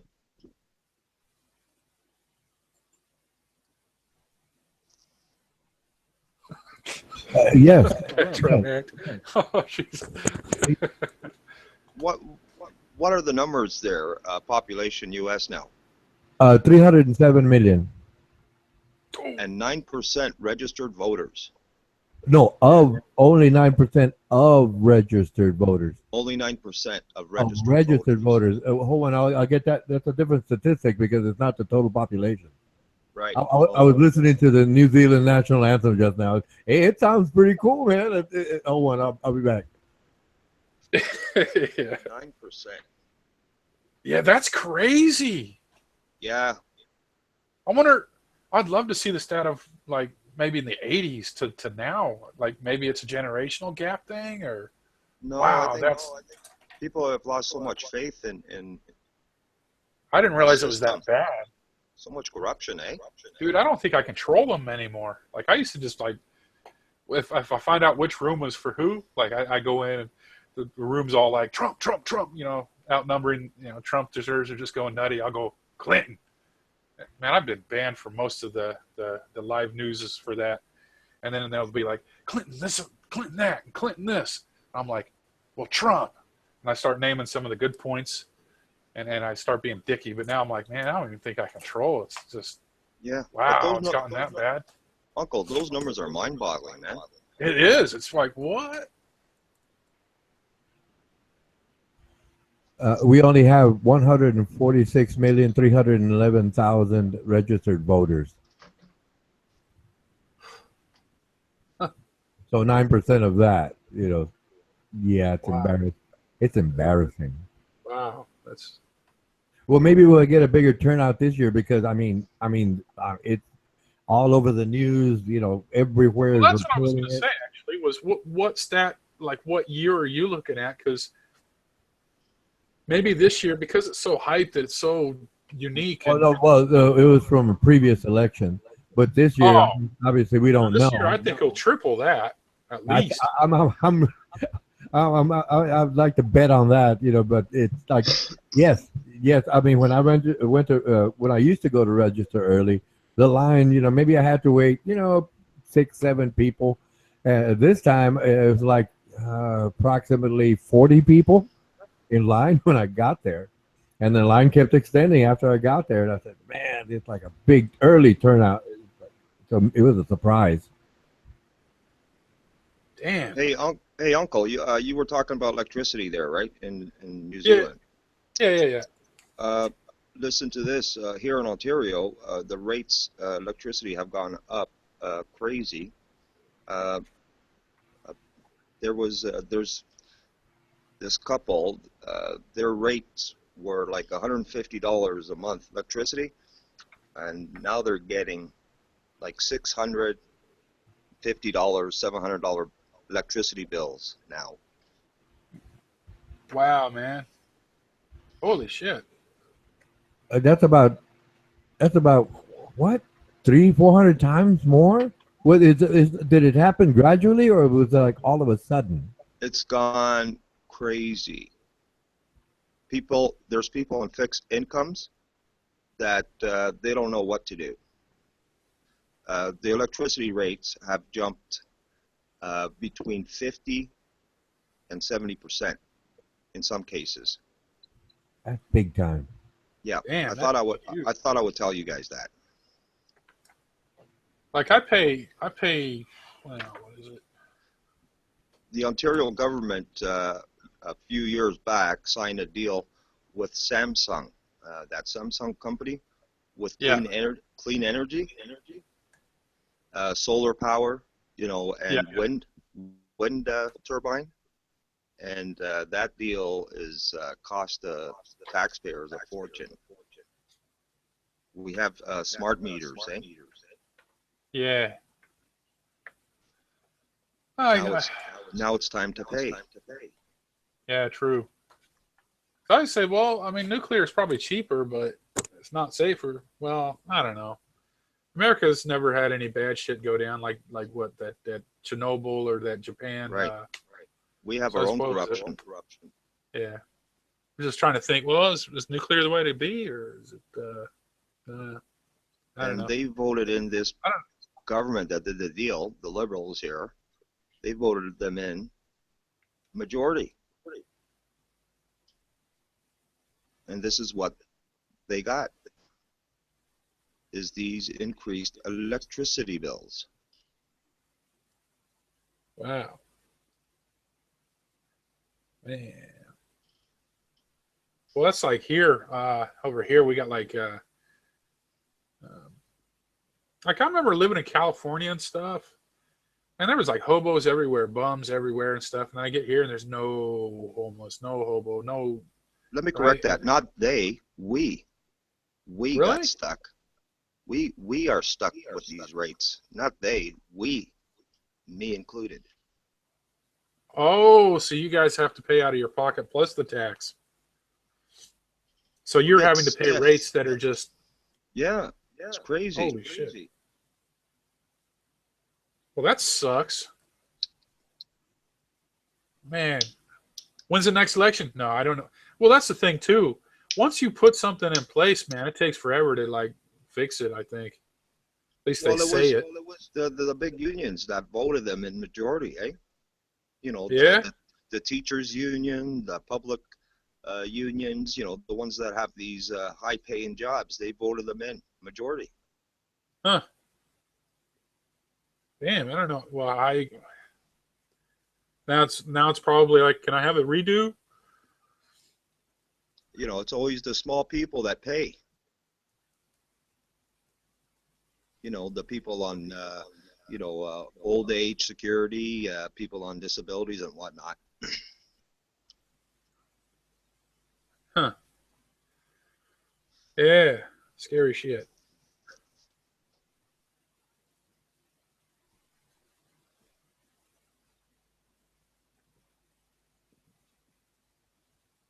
Damn, I'm still like, well, now I'm like double damn, because I'm still thinking about that 9% from last year Yeah. or last election, Yeah, me too, man. I'm still.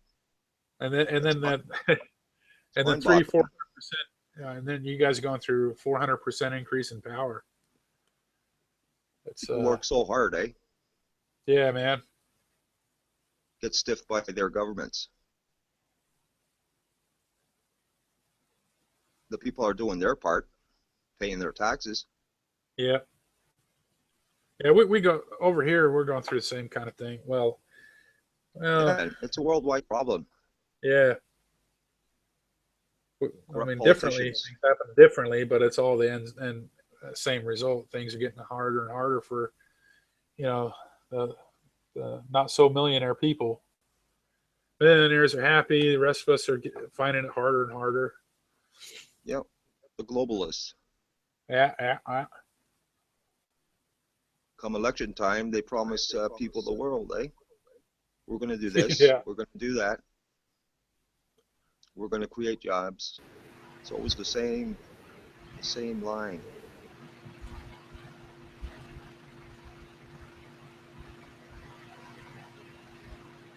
Damn, I think I got to refresh my screen.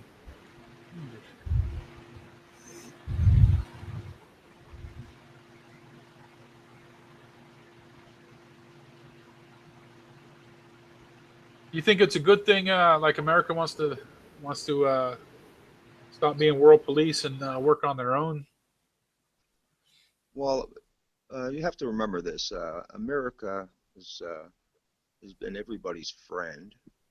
They've helped a lot of countries through I agree the with that. years. Yep. Okay. Now you asked me about America being the police, the world police, right? The thing is, America has helped countries that been on their knees, and they were gracious enough to help them in the past. And then when the good times happen for these countries, when they find themselves in trouble, they come back to America, and then when things don't go so well, they cry the blues, right? And then America's the bad guy, right? Okay. Start burning America's flag. Oh, that's crazy. You seen That's that not on the nice. That's not nice. You don't do that with any country's flag. You don't burn a country's flag.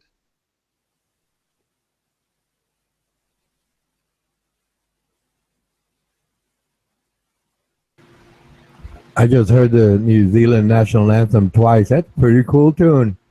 It's pretty, Yeah, it's it's pretty wild. Yeah, that original language was like, yeah, very nice. Yeah, that's what I thought too. I was like, hey, Where that's do you cool. get that from, Uncle? The world police thing. It's just an expression. You know, they're the highest paying to the UN. They're also the highest NATO paying. So, you Right. know, as far as financing things and operations around the world and joint, not just Well, wars. Because maybe- you know, the UN. These other countries need to pull up their socks and pay their way, man. Yeah, but if you got like 10 cents and they're charging you $5, what are you gonna do? Send your poor ally away that's only got 10 cents in his hand? Okay, I see where you're coming from. You know what I mean? That's where I hate it when Trump. That's the biggest thing I hate about Trump. Okay. Oh, I'm glad you brought that up. That's the one thing that Trump doesn't understand. Well, we should make everybody. We're paying our own way, and everybody else should be paying. Well, okay, you're going to ask a country that makes a tenth of what Okay. you know America I'm can with you. generate, and you're going to expect them to pay everything. I mean, you're gonna bleed them dry, is what you're saying, Trump. Okay. No, You know what I mean? I'm with you So on that. You're talking I'm with you. UN. It's like, yeah, no, that's what I say, and that's what a lot of Americans don't understand. Is like, well, yeah, the whole world is paying attention. Yeah, the whole world Yeah. has an opinion, and they say, well, you British or you Canadian or you should, fucking, shouldn't have any opinion. Well, kind of, yeah. You know what the UN is, right? No, they don't really understand what the UN is. No, they don't really understand the NATO thing either. Right. And so it's like, well, yes, America pays and finances a lot more money than the rest of the nations, but the rest of the nations have fuck all money compared to America. Right. So it's but like, the only difference now is U.S. is in big debt, right? well, so are they though. Like, Yeah. Everybody's Japan, Greece, you name it. yeah. I mean, I don't know the exact numbers, but it's just, Canada also, man. We're in debt. yeah. I mean, I'm not sitting here saying, globalization and all that, but it's like, well, to make others pay to help you, it's like, well, you're becoming. I agree. You need to clean up your own yard Right. first. Right. They need to do less, UN work. Well, I can't say UN. That's humanitarian. So Right. if somebody gets blown over with a tornado, I would like to think that one of the richest countries in the world will come over and help out. Right. But when you're talking about arming forces and sending, good Yeah, old fashioned, good old boy Marines over, you need to stop doing that for a while. Work on your own, get your shit Okay. together. I'm with Yeah. you on that. Yeah. Yeah. 100%. Yeah. I mean, yeah. Don't send those young Marines over there to fight for fucking oil and claim that you're going to be fighting for fucking weapons of mass destruction. Don't take on ISIS because you got your own problems with that and your own turf. No. You have Those boys should be in jail. Those boys should be in jail, man. We agree on Yeah. that. Yeah, I mean, Bush, Cheney, I- Rumsfeld, the other guy too, man. and then I can understand locking down the borders, but there's a certain extent that's a bit extreme because I'm not going to go there. I'm not. I'm not specific. No, I agree with Uncle May. Like you were, Jose. I agree with that. Yeah. The wall thing, it doesn't matter. The CIA is still going to be bringing in cocaine, so the drug supply, Right. they'll be steady. There's a YouTube video, right? A CIA torture jet crashes with 4 tons of cocaine. So we know the Right. government's in on the business, but that wall, can't happen. It can't happen. It cannot happen. Yeah. Even Yeah, go ahead. I don't. The problem with the wall, though, is you got so much ocean too, and then it's like, well, and this is where, I guess in a way it could kind of work, but if you're gonna fight other people's wars all the time, you need those same people guarding your borders, and There's a lot of ocean, man. I mean, Yeah. Well, It's an one big archaic answer, really. Yeah, well, Yeah. one big problem is that there's an estimated 11 million illegals here, and over the last, I think, 5 years, more illegals have gone back to Mexico than have come in. But that's not the point, right? But let's say, for example, that they did deport all 11 million of them. What's next, right? And I've asked a lot of people on chat, right? What's next after that? You know, and what do you mean? Well, who's going to work the fields? Who's going to work the fields? You know, it's Americans. Well, right now, the state of Oregon cannot find Americans to work the fields. They're subsidized by the U.S. government, right? And they don't want to pay the laborers, you know, a so-called minimum wage. And so they can't get people to work right now. And if we deport them all, the food prices are going to skyrocket around here. You know, that's what I was trying. Yeah, that's exactly where I was going with that. The problem is the farm. If you truly want Americans in America, you can have all I forgot what those officers are called. The dudes that check the green cards and they run around deporting dudes, and the immigration department. Yeah. Yeah. Okay. The problem is that's a lot of manpower, and it's cool that you're going to start paying for even more of those guys, recruit more of those guys to give Americans jobs. Great. But it's still going to cost a lot more to have to hunt down each and every bastard, when the real problem is the farmers, you know, really happy to pay dudes at $4 an hour as opposed to that. I don't know what the minimum wage is anymore over there. I'll say 12 something or other. I don't know. Whatever it is. I'm probably being generous, though. It used to suck balls when I was there. But, yeah, I mean, man, they could pay the labor force a third of what it's going to cost to have Americans working for them, which then cuts back on their profits, you know, to send their kids to college, which is embarrassingly high expense. Right. The insurance is a fucking gay system, man. The American health care, I would have died twice. Just for being American, by the way. I'll take that line straight out of that Trump movie. There's so many people that, you know what, okay, why don't you just drive over to Canada, get fixed up, come back to, you know. And the healthcare, man, is killing people.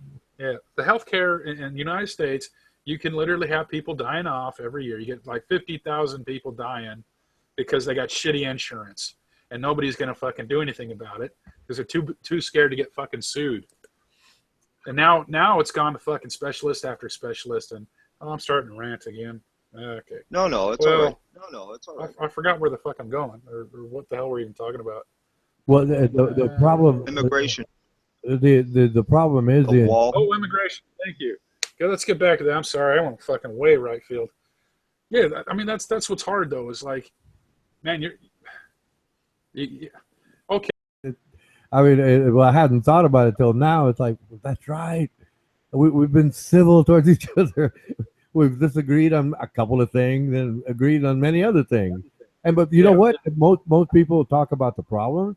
And what I sensed about what we were doing was we were talking about the solutions, right? Which they seldom do. They just want to complain, right? I thought, well, they just want to nitpick and complain about, well, okay. And I always hate that. If you're going to complain, you complain, and then you present a solution to fix it or a suggestion. If you don't, then you're just complaining, and you have no clue what to do about it. All you can do is complain. Well, what good? That doesn't help you. Yeah. You know what I mean? Yeah. It doesn't. I mean, I guess it does help in a way that you point out a problem, but if there is no problem per se, and someone's nitpicking what somebody said and doesn't fix the problem by saying, well, you spelled it wrong, this is how it should be spelled. Now, most people nowadays will say, you spelled that wrong, you're a dumb fucking idiot. Well, how is that going to help the person? It's not educating them on how to, it's just putting them down. And then he's going to retaliate. It's crazy. I voted for Hillary, by the way. Oh, shit. Okay. Yeah, and I didn't flip a coin. Really? Well, see? Oh, man. It's funny over here. It's like when it comes to elections and stuff, it's like the golden rule. You just don't talk about it. You're just like, sitting at the pub with your well, we call it a handle. I think the Englishmen will they have a pint. And as soon as someone opens up their mouth about politics, it's like, ooh, you look over, that's a weird fuck, and you slide across to the other side of the bar. It's like, I don't want to talk about that shit. I got off work. Exactly. Plus, we don't want to waste our time, man. But at the same token, though, it's kind of nice because, like, well, I don't have to feel like I justify myself to somebody else that's going to call me a dumbass because I'm a this or I'm a that. Oh, you're Democrat, so you must be this label. Label. Okay. Yeah, label. Like, who cares, man? Vote, keep your mouth shut, and let's party. I do like talking about solutions, but I remember sitting in my buddy's garage and we were debating. You know, he was a John Keyes fan. He voted for John Keyes, which is the current prime minister, and I was like against him. I was like, man, no way. And we had a 5-minute discussion and then left. It started to get heated, and we both looked at each other like, okay, let's move on now. All right, that's about it. Where here it's just email for fucking a year straight already. God damn, does anybody have something they want to? How are we going to fix the problem? What do you?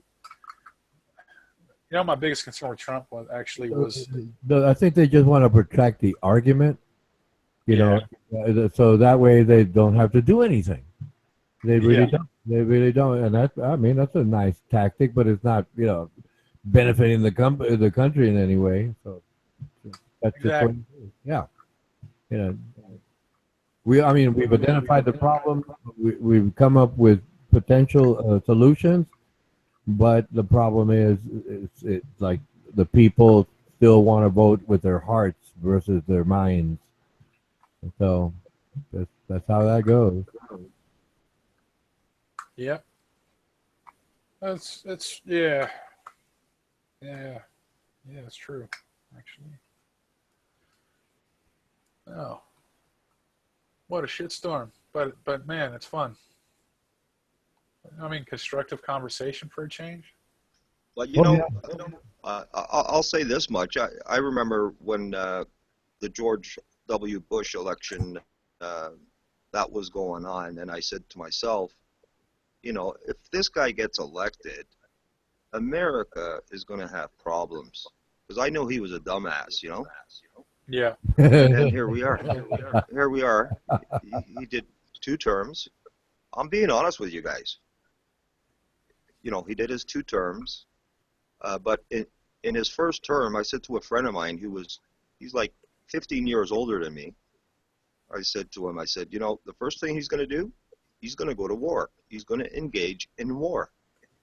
And that friend looked at me like, are you crazy? I said, no, man, I know this guy's background.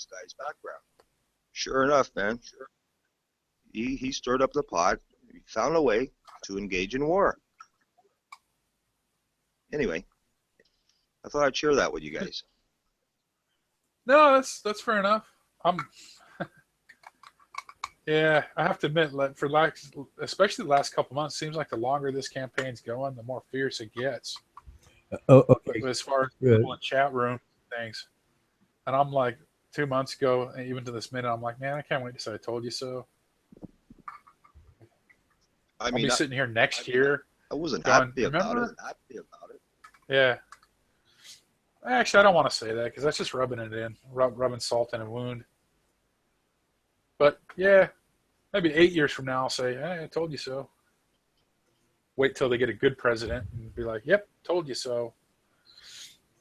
In the early 20th century, oil concerns, right? They basically went out there exploring and discovered oil in Saudi Arabia. Okay, great. They all got together, right? And Daddy Bush was part of the American contingency because there was multiple nations involved, right? It's a coordinated effort. Anyway, what a corporation did was they drilled for oil near a holy site to Islam. There's Mecca, and south of that is Medina. Yep. And they drilled near Medina, right? And that's where the grudge against America started. Okay, right? And the Saudis are in on it. The Saudi families, and Bush Sr. was very friendly to the Saudi families because, oil dealings, right? And so over time, Islam gets mad. And then, if you remember the USS Cole bombing and the first trade center bombing, that was part of Saudi Arabia, right? The Bin Laden, it was Bin Laden family, right? And so then what we led up to 9/11, right? On that day when the towers fell, it was a no-fly zone, right? Emergency called, right? Or whatever the military calls it, right? No-fly zone. No one can fly. No one. Absolutely no one. However, the U.S. government flew out the Bin Laden family, and Baby Bush was in office. And then Baby Bush needed a reason, to avoid, blaming Saudi Arabia, so he goes after Saddam Hussein. That's how that worked out, historically. Mike out. Huh. I did the homework. I did the homework. Oh, this is wild. Wow. Yeah. A speechless moment there.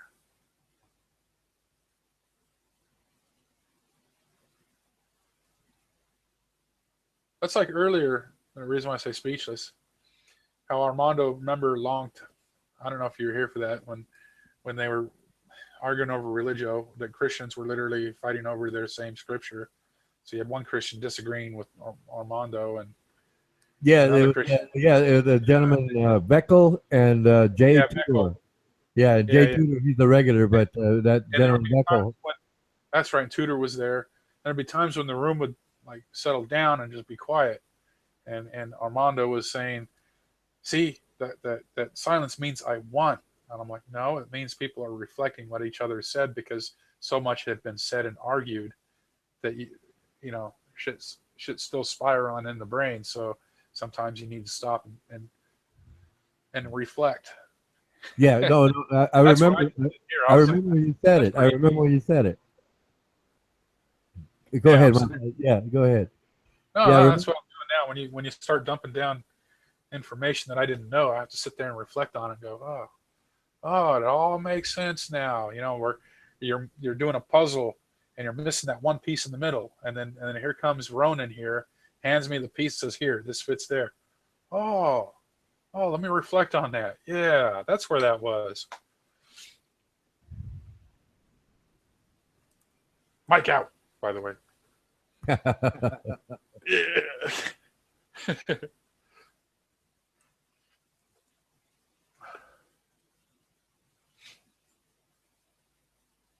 And then an Adam guy, right? You like that guy, Adam? It's not that I like him or dislike him. I disagree with his position. And at the end of the last chat, he basically cornered me down and told me to shut up and answer yes or no. And then I answered yes or no. And then he started how, the SAS, Australians were better trained, this and that. They would come over and kill us. First, they'd kill the, top leaders. And I said, wait a minute. Australia is a commonwealth to Great Britain, and America and Great Britain are part of NATO, because he was basically siding America against Great Britain and vice versa in a war, right? But he apparently doesn't understand the politics of it. I guess he just hates Americans. Yeah, the reason why I brought that up was, God,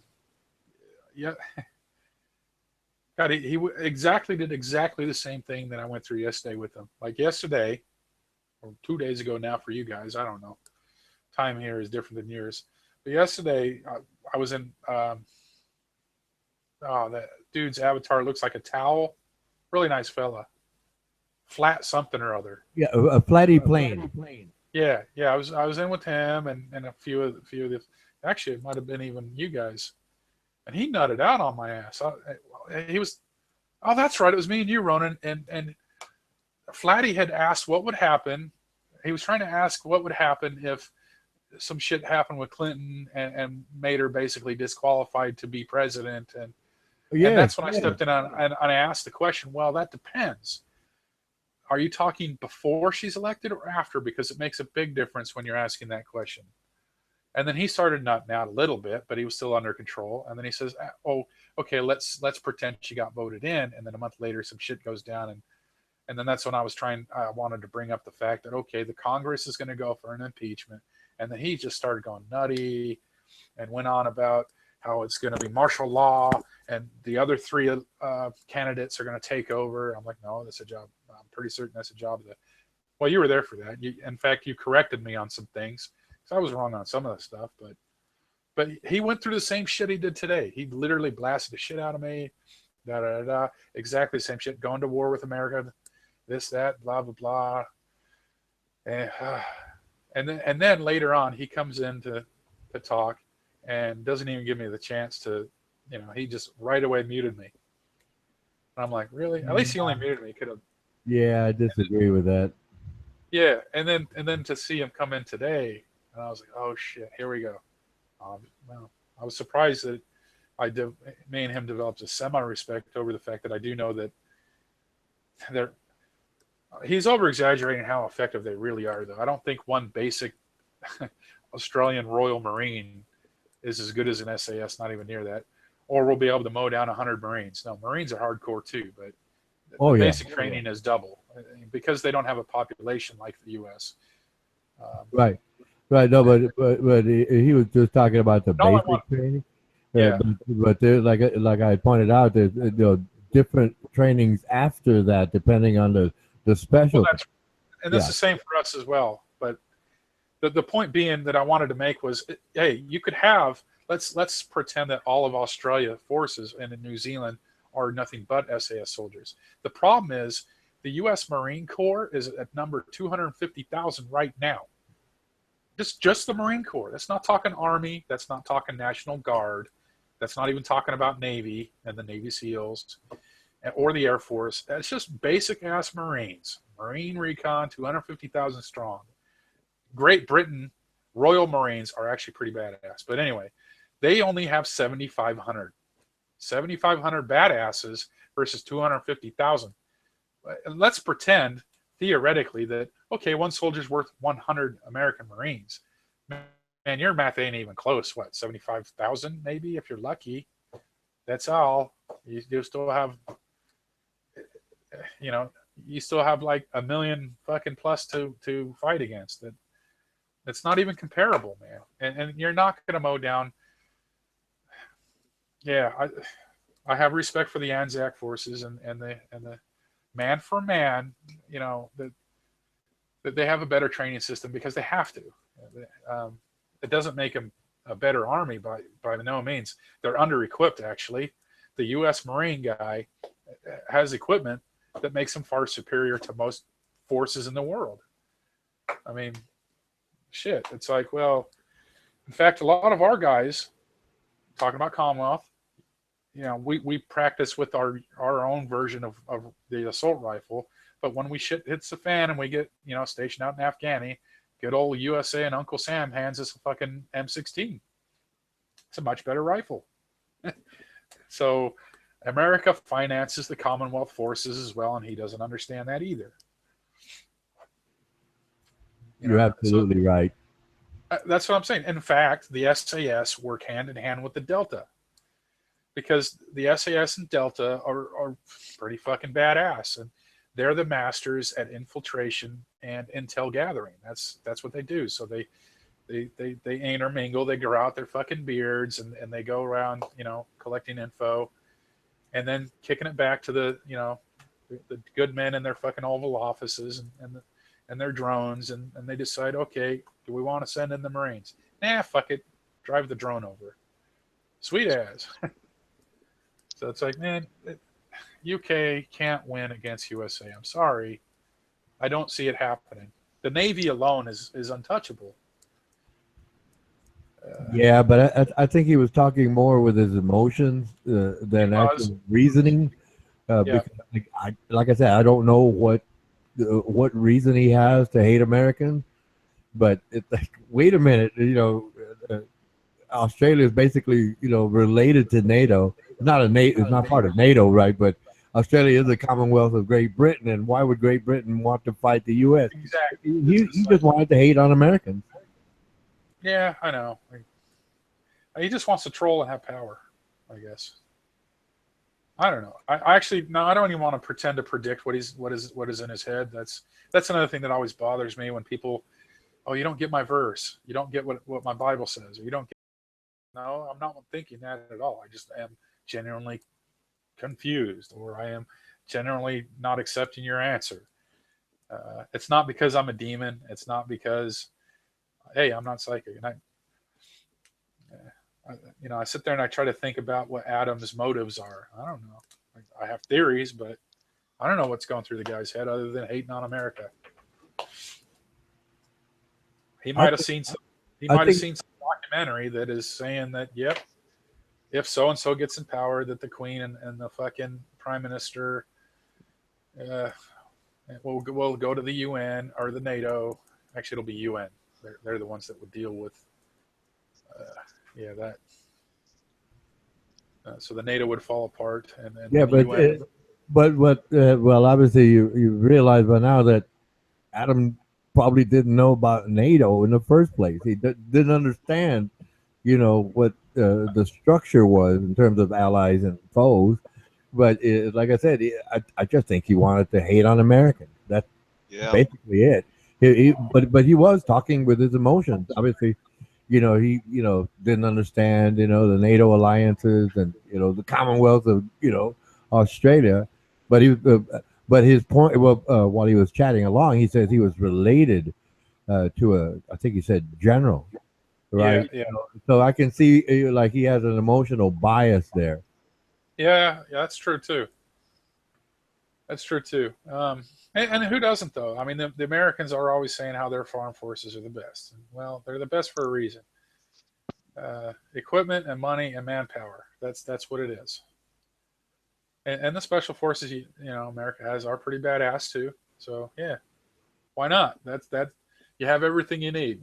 You have great intel. You have lots of friends, lots of allies, the best equipment money can ever fucking buy, the most advanced technological inventions money can buy. I mean, I remember when my brother was in the Army, he was using cell phones before they were on the market. So I don't know. It's not comparable. It's like, well.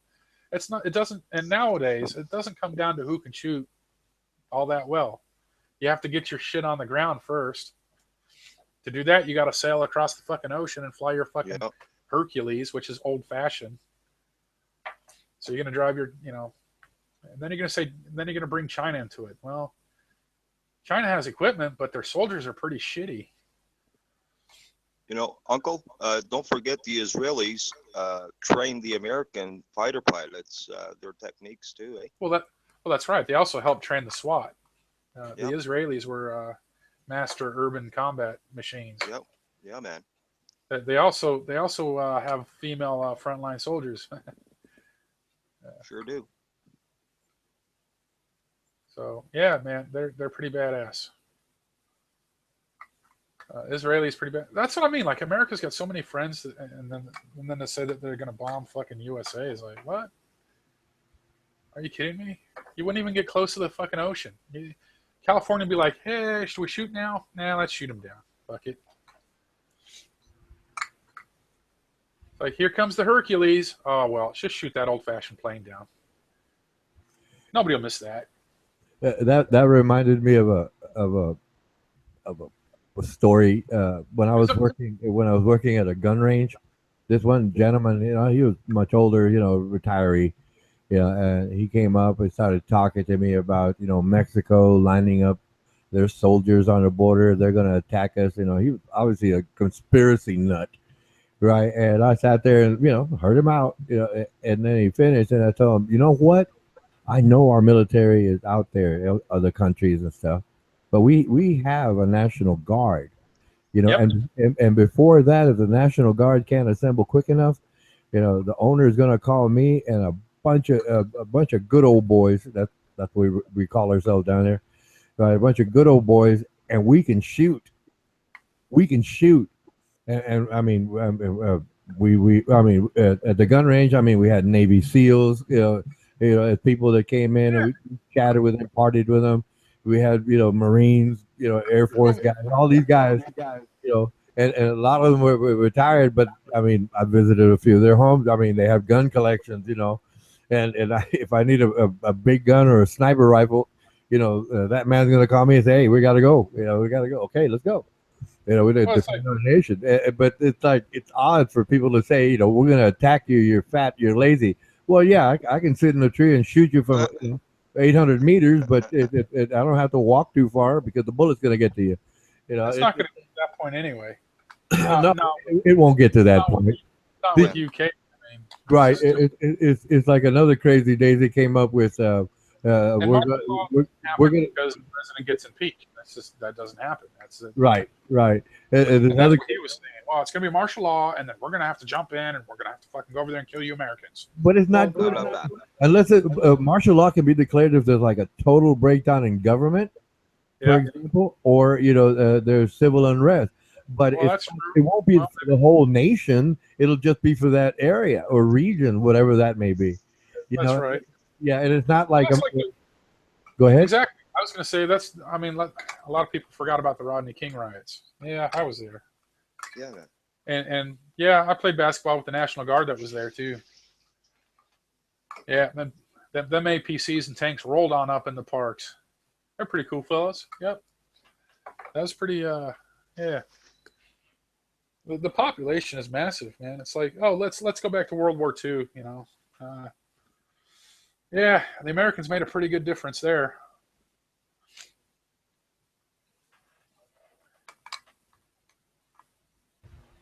Had it not been for Hitler's greed and just, I guess, megalomania, right? And he had not attacked Russia, they'd be in power right now.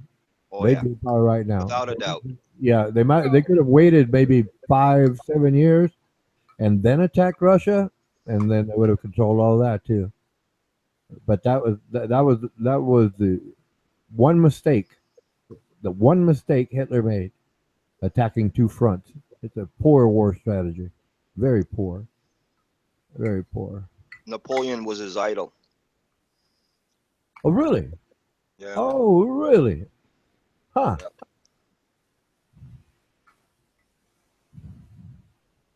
Well, regardless of this, of that though, the Americans made a huge difference. Oh, yeah. That was the point. I mean, And the no Canadians. matter how skilled fighters are, man, if you're just that blatantly outnumbered, you just, yeah, and out-equipped, it's not looking good. And then you're going to have to play, terrorism tactics, really. Guerrilla warfare. And that doesn't topple governments, usually. And the British. Yeah. Everyone. It was a very... Although I could see what he was trying to say, it's just, I think you need, I don't know. Yeah, I don't even like to think about it. It's like, well, I have faith in that shit ain't going to happen.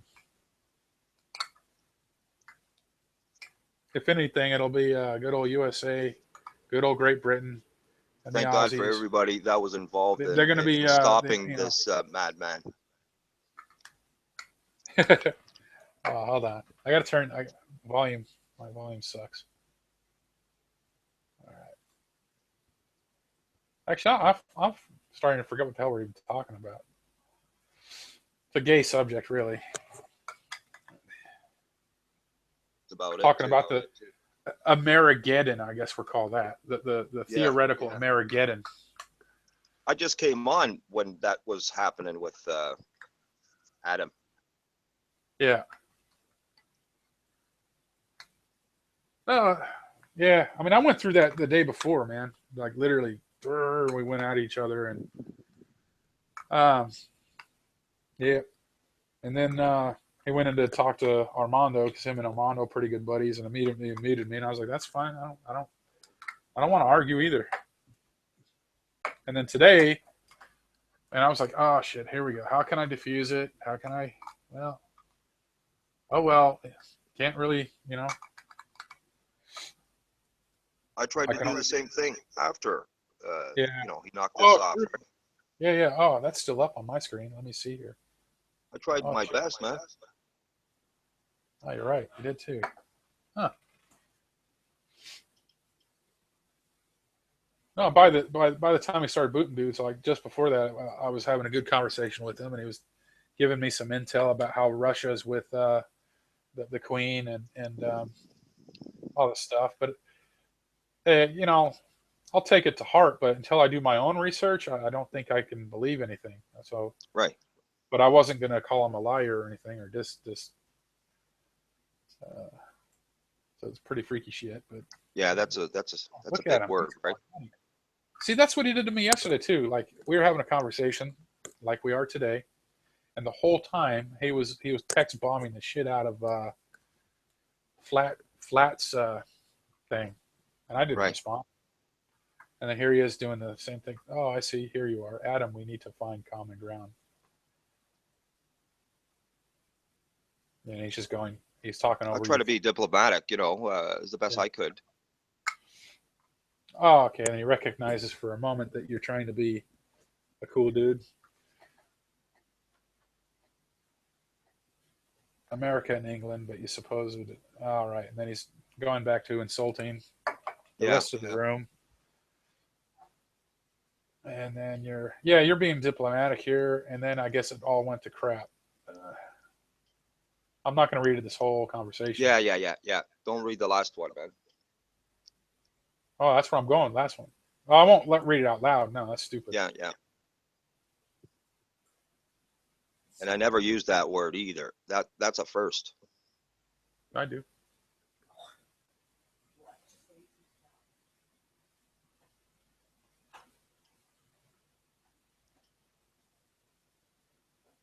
All right. So yeah, he's lost control again. And now he's vowed. He's vowed next time. All right. And then he has now a personal vow to keep slaying Armando's page, I guess. Why doesn't he just move on, man? Okay, now I get it. He doesn't like people singing.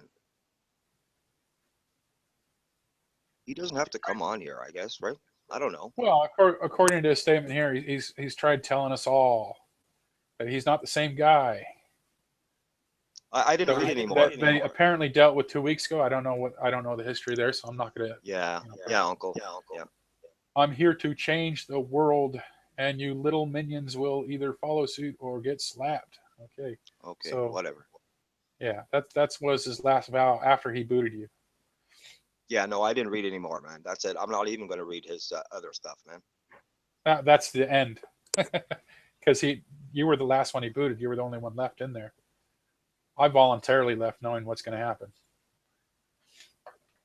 I've never used that word in my life in a text. That last word I used for him. Oh, true. Damn. See, that's what I mean. Like he went in there, and I thought, oh, okay, he's gonna be cool. I just got to keep my mouth shut, and he'll treat everybody else fine. But then he started attacking everybody else, and I'm like, oh, it's not just me then. Oh well, okay. And then, man, he just basically recreated what I went through yesterday with him. And then, it was. So what I'm trying to say to you, man, Uncle, is that's the first time ever I used that word in text, and it'll be the last time.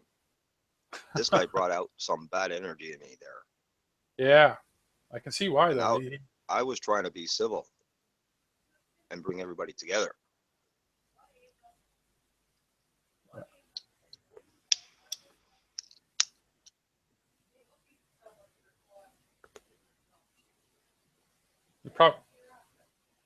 I'm getting a lecture by my woman.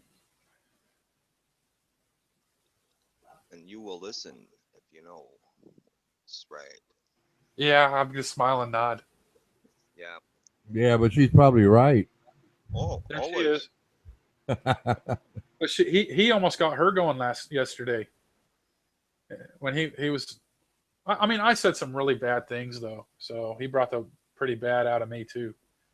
And yeah, I said some bad things, and then he responded with the same things that I said, and then that's when she fired off, and it was like, ooh, that's right, the Kiwi Aussie Trans-Tasman rivalry about to kick off. And but yeah, that dude just, man, he knows how to rub everybody's button, and then he figured out that he could ban everybody. Wow. He actually, I don't think I've ever dealt with anybody like that. I've never dealt with anybody in my life like that, to be honest. In Yeah, real they- life. Quite unique.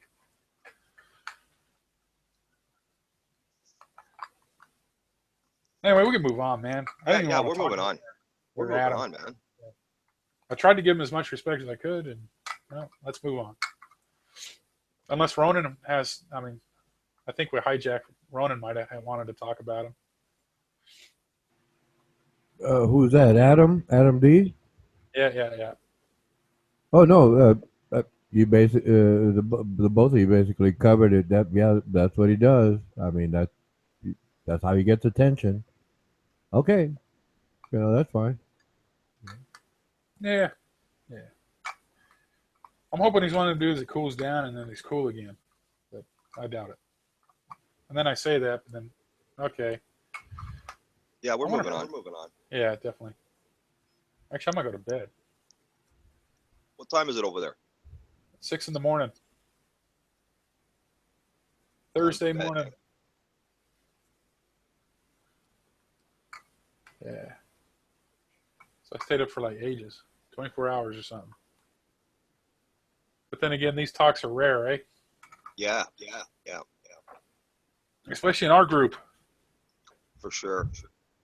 Usually we get serenaded with karaoke, and then we get the Bible talk, and then we get the Bible we get the Bible arguments. We had a good laugh last night, man. Yeah, definitely. Yeah, good stuff. Actually, that's right. Is this a new chat or is this an old one? Oh, Armando's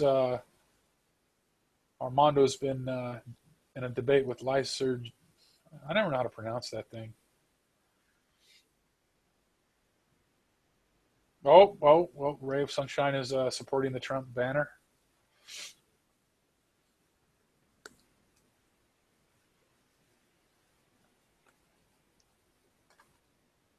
Has hockey season started yet? Yeah, it has. Yeah. Okay, I figured that because it's usually on par with the NBA. I think it started around October 8th. Okay. Might have to see if I can. Who's watch your it team? again. Your team? Huh? Who's your team? I used to be LA Kings, and well, they moved Minnesota's team. Dallas, I think, is who got the Stars. Or did they move again?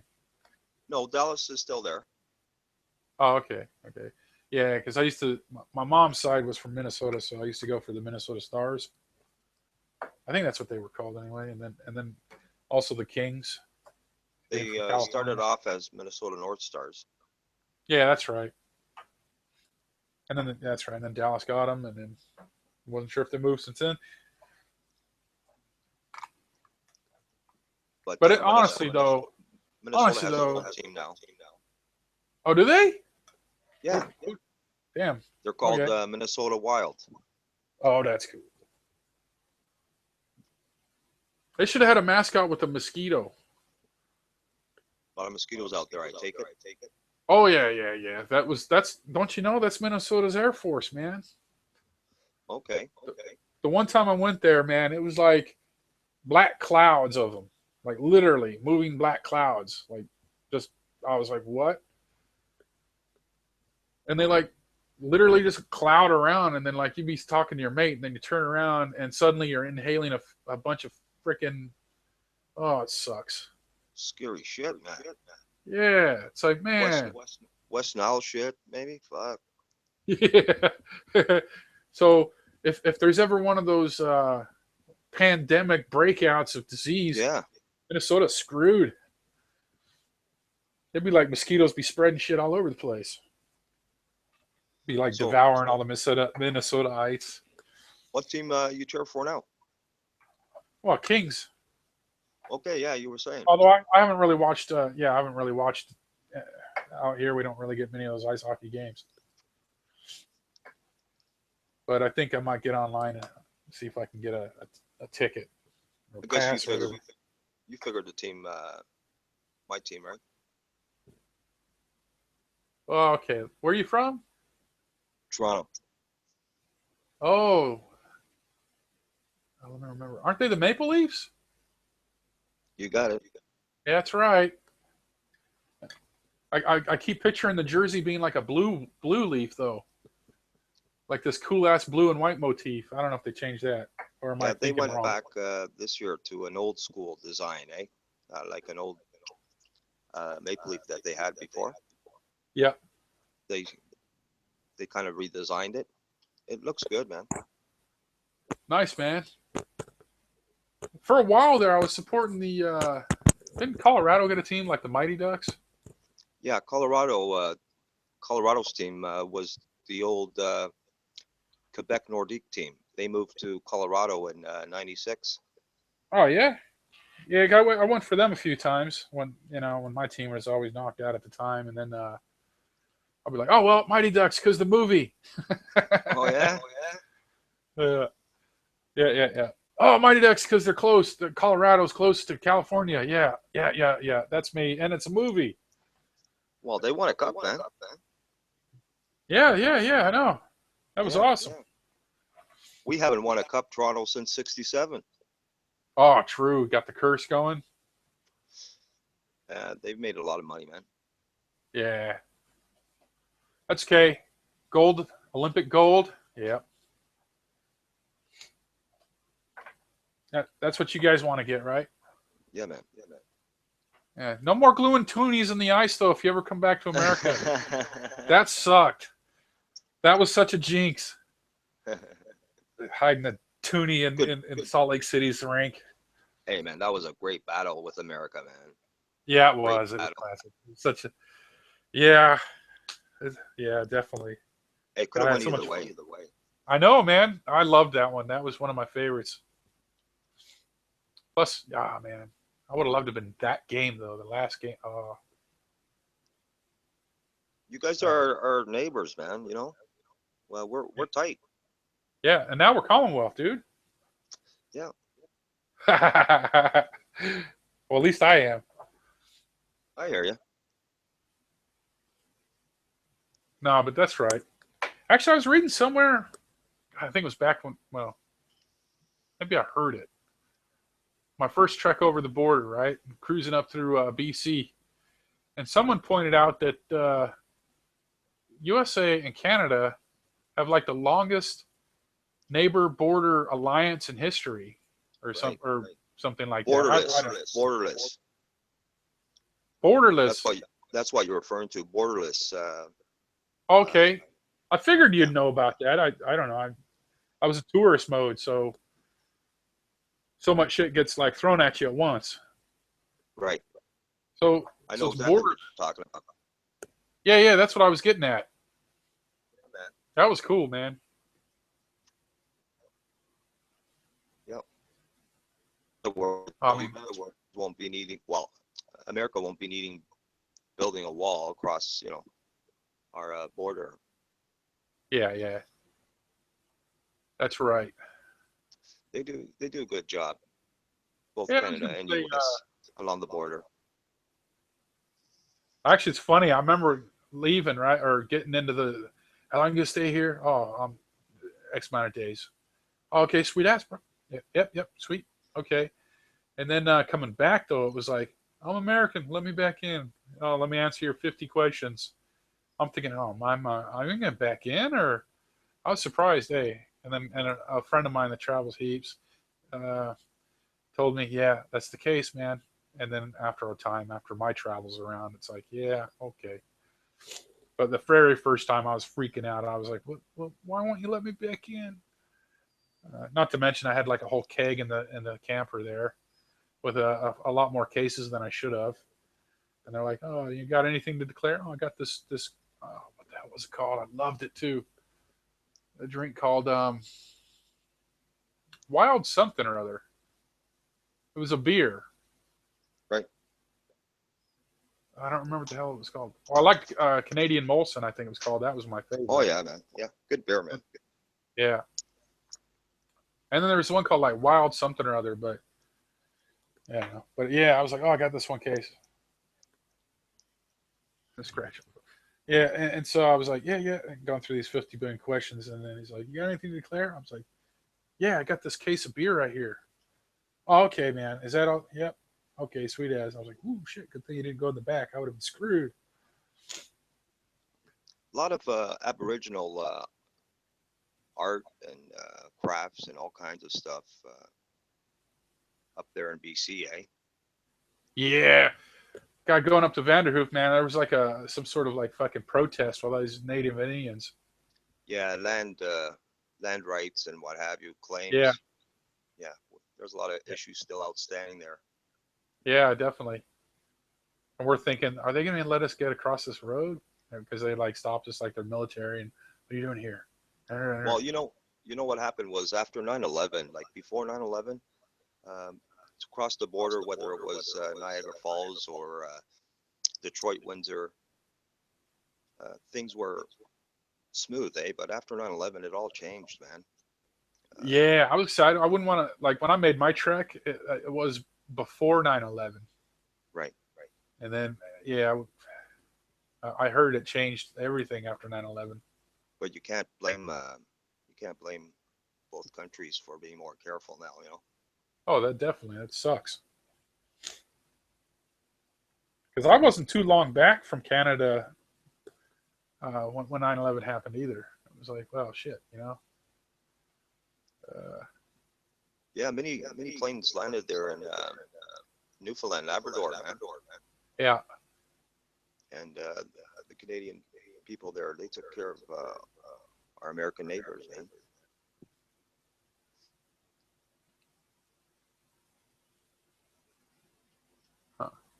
Huh. Yeah, man. God, I'm just Vancouver was awesome. I don't think I like the winters though. I don't like snow. So I'll have to go, like, if I go back to visit again, it'll be like, yeah, summertime. It wouldn't be Canada without the snow, buddy.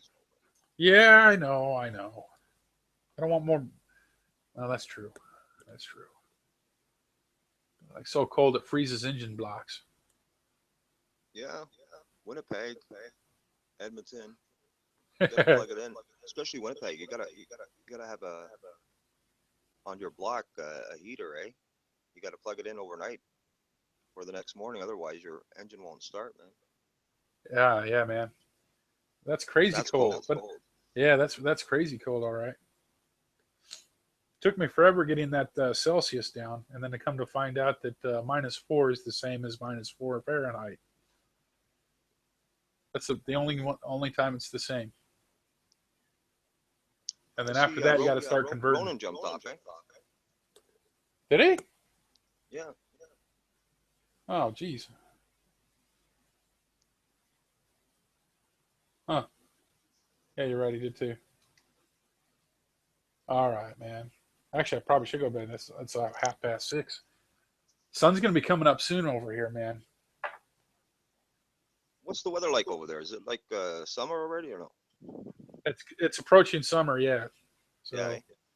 yeah, we're exact opposite of your area, Right. America, Canada, Yeah. the Americas. So your summer is our winter is your summer. Yeah, that I know. Yeah, and basically, it's funny because even though we have summer, we're quite famous for having 4 seasons in a day, a lot. So like in the morning, it's nice and sunny and everything, and then by lunchtime, oh shit, it's raining hard out. And then, oh look, the sun's come back out again. Oh wait, it's cloudy, but it's not raining. Oh, is it gonna rain? Oh no, sun's back out again. Okay. Oh, here comes the rain again. That's pretty much how it goes here. Except for when you're like right in the, oh, pardon me.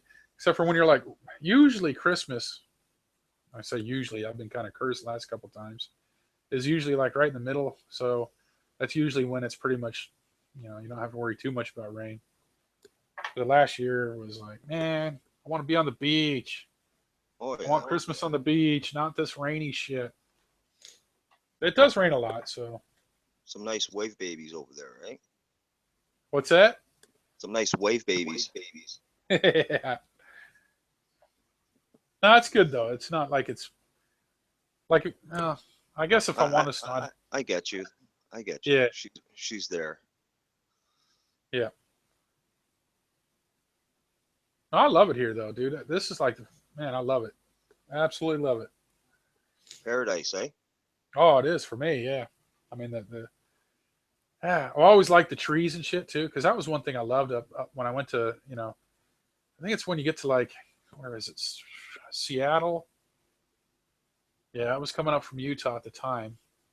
You drive up and you get to Seattle and you start seeing trees and shit. And I'm like, yeah, see, I like this. I got the coast, I got trees, clean air, and then you cross the border and then you go up past, Vancouver, up through BC, like north, like you're heading towards Alaska. Yeah. And it's just, man, the bush is awesome. I just always loved that forest bush. Montana, I'd like to check out, man. Yeah, that's pretty cool. I think my dad settled there for a bit.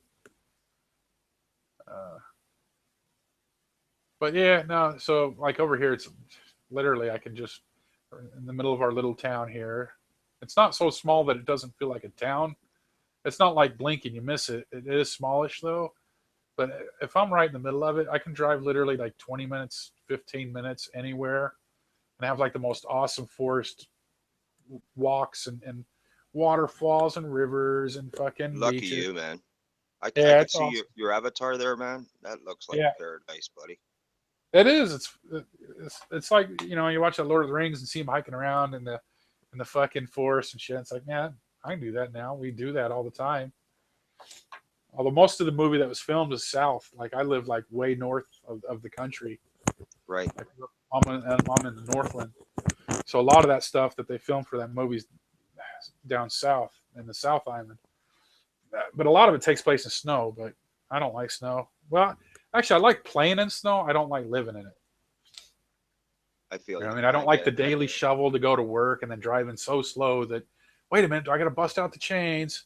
Okay, I got to add another fucking hour of work to drive. Don't remind me, man. Yeah, exactly. Because in Salt Lake it snows probably, and it's not comparable to up north Canada there, but it still sucked. Yeah. In fact, You know what? I remember You know what blew my mind, Uncle? I went in 1990 with a friend and his fiance at the time to Lockport, New York, eh? And Oh, we is that went to- cool? Yeah, it was cool, man. We went for a long weekend to his fiance's place. Her grandmother's mobile, eh? Nice mobile home. And we went to a bar that night, drinking and stuff, and we met quite a few people. We had a good time, eh? And some of the people, one person said, "Oh, you're from Canada, eh?" We said, "Yeah, we're from Toronto." And the person said, "Oh yeah, like you guys live in igloos?" And I looked at my friend, and I looked at his fiance, and we were like, "Is this person serious? Oh. No, what do they think? Cross the American border and you go into Canada, all of a sudden it's fucking frozen over here. Yeah. Well, I do think that. No, not to that severity. But what I mean is And then, I said, well, maybe this person's joking, right? So we carried on with the night.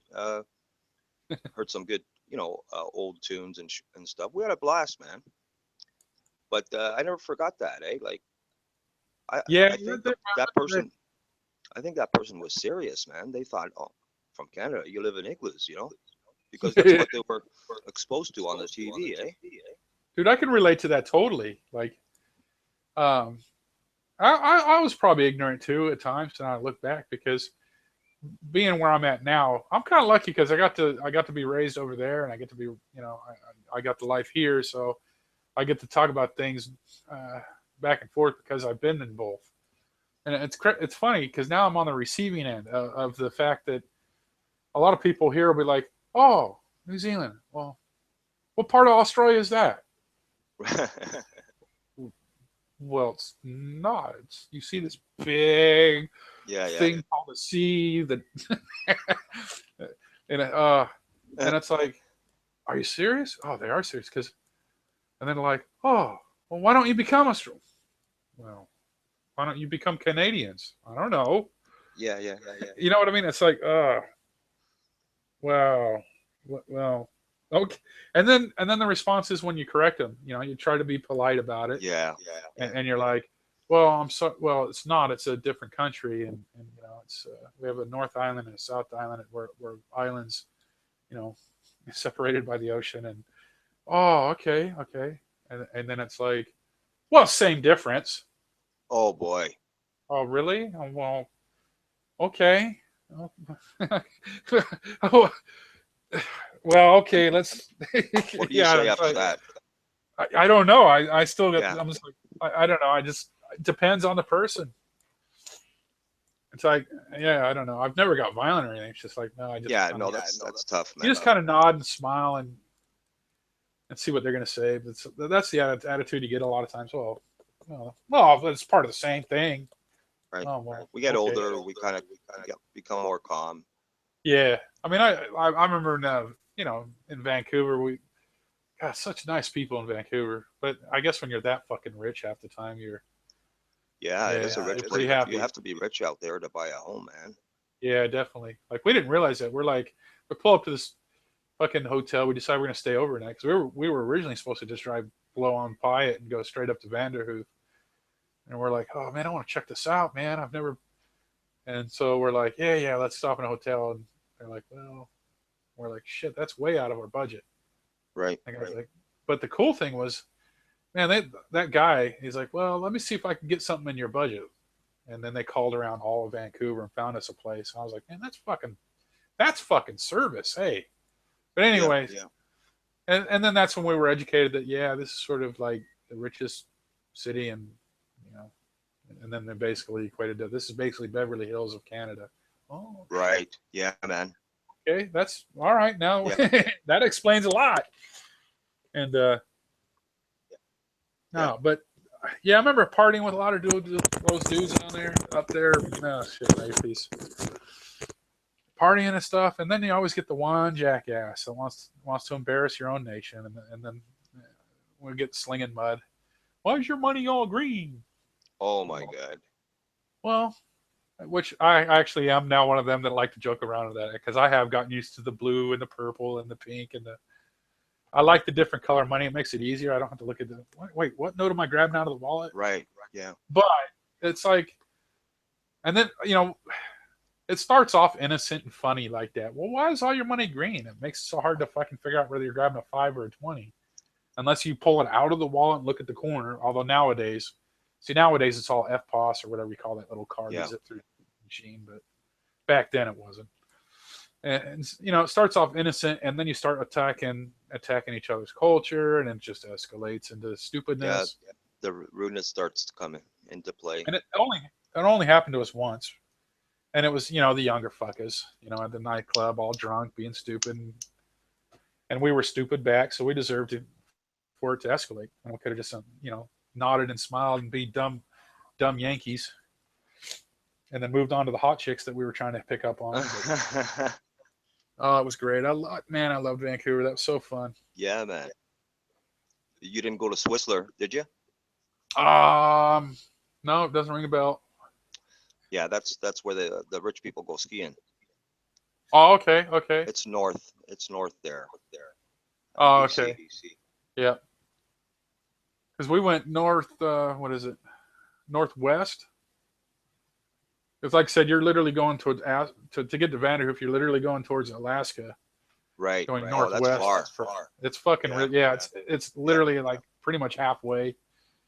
And it was kind of trippy because we're getting like fucking like 4 hours sunlight or something weird like that, and we're all like city. Oh God, it was so far driving on these shitty fucking dirt roads, and seeing a moose that's bigger than our fucking car and waiting for him to get out of the way. And then nighttime happens. Yeah, it was awesome. Nighttime happens, and there's some sign of fucking ahead of our headlights. There's like these creepy little fucking eyeballs low to the ground. And we're like, it's just a little fucking. Wait, what if that's a wolf like crawling and sneaking on his belly? All right, dude. We were kind of drink driving, which is stupid, but we were young and having a good time. But dude, when you got to pee, 1 foot in the door, 1 foot Yeah, out because we kept hearing wolves and shit. And we're like all spooked out. Holy And we fuck. Yeah, we're all these fucking city slicker scaredy fuckers. And we get to the his dad's camp. And he's like, okay, guys, you want the tent or do you want the camper or do you want the, yeah. And we're like, we're men. Yeah, that's right. We braved that. We braved the elements. We peed 1 foot in the door, 1 foot out. We're awesome. We made it. So let's sleep in the tent. And he's like, hey, good thing you came today because yesterday my dogs treed a mountain lion. We're like, okay, we're taking the camper. Oh, that was awesome. Yeah. Yeah, so you got to see a big ass moose, eh? Yeah, man, it was fucking awesome. Fucking huge. Biggest thing I ever saw. As far as moose wise. Yeah, I seen last 6 weeks ago actually a small black bear, man, up the highway, an overpass, eh? Just marching along, and it's the first time I've ever seen one on the highway, man. True. Yeah, man, it was cool. That would have been fucking, yeah, that would have been sweet. I didn't have 'Cause I my was camera buzzed- with me, eh? I didn't have my tablet either. Oh man, that would have been cool because Yeah. that's the other thing I was highlighting was, you know, we're trolling around, you know, Vancouver on foot, hitting all the different streets, starting, you know, and fucking, we're starting to run out of money. And I'm well, I'm not going to blow my own whistle too much, but I was Yeah, kind yeah, of a blackjack player back in the day. Oh yeah. And at the time when I was living in Utah, I'd get off work fucking every day. Like, bam, get off work and drive to the fucking Nevada border. And there's a town called Wendover. Right. Like, as soon as you hit that border, boom, there's my casinos. I'm in there. Right. I was in there so often, I was getting invited to tournaments. I had my own fucking room every time I went. They're like, you want your complimentary room, sir? Yeah, no. You know, I got to know most of the dealers. And in fact, if I didn't move over here, dude, a friend of mine was a dealer there, and then he eventually got promoted to a pit boss. But he was trying to get me to go to the dealership school. So, and that's what I was considering. Well, I'm going to go there. But first I want to go to Australia, and I want to keep traveling around because that was the one place I never got was this side of the world that I really wanted to. And so it was like, yeah, man. You wanted to be a dealer, eh? Yeah, I was thinking about being a dealer. But yeah, so all the times I went, I used to just take $20 and last like all night. Be like, yep, $20. I'll go to the minimum bet tables, just sit there and play safe all night. And then sometimes I'd have to like, oh, do I want to spend another $20, $40? Man, but I never became behind. I was always ahead. Mm-hmm. Going back to Canada, sorry, that was a big fucking. Going back to Canada, I was like, I wonder if we can gamble here. And then I asked a nice young lady, and she's like, yeah, man, the casino's over here. So we're like, oh. I'm like, dude, I'm telling you now, I have a rule. And he's like, what's that? Because we're desperate for money. And we want to keep our good times rolling. Right. And he's like, and I told him, my rule is this. You give me $20 and I'll see what I can do with that. Because my biggest thing early on that I had to learn, because I had a couple bad streaks early in my gambling career was, man, you set a limit and you stick to that. And you also set a time limit. Because sometimes you get rolling and then you lose it all. Only because if you had left a half an hour early, you would have been rich. And I taught my friend that valuable lesson. But anyway, so I'm like, dude, I have two rules. Rule number one, you give me $20, not more. No more than that. I don't care. I don't care if I lose it in two hands. Don't give me more than 20. And also, I'm out of here in 20 minutes. All right? I'm not going to, even if I'm winning, well, if you're winning, keep winning. No, if 20 minutes and I'm out of here. I don't give a shit how much I'm winning. So I get in there, and it was vicious. They were, wow. They play the old school, just straight up. And no, I won $20, and I was like, fuck it. It took me a while. I kept winning, losing. It was about 50-50, kept going back and forth. And, but I came out $20. I said, that's it. It's 20 minutes. I could only win $20. I'm sorry. But he's like, oh no, that's plenty. All right, sweet. Let's go. And anyway, as we're walking out and we're walking down the alley to get back to our car, a big ass fucking family of raccoons is literally crossing the street with us. I was like, that's the coolest shit like fucking ever. That never happens in the States, man. That's like, dude, we're walking with a fucking family of raccoons just cruising down the street. Yeah, No they were like, raccoons down there? No, we got raccoons, but they're not like in the city walking around in the fucking Oh, street. okay, okay. Usually it's gridlock city, fucking population so high and dense that, you know, wildlife doesn't usually go into cities, and our cities are so fucking huge that it's like, dude, I'm sitting there walking with raccoons, like it's like, hey Yeah, man, Sunday stroll. Really? You Rocky guys should be in the raccoon. zoo or in the mountains. Yeah, like going camping where I was in the States, you got to drive like 2 hours just to see wildlife and shit, other than like your stupid dogs, your stupid pigeons, and your, yeah, that was just weird walking around with fucking Right raccoons on, man. right in the middle of fucking like State Street. I don't know what the hell the street was called. I have to go get my book. Because I made sure I bought it like this fucking Vancouver map book. And we marked all the streets we did. But yeah, it was killer, man. There's a place here in Ontario. It's about 2 hours north of Toronto. 2.5, actually. It's called Muskoka. That's where the rich people buy their cottages and stuff, eh? Riverfront properties and nice lakes, eh? And it's called Georgian Bay. Yeah, man. And, there's this woman. It's my friend's brother-in-law's mom, and he invited me up to her cottage. And that night, after we had a party there, all these raccoons, you know, it was pitch dark outside. All these raccoons show up. No word of a lie, Uncle. Like 100 raccoons show up, and they woke us up, man. I said, dude, that's "What like the something hell's out of a Disney movie. Yeah, man. No, this is no joke, man. I said to my friend, I said, "Hey, what's going on out there?" He said, "Hey, don't worry about it, Joe. It's Judy's friends." I said, "Friends? Sounds like a bunch of fucking raccoons." He goes, "Yeah, they're raccoons. She feeds them every night. They know. You know, they come around every night to get their whatever it is she has to offer." He said, "Never mind. She's had black bears, come onto the property because they know that she puts food out for the raccoons.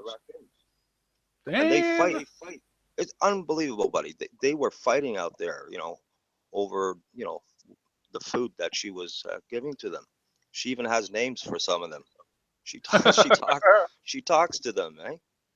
Yeah, that'd be awesome. Oh, it was unbelievable, buddy. Oh, that'd be me for sure, you know. True story, man. Unbelievable. I couldn't fucking believe it. I'll be out there like feeding shit. Oh yeah. Start over time. I'll be like naming them. They came out of nowhere, man.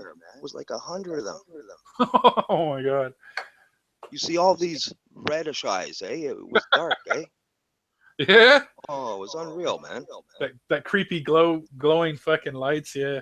Yeah, man. They look like little demons, you know, gremlins. Yeah, man. Fucking, that's awesome. Yeah, I thought I'd share that little story with you. That sounds like if I went there and I got myself a cottage there, fuck, that'd be so me. I'd be sitting there, ooh, let's see what I can feed. I like my animals. Although I don't know. It's nice. I'd have to get climatized to that though. I don't think I want to be feeding. No, I wouldn't be feeding no friggin' raccoons, man. You wouldn't be able to get rid of them. They'd be coming around all the time, you know. Ah, yeah, that's fine though. I like that. I like animals. I'll be like Mr. fucking Davy Crockett and shit. I'd be like fucking, hey, there's my raccoon jacket. There's my raccoon hat. Hey, there's my friends. Yeah.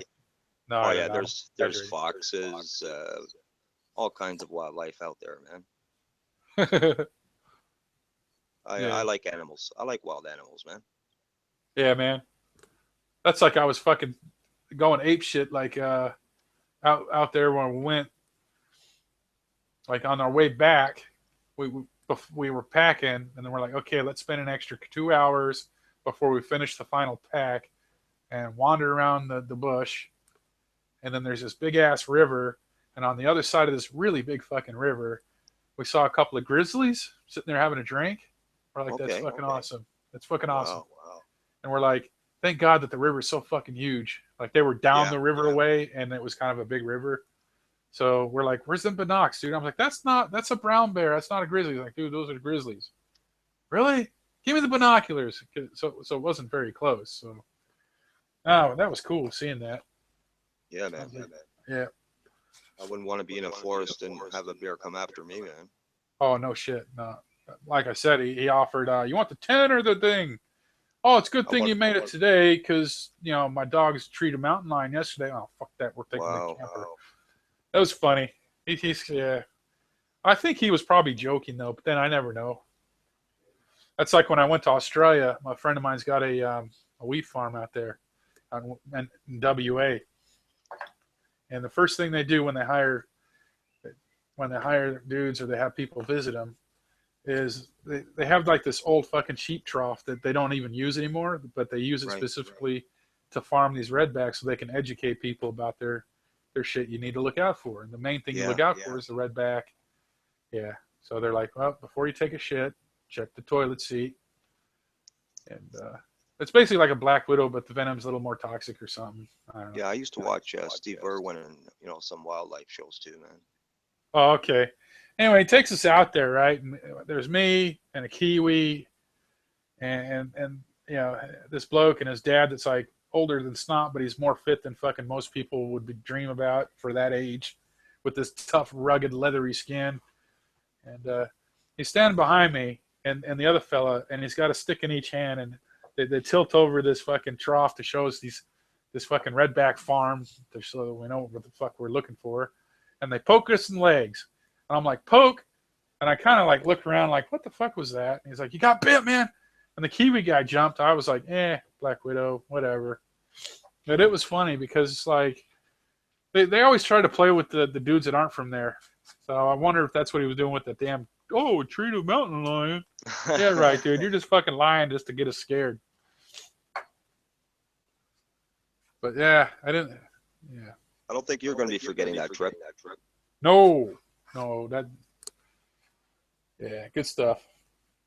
I want to visit New York though. Like, that's the other thing. Like, they always ask me because I haven't lost my accent, man. They're like, man, you've been there how long? And you still got that accent? It's really twangy. Good on you, mate, and whatever. And it's like, well, then they ask you about it. It's like, where you want to go? I don't know. Manhattan? Yeah, man, I want to check out Manhattan and all that shit. Central Park. Yep. I never got to do, like, it's so big, I never got to do the East Coast. I was West Coast dude, but always wanted to do the East Coast thing. Right on.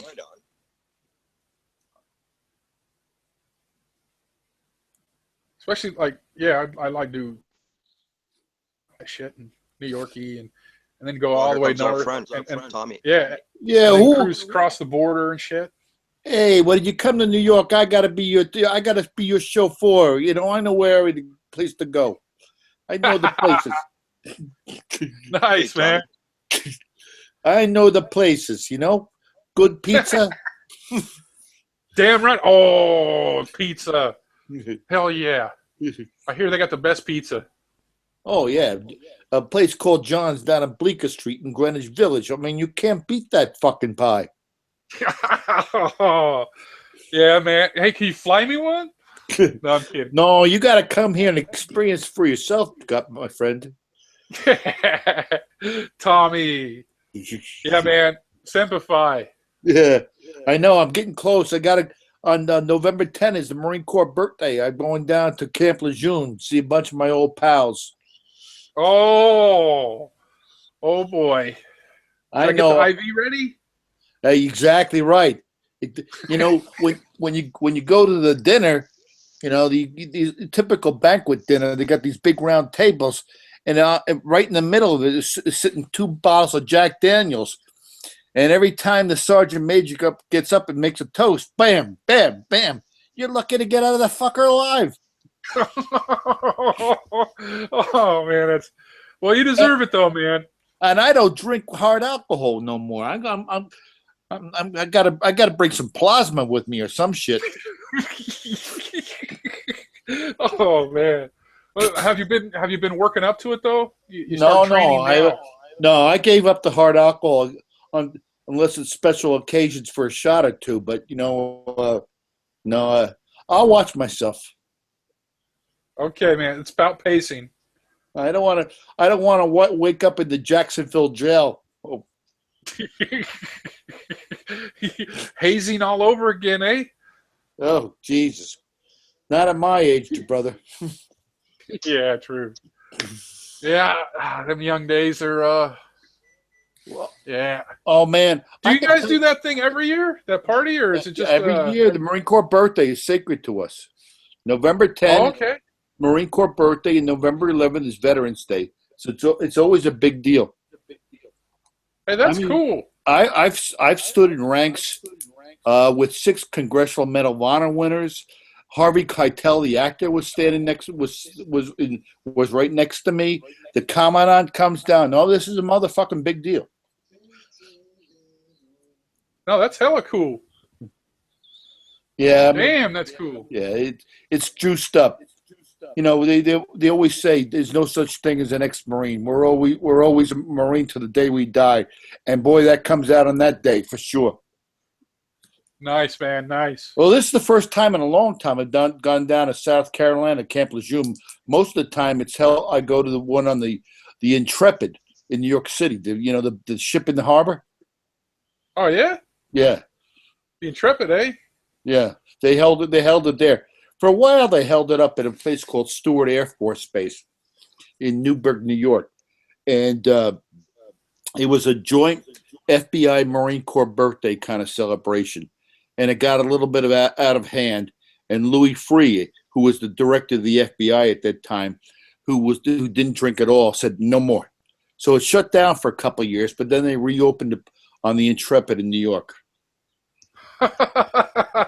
Oh, you guys are awesome then, eh? Hardcore, brother. Yeah. He's like, no more, man. You guys got to go on to the boat off the mainland so you can make good things happen for yourselves. What happened was one of these FBI agents, the FBI, Marine Corps, most of those FBI agents were former Marines themselves. And I swear, when you went up to that parking lot on that birthday, there were like state trooper cars from all over the states there. There were FBI guys there. But one of these FBI guys got pulled over by the local military police on that base. And this guy was a seasoned FBI agent, couple kids in college. And he was facing, and this was a fucking young private as a security guard. And he was facing the end of his career. So, I mean, it got, like I said, Louis Freeh said, fuck no. Oh, man. Dude, that'd be so fun to have you a chauffeur, man. I'll take you places. I'll take you places. Yep. I agree, man. That'd be the coolest shit. You know the best time to come and visit New York is in September, when the San Gennaro Festival is going on down in Little Italy. True. Yeah, it's a good time to come. It's right before the holiday season when all the fucking tourists come. It's a good time. Yeah. All right. And I right now I live only about maybe an hour and a half, 2 hours outside of New York City. I go there probably once a month, pick up supplies like sausage. Oh, so you're like, oh yeah, I get you now. So I'm up in the mountains near Woodstock, New York, in the Catskills. But I can get down to New York City within an hour and a half through the New York State Thruway, and bada bing, bada boom, I'm in there. Nice, man. See, that's what I'm talking about. Like, most people talk about New York as in like Manhattan and this, and yeah, I want to experience that kind of shit. But people always forget, don't realize that. Yeah, it's got a lot of trees. It's got mountains. That's what I want. It's a beautiful state. It's a beautiful state. Yeah, beautiful state. I love that accent too, eh? It's like I said, where I live, people always ask me, because I haven't lost my accent. I've been over here for like 20 years, right? And I was like, "What's America like?" I don't know how to answer that, man. I mean, I have to get more specific than that. Well, what do you mean? Yeah, right. Well, what state are we talking about, dude? It's like, it's so big, and the weather patterns and the people. I mean, It's like saying, what are the? I mean, what's the? Are the French like the Germans? Ain't no way.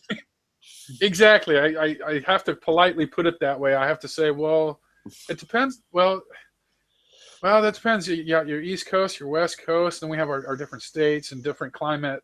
Just whatever you're into. Let's start there. What would you like to know? And I've been all over the. And then I have to limit it to where I've actually been because I've never been to the East Coast. So I can't talk about New York. I don't know what it's like in New York. They got the big old, they got the big Central Park. That's about it. Whatever I see on TV, but you can't go by TV because Hollywood always juices shit up. Yeah. I got to tell you, I've been all over this country. I've been all over the world for that matter, but I've been all over this country. And it always comes back to the point where the New York people, well, New Jersey, New York, those are my peeps, my people. Right and whether it's food, cultures, language, whatever, I can't leave that place. Yeah, I hear you. That's your peeps? That's my peeps. Where you live. That's where you breathe. Yeah. That's cool. Like this is my peeps now, but yeah. I come down to North Carolina for a couple months during the winter time, just because I want to get away from the snow for a while. And I come down here. They got shit to eat down here. They can't even. They don't even have Italian bakeries that can make cannoli, for God's sake. Oh man, that's funny. Hey, do you guys got good bagel shops in the East Coast? Oh my God, are you kidding me? Come on now. If I would, that would be part of my tour. I would take you up to H&H Bagels on 89th Street, walking across the corner to Zabaro's for some smoked salmon and some little cream cheese. Bada boom, you're done. Oh, forget about it. I miss bagel shops. Oh man, yeah. Dude, I might have to seriously contact my agent. That's one of my favorite sandwiches. A bagel sliced, cream cheese, some salmon, a little red onion, and some capers. That's it. Oh, that sounds good, man. Oh yeah. So what do you eat down? What do you do down when you go down to what'd you say? North Carolina. Yeah. Yeah. I pretty much fucking hibernate. I do a little volunteer work at the VA down here, but nothing much because my house is up in the mountains and up in New York. So I'm sort of living with a person I know. I got a room there, and I'm just pretty much marking the time, figuring out what my fishing strategies will be in the spring. Oh, that's awesome. Yeah. That's. But I give props out to North Carolina. It's a fucking pretty state. I mean, you go out to Wilmington, with the Kukuri Beach, or you go up to Asheville up in the mountains. I mean, they got it all. Right on. And a bunch of Yankees have been settling down here too, as their retirement homes, instead of going all the way down to Florida. Mm-hmm. Well, Florida's isn't that half Cuba? I don't know. Well, I don't care. Florida. That doesn't make a difference to me. I mean, I love all types of people. I can't. What the hell? You got to live at 100 degrees for like half the year? Not me. Well, I guess what I meant to say was, let's see, overcrowded, the humidity level, and the heat. Yeah. I'm not into that. Yeah. Like, I don't have a problem with the Hispanic-y. And I'll tell you what. If you went to Florida, you owe it to yourself to go down to Key West. Oh, yeah. Yeah, okay. I don't think I'm going to go to Florida, though. To be honest. What? You don't want to see Mickey Mouse? What's wrong with you? Hey, man, I was in California. I got Disneyland over there. It ain't Disney World, but hey, it's Disneyland, okay? We had Six Flags Magic Mountain, Knott's Berry Farm, and I hear there's more shit since I. I'm just kidding with you. I wouldn't go to that shit if you paid me. I know. When you said that, I was thinking I have zero interest in that. Even more so. I mean, I'll tell you. Even Miami CSI sucked. You know, I don't even understand the attraction of Las Vegas. I mean, why the fuck? I'm Vegas. I just every day I got off work. I didn't go to Vegas. I went to Wandover because at the time I was in Utah, so I was fucking every day off work, getting out of the Mormon state to hit the. No, yeah, I wouldn't want to live in Nevada though or Vegas. All right, tell me why you hate Nevada. If I was an ordinary American thinking about a week's worth of vacation, and I had the choice of Las Vegas or going to the Grand Canyon. Oh, Well, you put it that way. Yeah, I can see your point there. Grand Canyon all the way. Yeah, I can see your point there. Because for a while there, I lived in Salt Lake, so yeah, I was happy to get out of the state when I can drink real beer. I'll be back like, in just. Who's got the Idaho run? Here, buy me a lotto ticket and get us a case of goddamn whatever. Oh, you don't want to drink my beer. I drink piss ass beer. Yeah. The old Marine Corps deal. You know. Well, I don't drink much now anyway. I'm pretty much got to be sober at all times. Why? For your job? Yeah. What do you do? Oh, I drive I drive drunk asses home in their own cars. Oh, okay, cool. Uber? What do they call? Oh, well, yeah. Well, yeah, it's like that. Okay. Except for they drive their own car, so then they go to town and realize I had too much to drink. I want to get my car home. I don't want to leave my car in town. I'll call this fella. That's me. You know, that reminds me of a story. I was on R&R Liberty in Hawaii. I was stationed on a base called Kaneohe Bay, which is on the east coast of Oahu. And it was my job as sergeant. I was a buck sergeant at that time to take all the guys over to Oahu on the other side of the island for a night out. So I drove like this fucking school bus. And at that time, you know, I was partying just like the rest of them, you know, and we got so drunk. We were coming back. We're trying to go get back on base around 2:00 in the morning, and I pulled into a Walmart parking lot because I thought that the Photomat booth out there was the main gate. I'm lucky I got out as a master sergeant. I swear. Oh, that's awesome. Oh. Oh man, that's awesome. All right. I remember go ahead. Oh, go ahead. No. What were you going to say? Oh, I remember there's this yeah.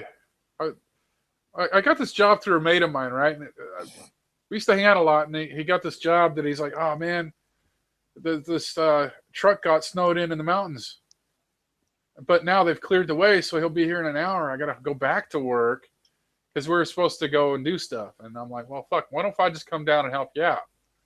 Okay, sweet ass. So I started doing that every so often. I'll be lumping his trailer loads, eh? And then one day doing this, the owner shows up and he's like, what are you doing? I'm helping out. He's like, well, are you on the clock? And I was like, no. And he's like, do you want to be? I said, yeah. He's like, okay, sweet. You're on the clock. Starting tomorrow, you're my new truck washer. Okay, sweet. Next day I go in, expecting to wash trucks. And then one of the dudes are like, okay, we need to jump in this thing and drive it to whatever mall. I don't quite remember the malls, but I think it was West Valley Mall or something. I'm like, fuck, I've only had my car license for a month. He's like, oh, that's okay. We'll give you the little box car. Okay. It's called the 5-bill. Why is it called the 5-bill? Oh, you'll find out. You're going to go, I'll teach you how to drive it. And I'm like, okay, that's sweet. So I get in there, I started up this old fucking Ford with like, it's a 5-speed manual transmission boxcar basically from like the fucking 50s. And I'm like, okay. So I go to turn and I can't turn the wheel. And the steering wheel's like fucking thin as shit. It's like as thin as your fucking knuckle. And it's plasticky and I can't fucking grip it. And I'm like, oh, okay. Oh, I see. I get it moving. And then it turns. Oh, okay.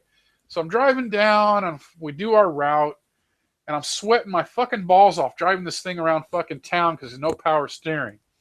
And then I find out that they have this little fucking hazing thing where there's this little fucking like, what was it called? Central Park fast food burger joint. And it had its own fucking drive-through where the trucks could go through. And they're like, go in that. I'm like, dude, I can barely turn this thing. And I'm sweating balls off. I have no grip. And I fucking curb the shit out of it. And I just take huge chunks out of their grass. And they're laughing. And I'm like, dude. And he's like, oh, that's okay. We make everybody do this. I'm like, oh, okay, great. So why is it called the 5 bill? Because that's how much we paid for it, $5. And I'm like, oh, I was lucky to even fucking keep that job after that. Well, I gotta say, you ain't lived until you pull into a Petro parking lot and picked up a lot lizard. What? You never heard of them? Nah, man. A lot lizard? First of all, I have no idea. Petro stations are truck stops, big semi truck stops, and you'll see maybe 50 semis lined up there.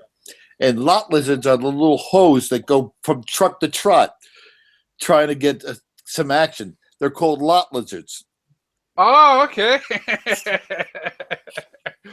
Oh, yeah. Awesome. All right. I'll be back in a bit. Yeah, man. Tom's awesome. Hi, Ben. Actually, I got to go AFK.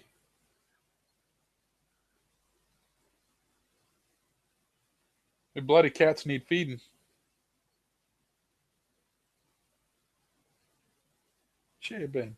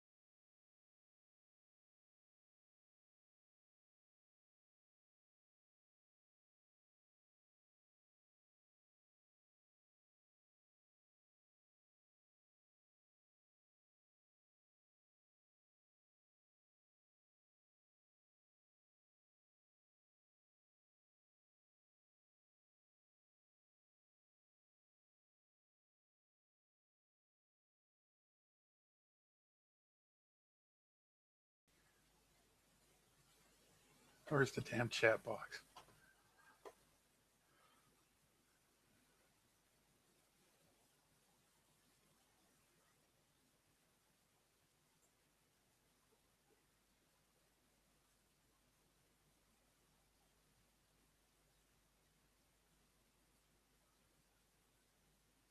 Hey, Tom.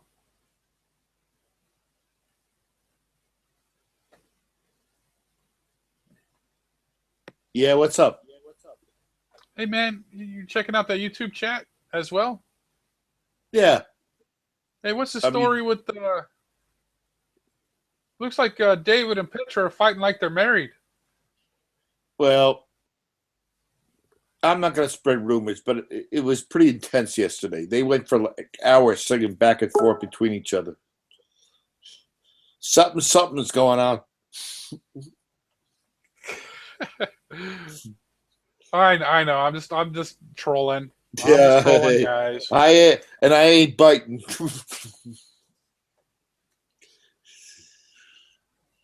I'll probably get my ass kicked for that one. Uh, Petra's going to come in here firing, and the fireball's coming out her no, ass. it depends on her mood. You know. Hey, she scares me, bro. No. She's a Well, badass. you got to look at her mood and what the Yeah, and what. that's what- okay. I'm just a tree hugger, little Kiwi, man. Yeah, I understand. I understand. Hey, where's the shittiest shithole you've been to? The shittiest shithole. That's a good question. Nope. Well, first of all, let's clarify that. What is shitty shithole to you? Dry desert shit? No, I or- never fought that combat. I was Oh, I was Vietnam. No, I know. I wasn't even speaking of just fighting. I was just Yeah. wherever you've been. What do you hate? I think Where have you been? I think the shittiest shithole I ever been to was a place called Olongapo City, Philippines. Really? Yeah, you could go. I mean, it was outside of Subic Bay, and every fucking GI went there for their liberty, and you could go into you could leave the base and go into town. Transportation, eat, get drunk, get laid, and still come back with change from a $5 bill. There was a river that flowed under the bridge there and we called it Shit River. And the open sewers would just fucking drain in this thing. It was fucking turds floating down the river. And if you threw a peso in there, these little kids in canoes would dive in and get it. Oh man. Oh man, that's pretty shitty. All right. Oh, it's a fucking shithole, man. I was thinking, what can get worse than Tijuana? No, that is the Sodom and Gomorrah of the world. I swear to God, you ain't gonna walk out of that town with an STD. Just from the fumes. Oh my God! I mean, I think we were issued tetracycline just going in there. He'd be walking by. Oh, I think the river's even looking at us, man. We might be fucked. I mean, we used to call them LBFMs, little brown fucking machines. Oh, that's funny ass. Oh man, some little brackish. It's one change for $5 bill. It's one disgusting motherfucking town. How far is Phuket from there? Or I don't know if you know that area too well. Phuket is Thailand. That's the beaches down in southern Thailand. And okay, I'm in the wrong. Okay. Philippines consisted of like Angeles City in Olongapo City, outside of the bases of Subic Bay and the air base there. I forget the name, but anyhow, the Philippines has become Bangkok has become what the Philippines used to be. I mean, everything from what they call the Pattayas in Bangkok down to Phuket, and all the way up to Chiang Mai. Every single fucking pedo in America is going there for vacation. Yeah. That's like some mate of mine over here. He went to Phuket, and I loved it. Oh, okay. Now Okay. Phuket used to be when I was there a lovely serene kind of beach. Now I mean it's just like boy girls and all sorts of little hoes. Yeah, that's what it. That's why he liked it. Oh, mate. Okay, I'm not into that, man. But that's that's the type of they were looking for. They were looking to go over there. Yeah, and well, live that kind of life for a couple weeks. and that's Thailand. There are two different Thailands, in my opinion. There's that fucking crap that imports all the deviance from the world, and then there's the beautiful Buddhism kind of aspect of Thailand, up in actually in the North provinces, which I like, but it's. Well, that's me too. I like seeing shit and and the culture of things. I'm not into the touristy shit. No. Like even when I flew to Australia, it was like, all right, what's the most touristy town? Sydney. Nah, I'm not interested in that. Right off the bat, nah, I'm not interested in that. No, really. Where do they want to go? Yeah. I would like, if I went to Australia, the first thing I would want to see is the Great Barrier Reef in Ayers Rock. Exactly. That's what I'm getting at too, man. Yeah. Yeah. Yeah. Exactly. And frankly, I would like to meet an Aborigine kind of community just to see, just like the Native Americans, how they're coping. Yeah, but that's true, and not from a tourist standpoint either. Like I hate Exactly when people say, right. "I've been there for 2 weeks and I know everything about their culture." No, you haven't lived there though. Yeah, exactly. Yeah, I hate when people do that. Oh, I've been there before. Well, how long? No, I mean,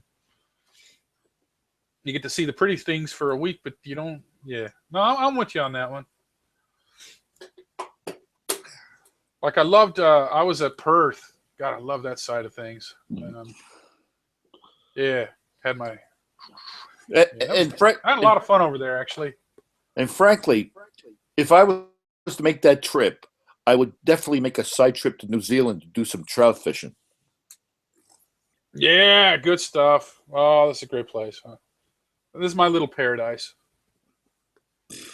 I'm not saying it's better than anywhere in the world. It's personal taste. I think you like you've been around the block, so you know what you like. Right. Where other people, man, they just go to here and there. Well, and then they wanna learn learn everything through TV or multimedia or social media. I mean, that's true nowadays. Hey, people do that cyber tourism shit. Right. There was a show, which I think is cool, but it's like I want to live it. There was a show on, I think it was National Geographic Explorer called Globe Trekker. And these are young guys, kids, now kids to me, but young people that explored the parts of the world that you didn't see it wasn't the tourist map. It wasn't Paris. It wasn't London. It was hiking the trails through Laos and Cambodia. That's the kind of stuff that I like. Yeah, man. That would be cool.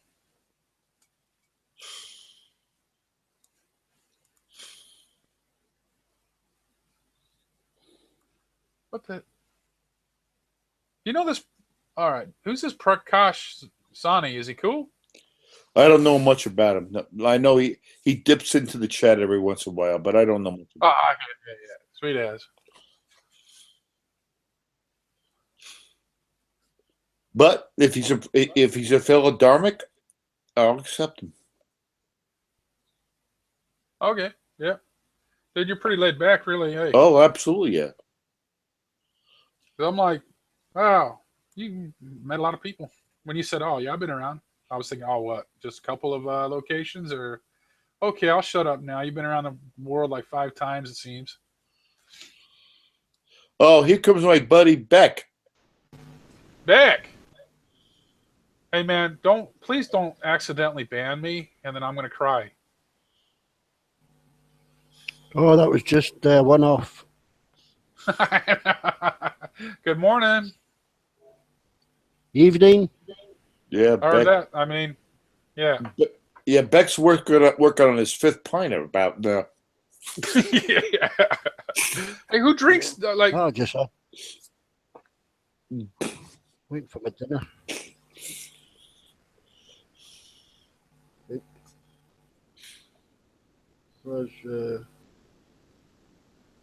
I got to load up the YouTube stream, so I might get an echo in a minute for about 20 seconds. You know, Huh? Huh?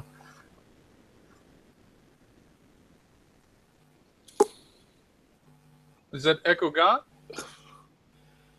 No, can't hear you, Tommy. I'm going to load up the YouTube text page, so you might get an echo for like 15 seconds till I shut okay. it down. You know. Go for it. Yeah. Easier said than done. Hey, I finally get to hear what it feels like when I do it. Oh yeah, it happens to everybody till they shut the page down. I load the pop out, I shut the page down. So you know, it's quick doing that as muting the channel. You know. Hey, I'm glad I met somebody that's more technologically clumsy than I am. Thanks, Beck. Yeah. It took me 2 weeks to learn how to copy and paste. That's okay. You're still my senior officer because I don't even know how to ban anybody or mute them. Well, mute them's easy. There's a little arrow on the right hand side of your picture at the bottom of the screen there. Yeah. Practice muting me. There's a little arrow. Click on the arrow. Practice muting me. Yeah, and there's an options come up. You know, just click the mute, and that'll mute me. Hey, Uncle, Beck's my brother from another mother for sure. Nice. Yeah, I quite like the fella.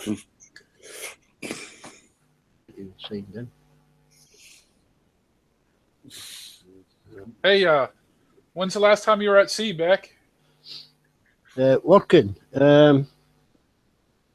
Over 2 years ago. Oh, okay. So you sworn off the water in the retirement days? I wish I'd actually worked on another 3 or 4 years. Actually, you know, it gets boring. You put on weight, you know. Yeah. Okay. I thought maybe you had like a little rowboat. Screw this shit. I'm getting on the water again. Or were you the type that's like, oh, I hate this job. I never want to be on the water again? So, Beck. Yeah. So, Beck, I guess you've forgotten what it feels like with your bones getting so cold in the winter. No, I still get that. I mean, everything's was sent. You know, we were well kept warm. We were kept warm at work. You know, it was all heated. I still feel it in the bones, Tommy. Yeah. I mean, my right knee's knackered from just kneeling on it mostly for 30 odd years. I feel you. You know, it's wear and tear of these old engines, Tommy. Eh? Yes, right. Exactly right. I'm in the same predicament. Yeah. We've been well lived in. Absolutely. You guys will make an asshole out of me yet. We'll make ourselves out of each other. Yeah, that's a way. That's a way. As long as it's not done with malice. Well, if there's no asshole in here, might as well be me.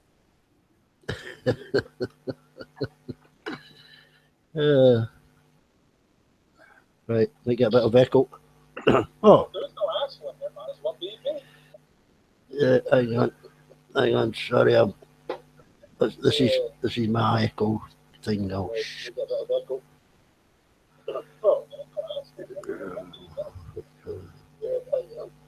About chat.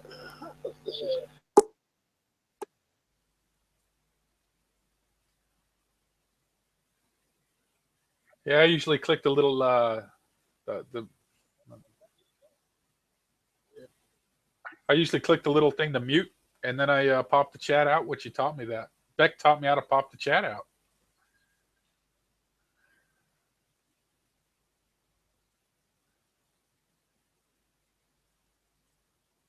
Now, how do I, let's see, where is he? Oh, he's gone again.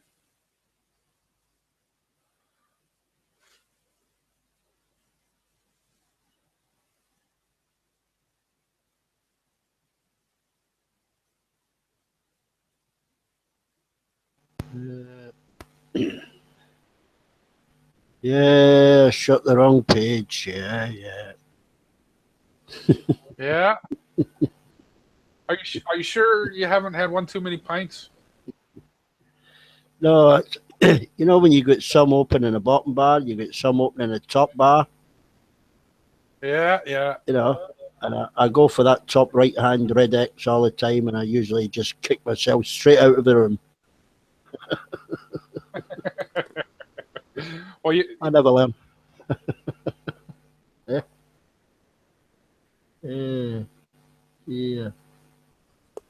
Oops, hang on. Right. I'm sorted. That's me. I'm settled. I think. I'm still here. Innit?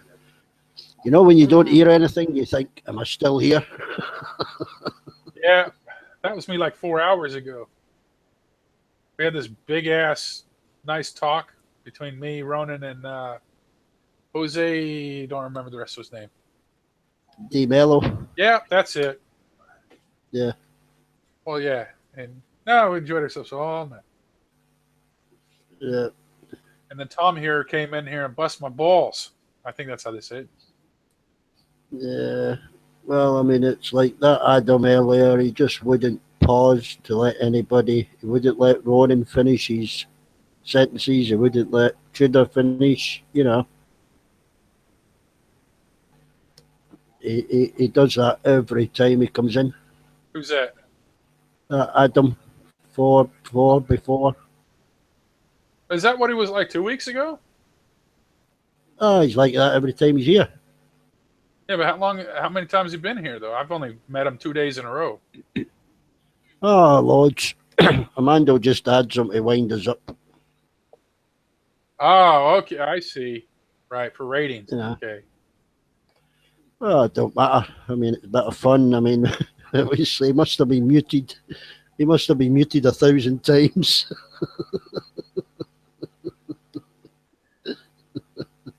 Yeah, that's probably a record. I think it's a world record, yeah. Everybody was muting them except Ronan.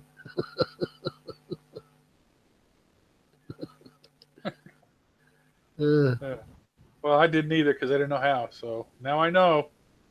Look out. Oh, have you worked it out? Yeah. Yeah, there's that mute button. And when somebody mutes you, you just go to the top of the screen and unmute yourself. It takes a couple of seconds. But because 2 or 3 were muting Adam, he didn't have a chance to finish a sentence. Yeah, man. Are you still there, Tommy? Because if you're speaking, mate, we can't hear you. Yeah, I'm here. I just went out for a smoke. All right, yeah. I'm just going to grab myself a cup of tea and say hi to the Texers. Tracy's out there. Oh, I see. I bet.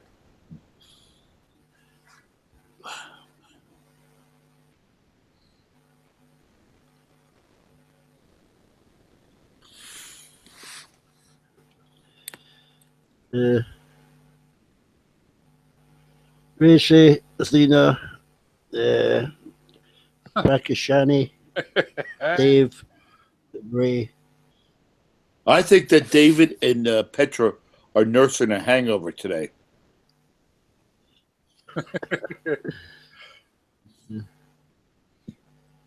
Right. I told him on the chat that Petra and David cannot sing today. The only song that I will allow is Packy singing "Petra Be Mine."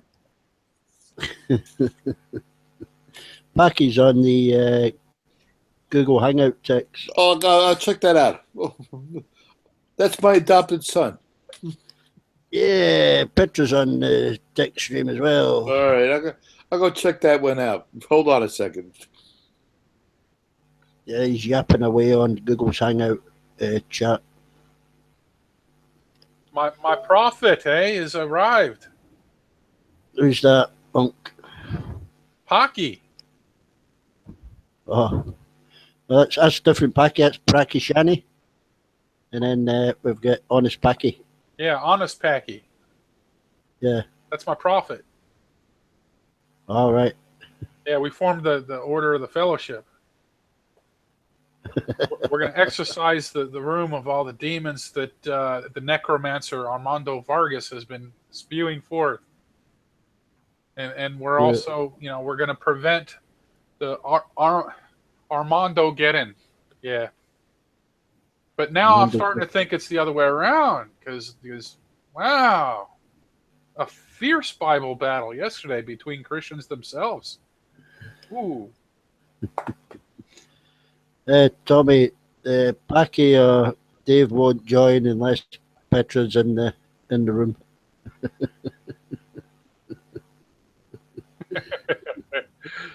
Oh man, that knows. Okay, never mind. I don't know. I'm not that good.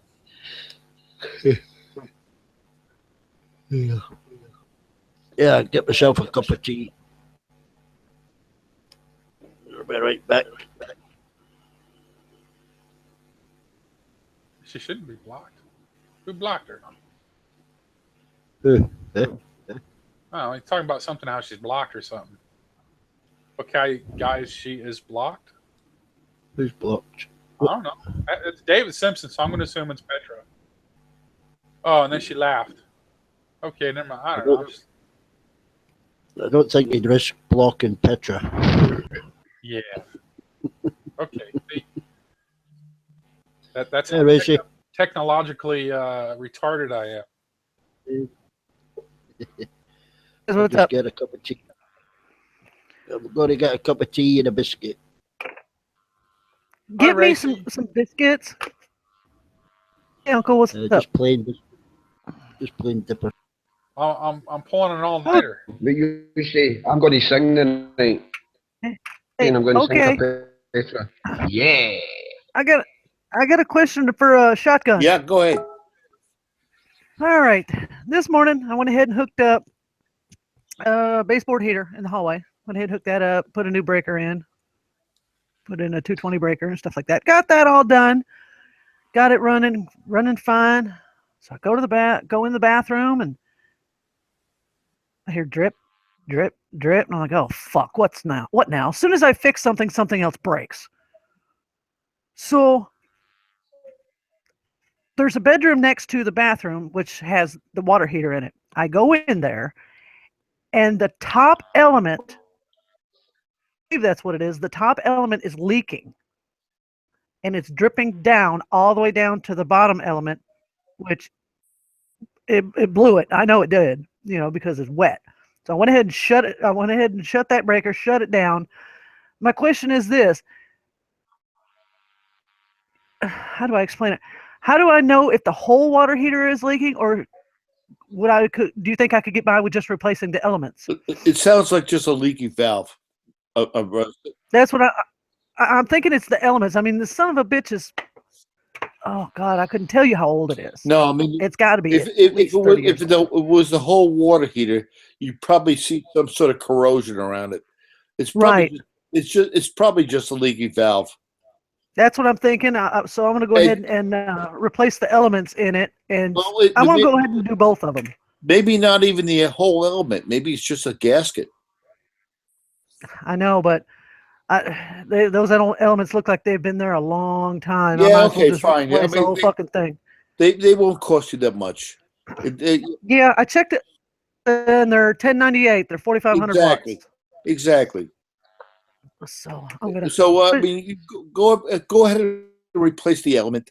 I mean, you can do this by and then see what happens. But I wouldn't go worrying about the whole goddamn water heater, right? But at this point, Yeah, I know, $310 for a freaking water heater. exactly right. So, and if it is the elements, I can always take it back. Right, exactly. Lowe's, Okay. Lowe's and Home Depot are good about taking back parts that weren't. Yeah. So, but the thing is, the oh shit, the element wrench. You don't talk about that they got at Lowe's. When I Excuse worked me. in the plumbing department, they told me a lot of customers would come in and says this thing doesn't work. It doesn't fit worth a shit. It only fits certain elements. So, do you think I could use like a socket, a big socket for that element? You think it would work? Yeah, well, of course you can, but Because I can't get a pipe wrench in there. whether it's inch based or millimeter based, you just got to figure that out. Okay, well, just piss me off. I worked on the baseboard heater and this, that, and the other, and then I heard drip, drip, drip on the son. You know of what a that's bitch. you know what that's called, Racy? That's called estate. Ownership. That's called estate maintenance. Yes, I'm telling you, it's a pain in the ass. Soon as I get one fucking thing fixed, something else happens. It never fails. Like I had 3 windows that were leaking, so I went ahead and got the caulk gun and got out there and this, that, and the other, and tore all the old caulking off. Everything was going fine. 3 days later, rainstorm come. Those windows were fine. 3 other ones started leaking. I was, son of a bitch.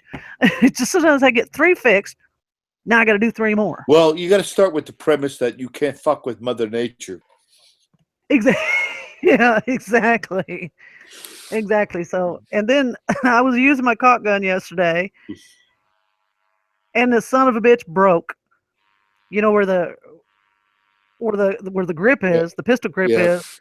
I was cranking it down, and the whole grip and everything popped right off. I was like, well, fuck. So now I got to add that to my Lowe's list. Well, I think the hole on your caulking was not big enough. I guess so. I was like, damn, I'm strong. I drank 2 cups of coffee this morning. You tried to push too much shit out of a small hole. Oh shit. So I guess, I mean, because I wanted to, I was thinking, I don't want to replace a whole water heater, but there's no water. Okay, you got your bottom element. The top element, it's not wet on the top of that element, it's wet on the bottom. So I'm thinking that seal is probably no good. Yes, that's it's got to be coming from the element. That's exactly what I'm thinking too. And I mean, you could go ahead for $10 replace the element, but I mean, Right. it's probably just a 50-cent gasket.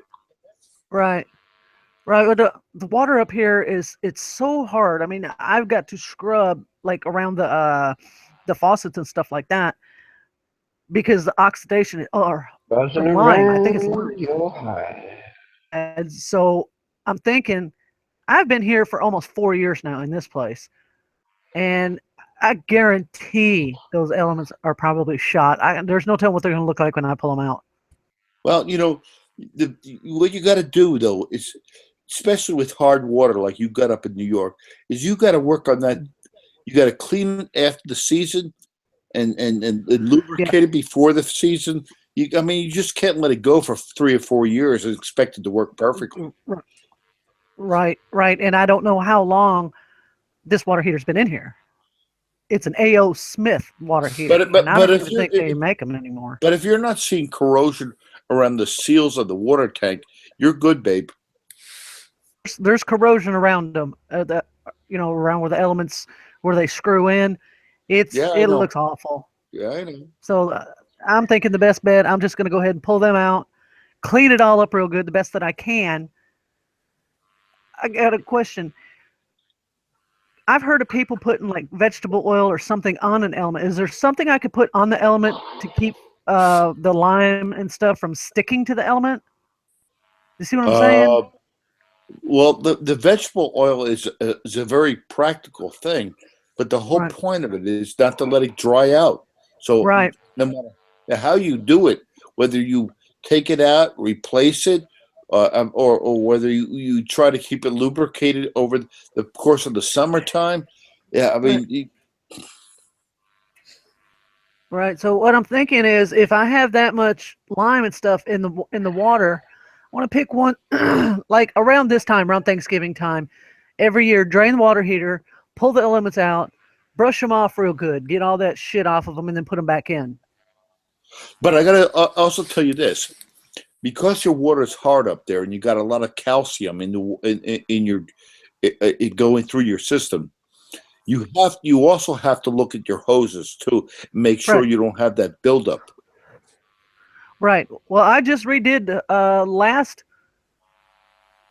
last year. I put PEX through the whole thing. Okay. I've got all PEX now, thank God. And so I've got all new PEX. I got that done, and I did the whole house for I think $30. Yeah, well, that's With reasonable. PEX, fittings, That's reasonable. everything. Yeah, somebody bought a 100-foot roll of the red PEX, and they took it out of the wrapper. And you know what happens when you take the wrapper off? It goes boing, like a big spring, goes everywhere. Well, they tried to wrap it back up, and they returned it. They never used it. So, being that I worked at Lowe's, it had to get marked down to about $5. Right. So I got 2 rolls of PEX for $5 each. Rachel, you also know that you get a 10% a military discount at Lowe's, right? Here you don't, unless you're either retired, active duty. Yeah, retired or active duty. Oh, The maybe only the- time I get a discount is on Veterans Day and stuff like that. Oh, do you have a VA card? No, our VA cards are on our driver's license. Oh no, you got to go. Even a VA card, they won't give you a discount. Yes, they. Not at this Lowe's up Yes, here. they will. Most of these clerks don't know shit, but you're right. I'm retired, so I have my own military ID. But I've seen plenty of people who just have a VA card. They flash it, and that's good enough Yeah. for the 10%. Because you know what, Bill, Lowe's has their own 10% kind of deal. If you sign up for their credit card, so these Right. cashiers are they don't give a shit. No, they don't. Well, my the landlord of the mobile home park, he goes and gets it for me, and he gets contractor prices. Okay, that's Anything I need. that's cool. That's cool. So I'll just have. I got a list. I've got the item number and all of that. He knows the store like the back of his hand, anyways, because he shops there all the time. And I'll just tell him, just pick me up 2 of these. And when he goes there almost every day, and he'll pick them up for me. But the bottom Okay. line is, and this is an old military thought, that an ounce of prevention is worth a pound of cure. Right. Because I can put in another water heater. I know how to do it. I've done it before. I just hate doing it. I dread it. Well, I'd just rather replace the elements. Even if you did have to go to replace the whole goddamn thing, I mean, you don't have to go buy it brand new. You can get it refurbished. Yeah. Yeah, I've looked around at places up here for refurbished. There's really not much of a selection. You can get them on Craigslist, but then again, you don't know what the hell you're buying. Yes, that's true. That's Yeah. why it's important to have people in your life like carpenters and plumbers, relationships like that. Right. That's why I always dated electricians, plumbers, roofers. I learned as much as I could. I hear you, baby. Hey, I'll be back in a little bit. I'm in the process of making dog food, so Oh, okay. Bye bye. I'll be back. Bye bye.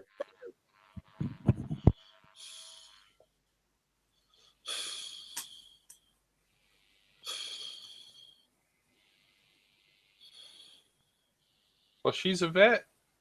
Yeah, she was in the Air Force. Oh, wow. Yeah. That's cool. And I like her a lot. She's salt of the earth. Yeah, we had a fun time a couple days. I forgot when. But yeah, it was cool. I like that English bulldog she's got. Oh yes, she calls him her pig because he's fat and Yeah. lazy. I love that dog. As soon as I says that, she's like, "That's my pig." And then I don't remember what she calls the little cute little speedster.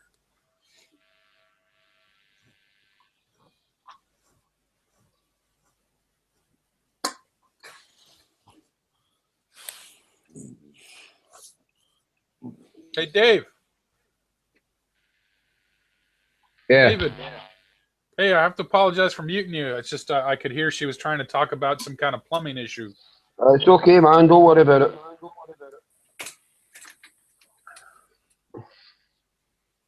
Otherwise, yeah, I'm just gonna chill out.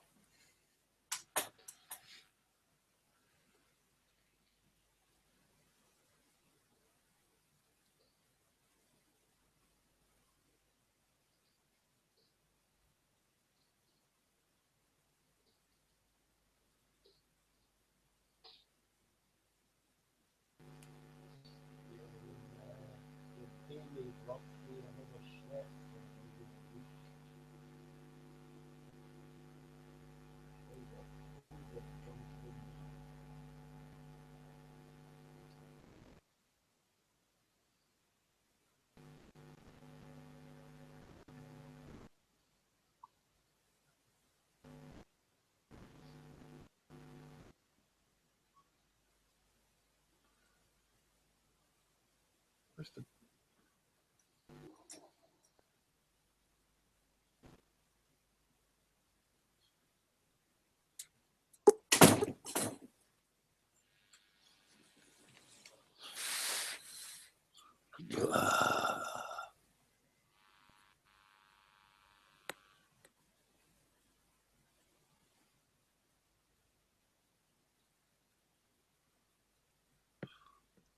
Hey David, how you feeling today, brother? Like shit. Yeah, I expected much. That Tom. Well, like you said last night, we won't go into it. No, I'm not feeling shit because of alcohol or because of drugs or because of anything like that. Then why?